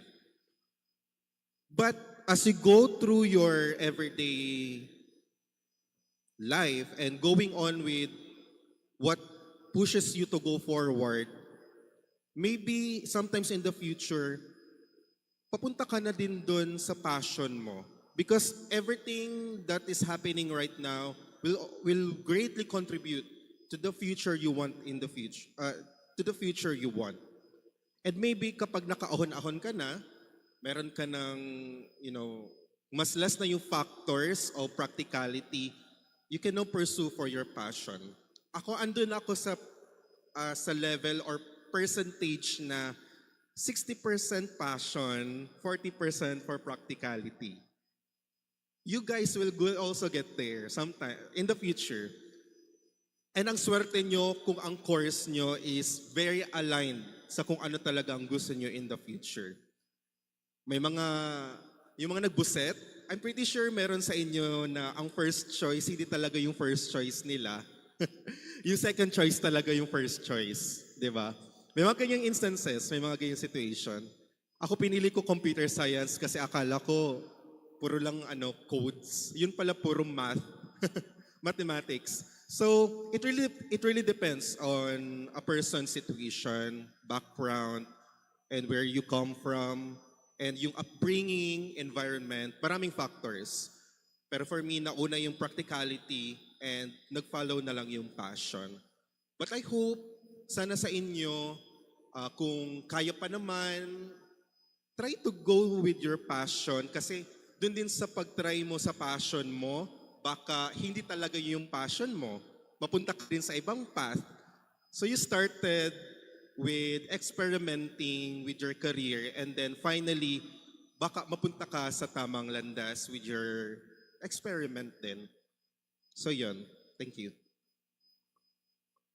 For me, passion versus practicality, dalawang parts kasi yan. Yung first part, passion versus practicality is kung kailan tayo pumapili ng course natin for college. Yung practicality na ito yung gusto ng parents natin kasi it's the practical way for us in the future versus our passion kasi ito yung gusto kong course. So, sino sa inyo dito yung gusto talaga yung course na tinitake nyo? And sino dito yung pinili yung course dahil gusto to ng parents nyo? So, yun yung struggle na first na na-encounter ng student when it comes to passion and practicality. But it's very important for us to identify ourselves through our passion dahil dun tayo mag-strive, dun tayo mag-grow. Kaya sa piliin natin kung ano yung gusto ng parents natin. Pero at the end of our college days or after graduation, hindi naman tayo masaya sa tinake natin na course. Para tayong nagsayang ng 4 years or 5 years para lang ma-gratify natin yung gusto ng parents natin. It's time for us to choose for ourselves. Sure, tayo din naman yung na-navigate ng life natin after graduation. Yung second part ng passion versus practicality after graduation, it's fortunate for me to find my passion, practicality in one environment. Kailangan ko kasi after graduation is gusto mag-work sa hospital ng more than 8 hours na may overtime pero underpaid, madaming pasyente, over working dito sa government agents to work 8 to 5 hours but earning better compared to the hospital. Pero andun yung passion both. Nagdi-differ lang sila sa practicality. Kaya yung pinili ko, yung mas better for the practicality, but andun yung passion to provide service, healthcare service for the Filipino. And it's very important for us sa inyo na mga graduating students na makahanap ng job opportunity na nagko-coincide yung practicality and passion. Actually, naman ng work opportunities ngayon na andun yung passion, andun yung practicality. More on, marami na yung mga US-based na job opportunities when we can work remotely, we can work online. But it's for us to define on how we will work, on how we define our career path. Kasi at the end of the day, it's up to us on how to navigate or how we will navigate our life on our decision in choosing passion versus practicality. Di ba nga, sabi nga ni Catherine sa The House of Us, kung mapapakain ba tayo ng passion na yan. At some point, there are passion-based opportunities or job opportunities that can feed a lot of stomach. There are also practical jobs that can feed also a lot of stomach. It is up for us to choose wisely, the same in choosing for leaders that will govern us. Kasi kung ano yung government natin, andun din yung job opportunities na magpo-provide sa mga kapwa natin Filipino. So bawat decision natin is a domino effect on the different things that we are taking in life, especially in our job um, opportunities that we want to pursue. Yun lang po. So ayun, thank you so much for that. Actually, natamaan ako dun sa kung ano yung government, yun din yung ipro-provide kasi I'm a public administration student. So the pressure is on really bringing that new kind of governance that the people really need. And so far, what I've learned is life is really about decision making. And it's about the choices that we have to consider and those kind of things. With that, I want to share this theory that I have learned from one of our subjects, the psychological foundation of public administration. It's the cognitive dissonance theory. It's about yung kung ano yung dinidesisyon mo or kung ano yung ginagawa mo, dapat tugma sa kung ano yung prinsipyo, pinaniniwalaan at gusto mo talaga sa buhay. Kasi kapag hindi yun nagtutugmang dalawa, you will feel discomfort. Hindi ka komportable, hindi ka matutuwa, hindi ka satisfied. So that's something that we have to keep in mind because if we keep on working with things that we don't want or we keep on deciding with things that do not really align with what we believe and subscribe in, then yung output or yung magiging product ng work natin, it's not something that we can be proud of. And yun yung pinakamahirap, the moment na ma-burn out tayo. So, partner, do you have any other questions? Na looking at the credentials sa likod ng aking partner, parang lahat po kayo have been student leaders. And marami din nagsabi sa akin na pag student leader ka pa, very idealistic ka, andyan pa yung advocacy mo, pero po ang tanong, pagkatapos po ba mag-graduate, andun pa din po ba yung advocacy mo? Lalo na po, wala nang masyadong avenue for you to pursue it kasi you're busy na with life being life. With that question, luckily I was able to practice my job coincides with my advocacy. So as a nurse to ando na nga provide or ensure that the hospitals are within the standards based from the bar. Yung advocacy ko as a student leader way back 2 years ago is more on providing the needs in the grassroots level. So, yung one of my community event, yung Yakap ng Pangarap, it is a community event that provides slippers, coloring books, and education materials to preschool students in order for them to help navigate their first step in education. With that, parang tinutulungan namin sila or we are providing educational materials about proper hygiene, oral hygiene, na to show that health is a vital factor for us when it comes to pursuing education or like if we want to navigate our life and to pursue on the different aspects in the future. And I am happy na I was able to still promote my advocacies. Last year, every December, we provide this Yakap ng Pangarap together with my fellow student leaders way back in college. And it's very nice na parang aside from working, aside from earning, I was able to practice or provide community events in the community as part of my advocacy and as part to spark changes in the lives of other people. And lastly, I always believe that if we have the capability to reach out to people, especially to the grassroots level, we should use it as a platform to stand up for a cause.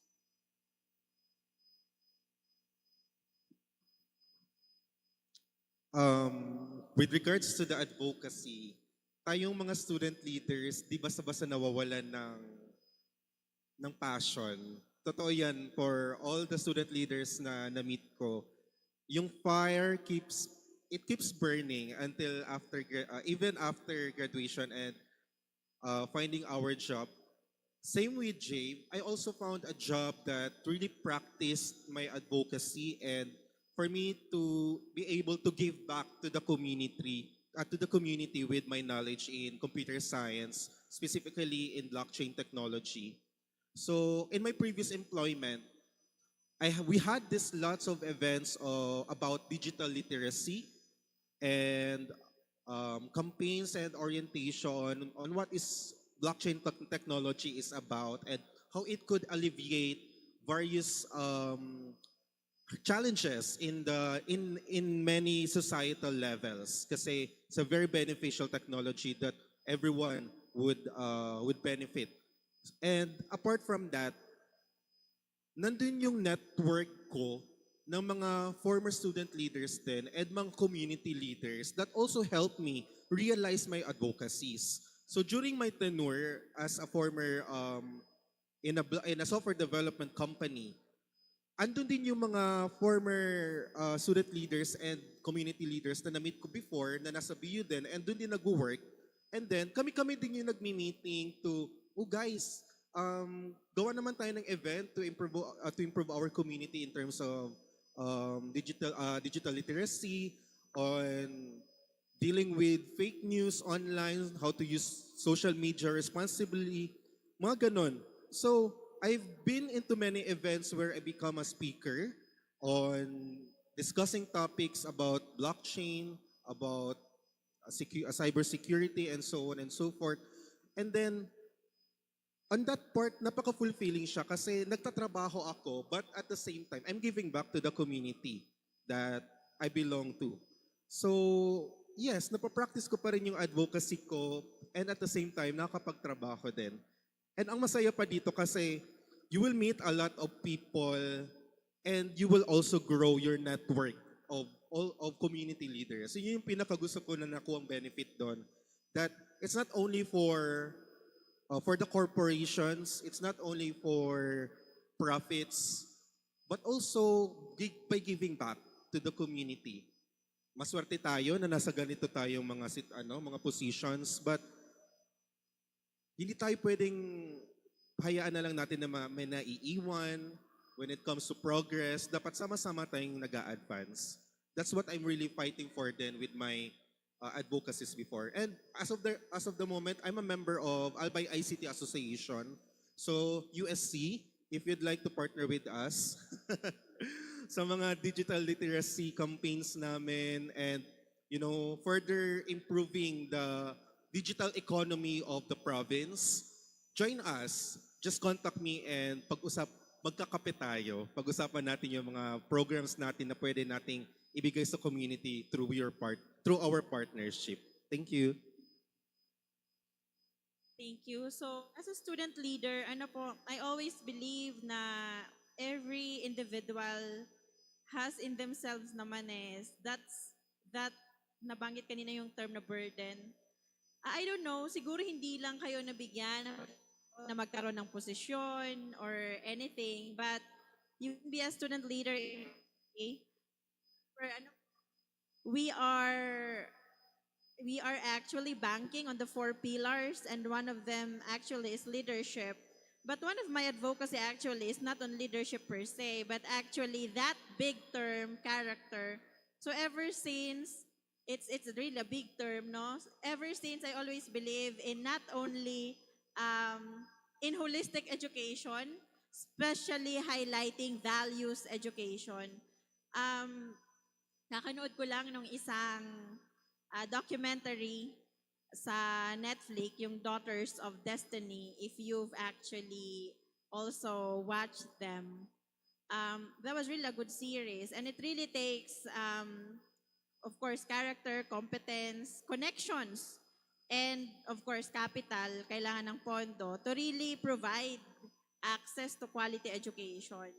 But before you are able to really look into that, siguro yung passion na yon, lalo na sa mga educators dito, it should never stop sa paggawa lang ng mga events. Events will be there, pero ang namin, siguro kami ni husband, ang advocacy talaga namin sa buhay is to really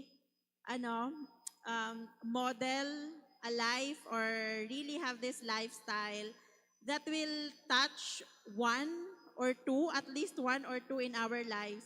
And they will also do something for others. And I really thank God for the background, the people, yung experience sa student leadership. Kasi pareho kami na husband student leaders when we were in college.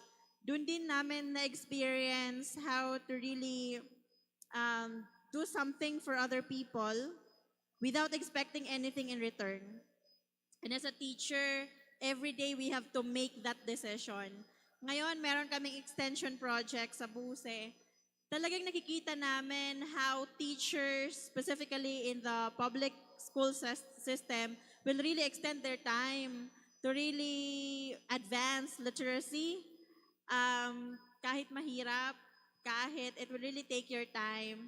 So in whatever you are doing siguro, hindi siya mawawala if really you are embracing whatever advocacy you will be having in the future. As for me personally, dun talaga ako sabi ko nga sa mga estudyante ko, talagang producing educated individuals, not only schooled. May napanood ako na isang video, ang totoo daw na educated actually is kind. So naalala ko yung president natin ngayon, incumbent President 4, sabi niya he wants talaga to kumbaga share kindness to all. Kasi we are a university for humanity. So yun siguro, lapatan natin ng tamang pag-uugali, yung kaalaman na meron tayo. And it will take a lifetime to really advance that to any group of people, whatever their life stage may be. So yun. This is quite a controversial take in our educational system, but I would like to know if a laude attached to your name will make or break your career. Does it have certain benefits, a leverage, or when you're in the working field, all of you are pantay-pantay lang?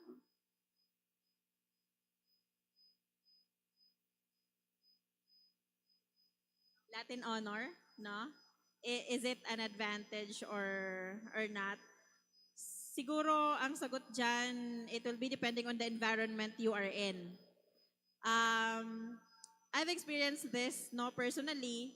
My advantage. We have to be honest with that. Pero sa anong lens?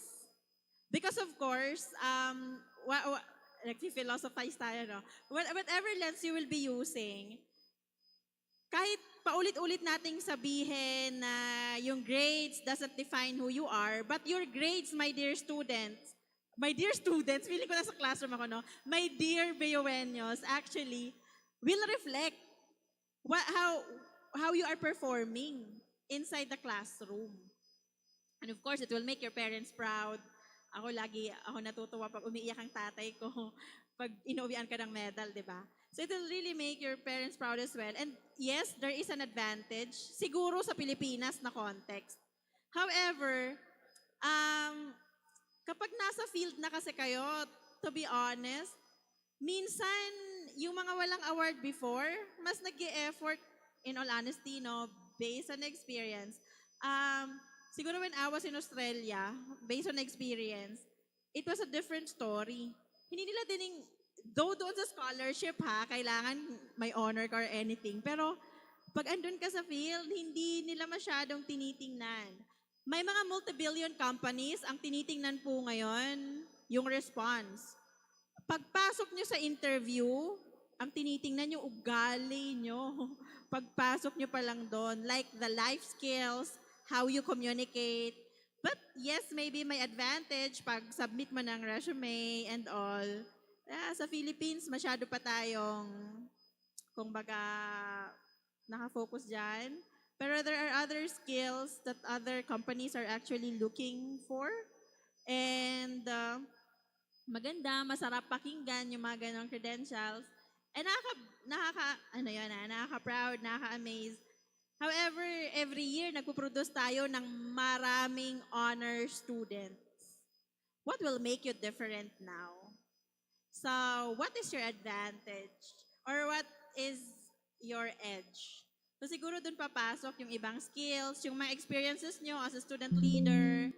And of course, babalik ako sa ground roots nyo, yung, your character, your virtue and all. Yun siguro yung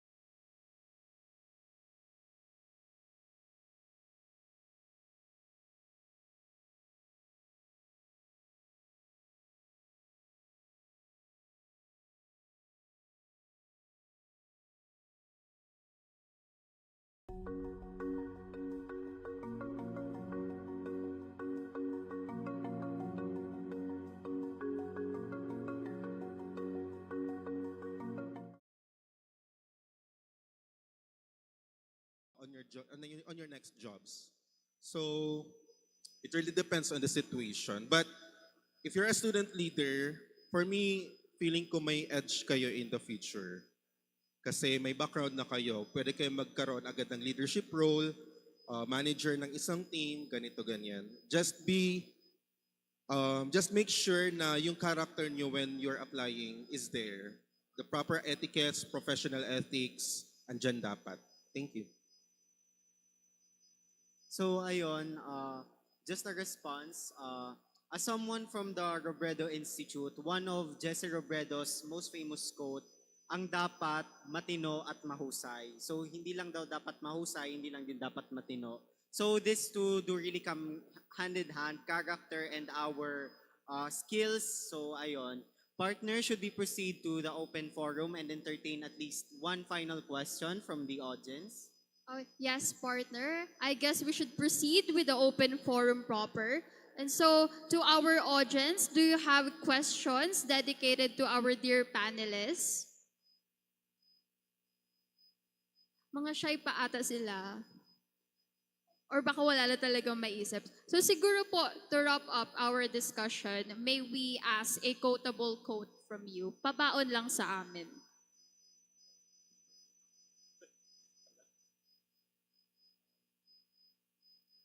Okay, sige, impromptu, ano tayo, no? Quote creation. Parang songwriting lang.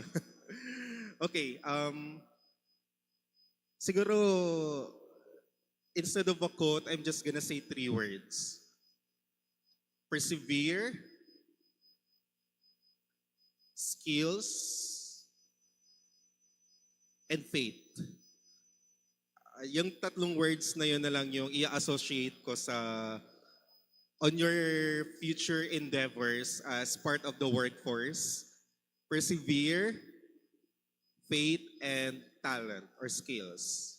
Yun yung sigurong ingredients for you to really advance sa mga gusto niyong marating sa buhay. Siguro I would just like to ask a question sa lahat ng estudyante ng BU in particular. We are now in the season that, sabi nga ni Carl, very competitive. Ano po? So my question is, what is your brand? What you can offer as a graduate of this premier university in the region? So, who you are will matter po as you venture into your whatever profession, passion you are planning to pursue in the future. So maybe just focus on what you can do and what you can offer that will really, sabi ko nga, ang mantra ko sa buhay, in anything that I do, I want to glorify the Lord and do something that will benefit other people. So yun siguro. For our BUNers, my fellow BUNers, as early as now, it's high time for us to make a plan on how to navigate our life for the future years. Important for us to decide as early as now on the things that we want to future. Para in the future, kung meron mang redirections, we are prepared to be redirected. And it's very important also na as we became more adaptive and innovative on the things that we are doing, especially when we are applying for a job. To end this, it is important to provide care, commitment, and compassion for the lives of many. That would be all. Thank you. Thank you so much. So let us proceed to the awarding of certificates. Thank you so much, our dear panelists. So may we call on stage the EXICOM present today, Miss Dilan, our PIO, Miss Cindy, our TFO, and Miss Remy, our CSR, and then our honorary head for this event, Miss Julia, and special shout out to Miss Stacy, our EVC, and an honorary head as well of this event.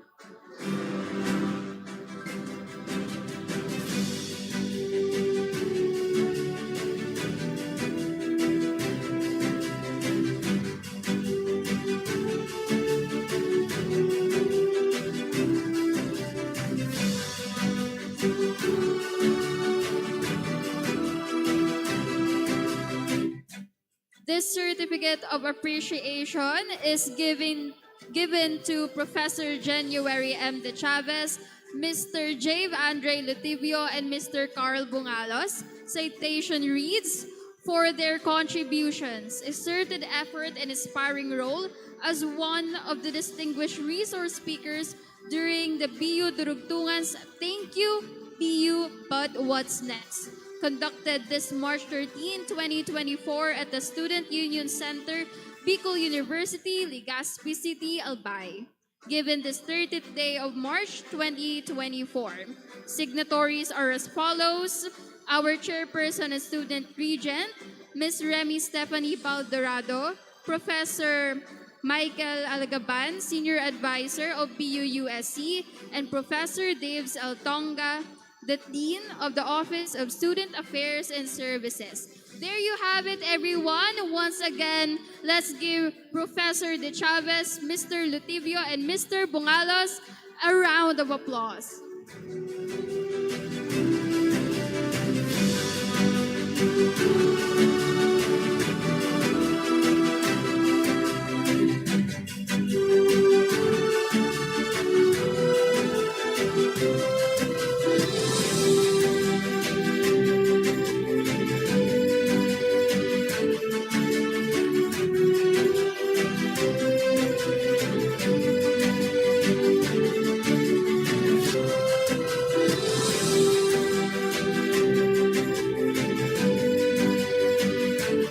So again, thank you so much to our resource speakers for a very insightful talk. I hope everyone here and those listening in the live have gained a lot of important insights that they will observe in their life, of course. So at this juncture, may we call back on stage for her closing remarks, none other than our chairperson and student regent of the BUUSC, Miss Remy Estefany P. Baldorado.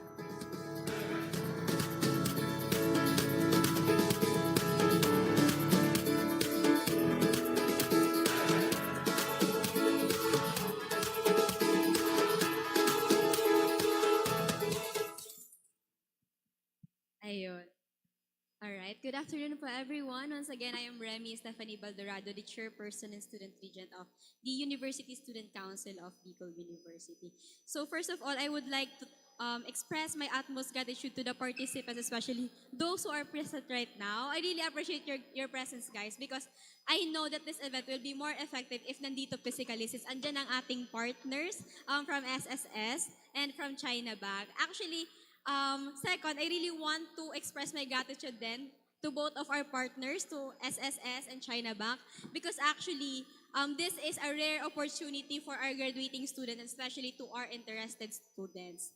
And of course, our guest speakers, before, yung na-mention natin from China Bank, si Ma'am Jeanette Mapa, ay from SSS, and from China Bank, sila Ma'am Pat, Sir Dan, Ma'am Nina.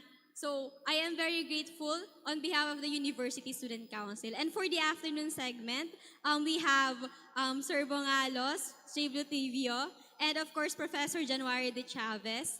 And that's why this event wouldn't be possible. Of course, ang nag-entertain sa ating mga participants are our hosts. In the first segment, we have Mark Justin Boral and Princess Ann Ruste. And of course, for the afternoon segment, we have Justin David Reynoso and Shane Therese Aguado. And of course, hindi ko ipapahuli ang aking working committee from the University Student Council. And ang ating CPRO, headed by Sir Arnold Noda. So siguro gusto ko siya actually isa-isahin because this event actually is somehow, kumbaga, let's say, since rare siya, hindi ko siya pwede, kumbaga, bitawan. So I tried my best, kahit short preparation, we tried our best to push this. So I'm really thankful sa aking honorary chairmans, which is si Stacy Daniel Alamares, and of course, my UC under the appraisers of the student regent. We have Julia Mendez, for internal affairs, for making sure that everything, the venue, everything we needed is here, which is headed by our IVC Mark Kenneth Salcedo, Jonathan Pelon, Alexandra Montesor, and so many more. Supported by my UC, of course, Johnny Magdaong.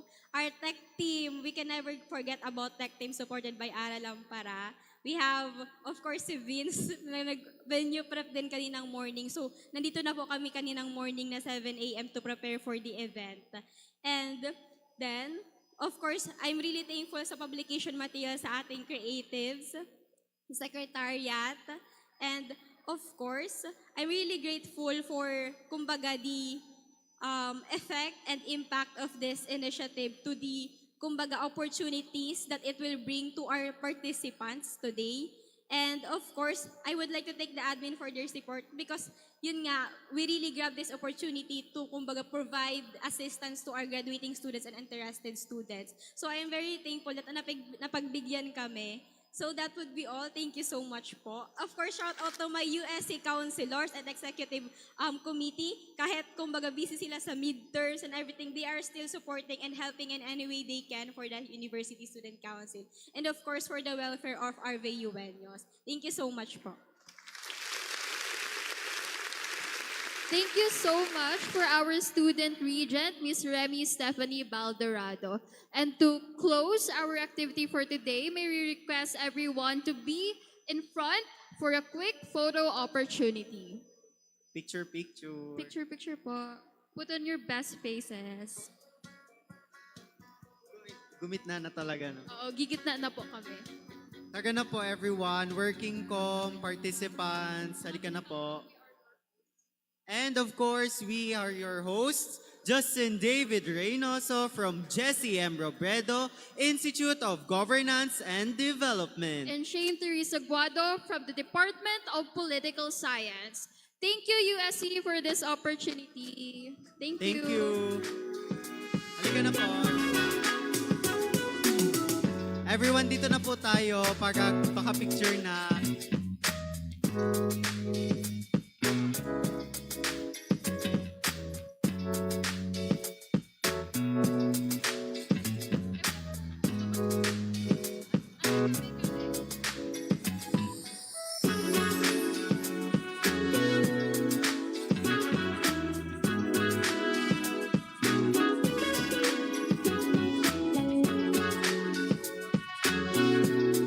Halika na po everyone.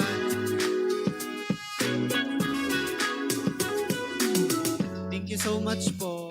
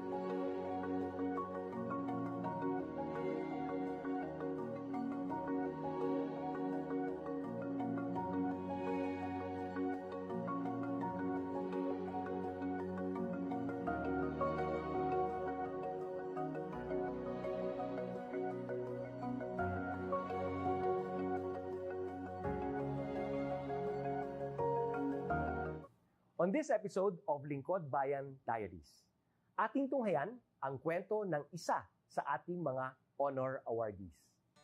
To be a CSC Pag-asa Group Awardee is such an honor. Hindi namin siya inasahan, so we just wanted to put names on the innovations na naibigay namin sa Davao de Oro.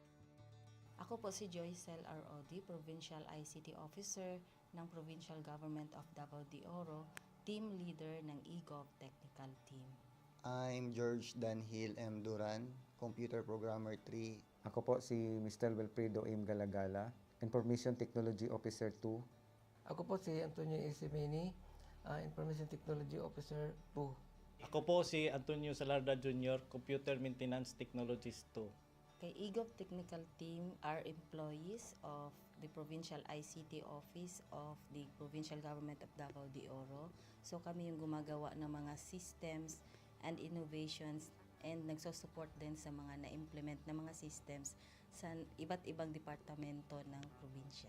Marami kaming projects, actually our systems number up to 40. Especially during the pandemic, so doon talaga nakita on how useful ICT was. During that time, challenge talaga yung team to produce projects to sustain yung online na operations. So on our part, we tried exploring open source technology. Tapos marami kaming ina-explore na networks. So first yung system is yung CallDedoc. It's a teleconsulting system na na-implement during the COVID. When the OPD services, yung outpatient department services were stopped, nag-resort to teleconsulting. Another project mentioned is yung COVID testing information system. So just like any typical molecular laboratory na systems, ito ay data bank ng mga specimens na tinitest, tapos nagbibigay yung system ng result ng mga test. During pandemic, nagamit talaga siya kasi kailangan validated yung result, so QR coded yung aming test result. Isang very challenging project namin is yung household profiling and needs assessment. So, kailangan merong list ng mga possible recipients ng bigas, and then wala kaming updated list nun. So, kailangan in 1 month's time makaproduce kami ng system kasi magro-roll out ng survey sa buong probinsya. Nag-try akong mag-tap sa isang UN organization, yung UNDP.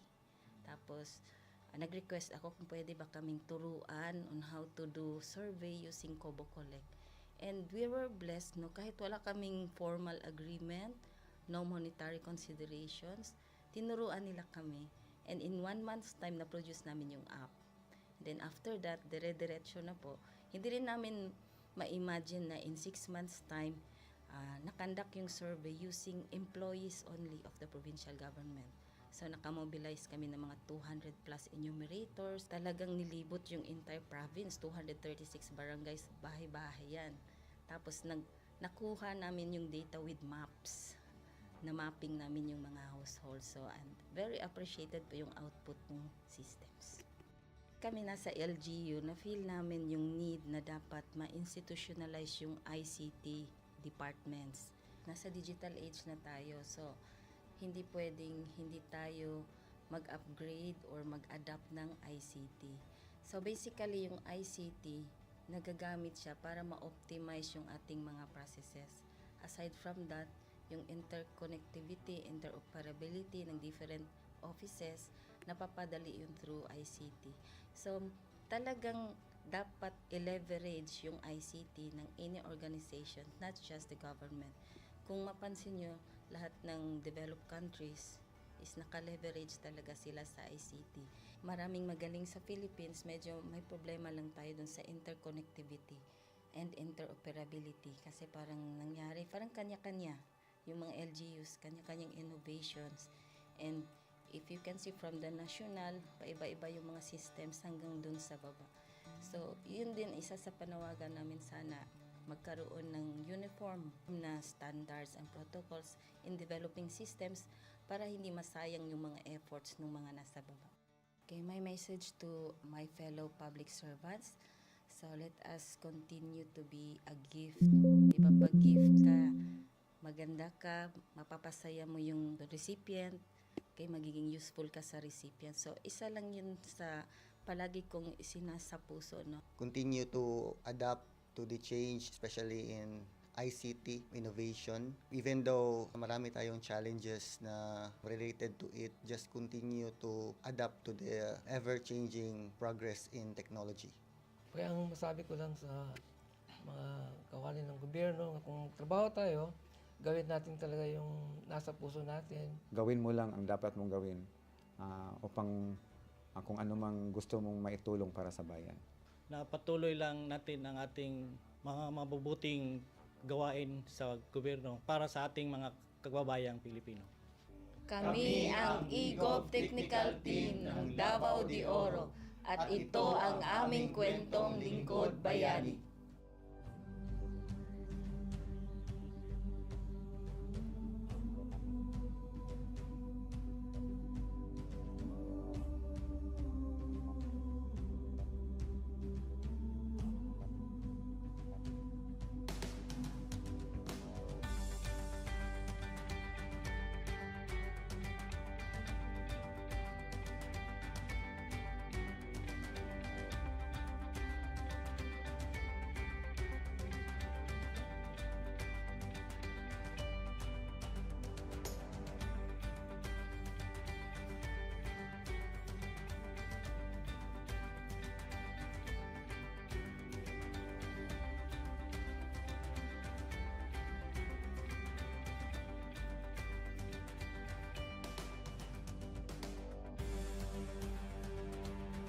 Inyong natunghayan ang kwento ng ating lingkod bayani. Kung ikaw ay may kilalang lingkod bayani, maaari siyang i-nominate sa Honor Awards Program ng Civil Service Commission. For nomination procedures, go to www.csc.gov.ph. See you on the next episode of Lingkod Bayan Diaries.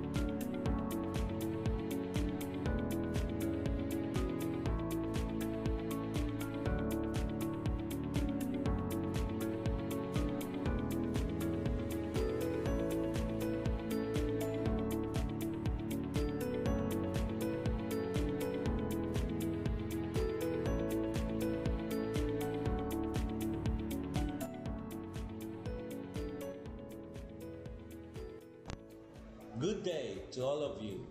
On behalf of the University Registrar's Office, I welcome everyone warmly. As the head of this esteemed institution, I am privileged to introduce our office and share the valuable services we provide. The University Registrar's Office serves as the administrative heart of our university, functioning as a central hub for academic records, student enrollment, and course registration. We are dedicated to supporting the success of our students and personnel by ensuring the smooth operation of all educational processes. Our mission as an academic unit, the University Registrar's Office, will be taking care of the enrollment, graduation, and records management as it takes custody of academic records of all graduates and the issuance of official academic documents of students and graduates.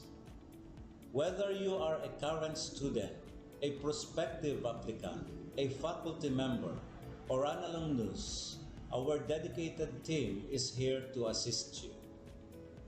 From guiding you through the enrollment process to helping you access and maintain your academic records, we are committed to providing exceptional service with efficiency and professionalism.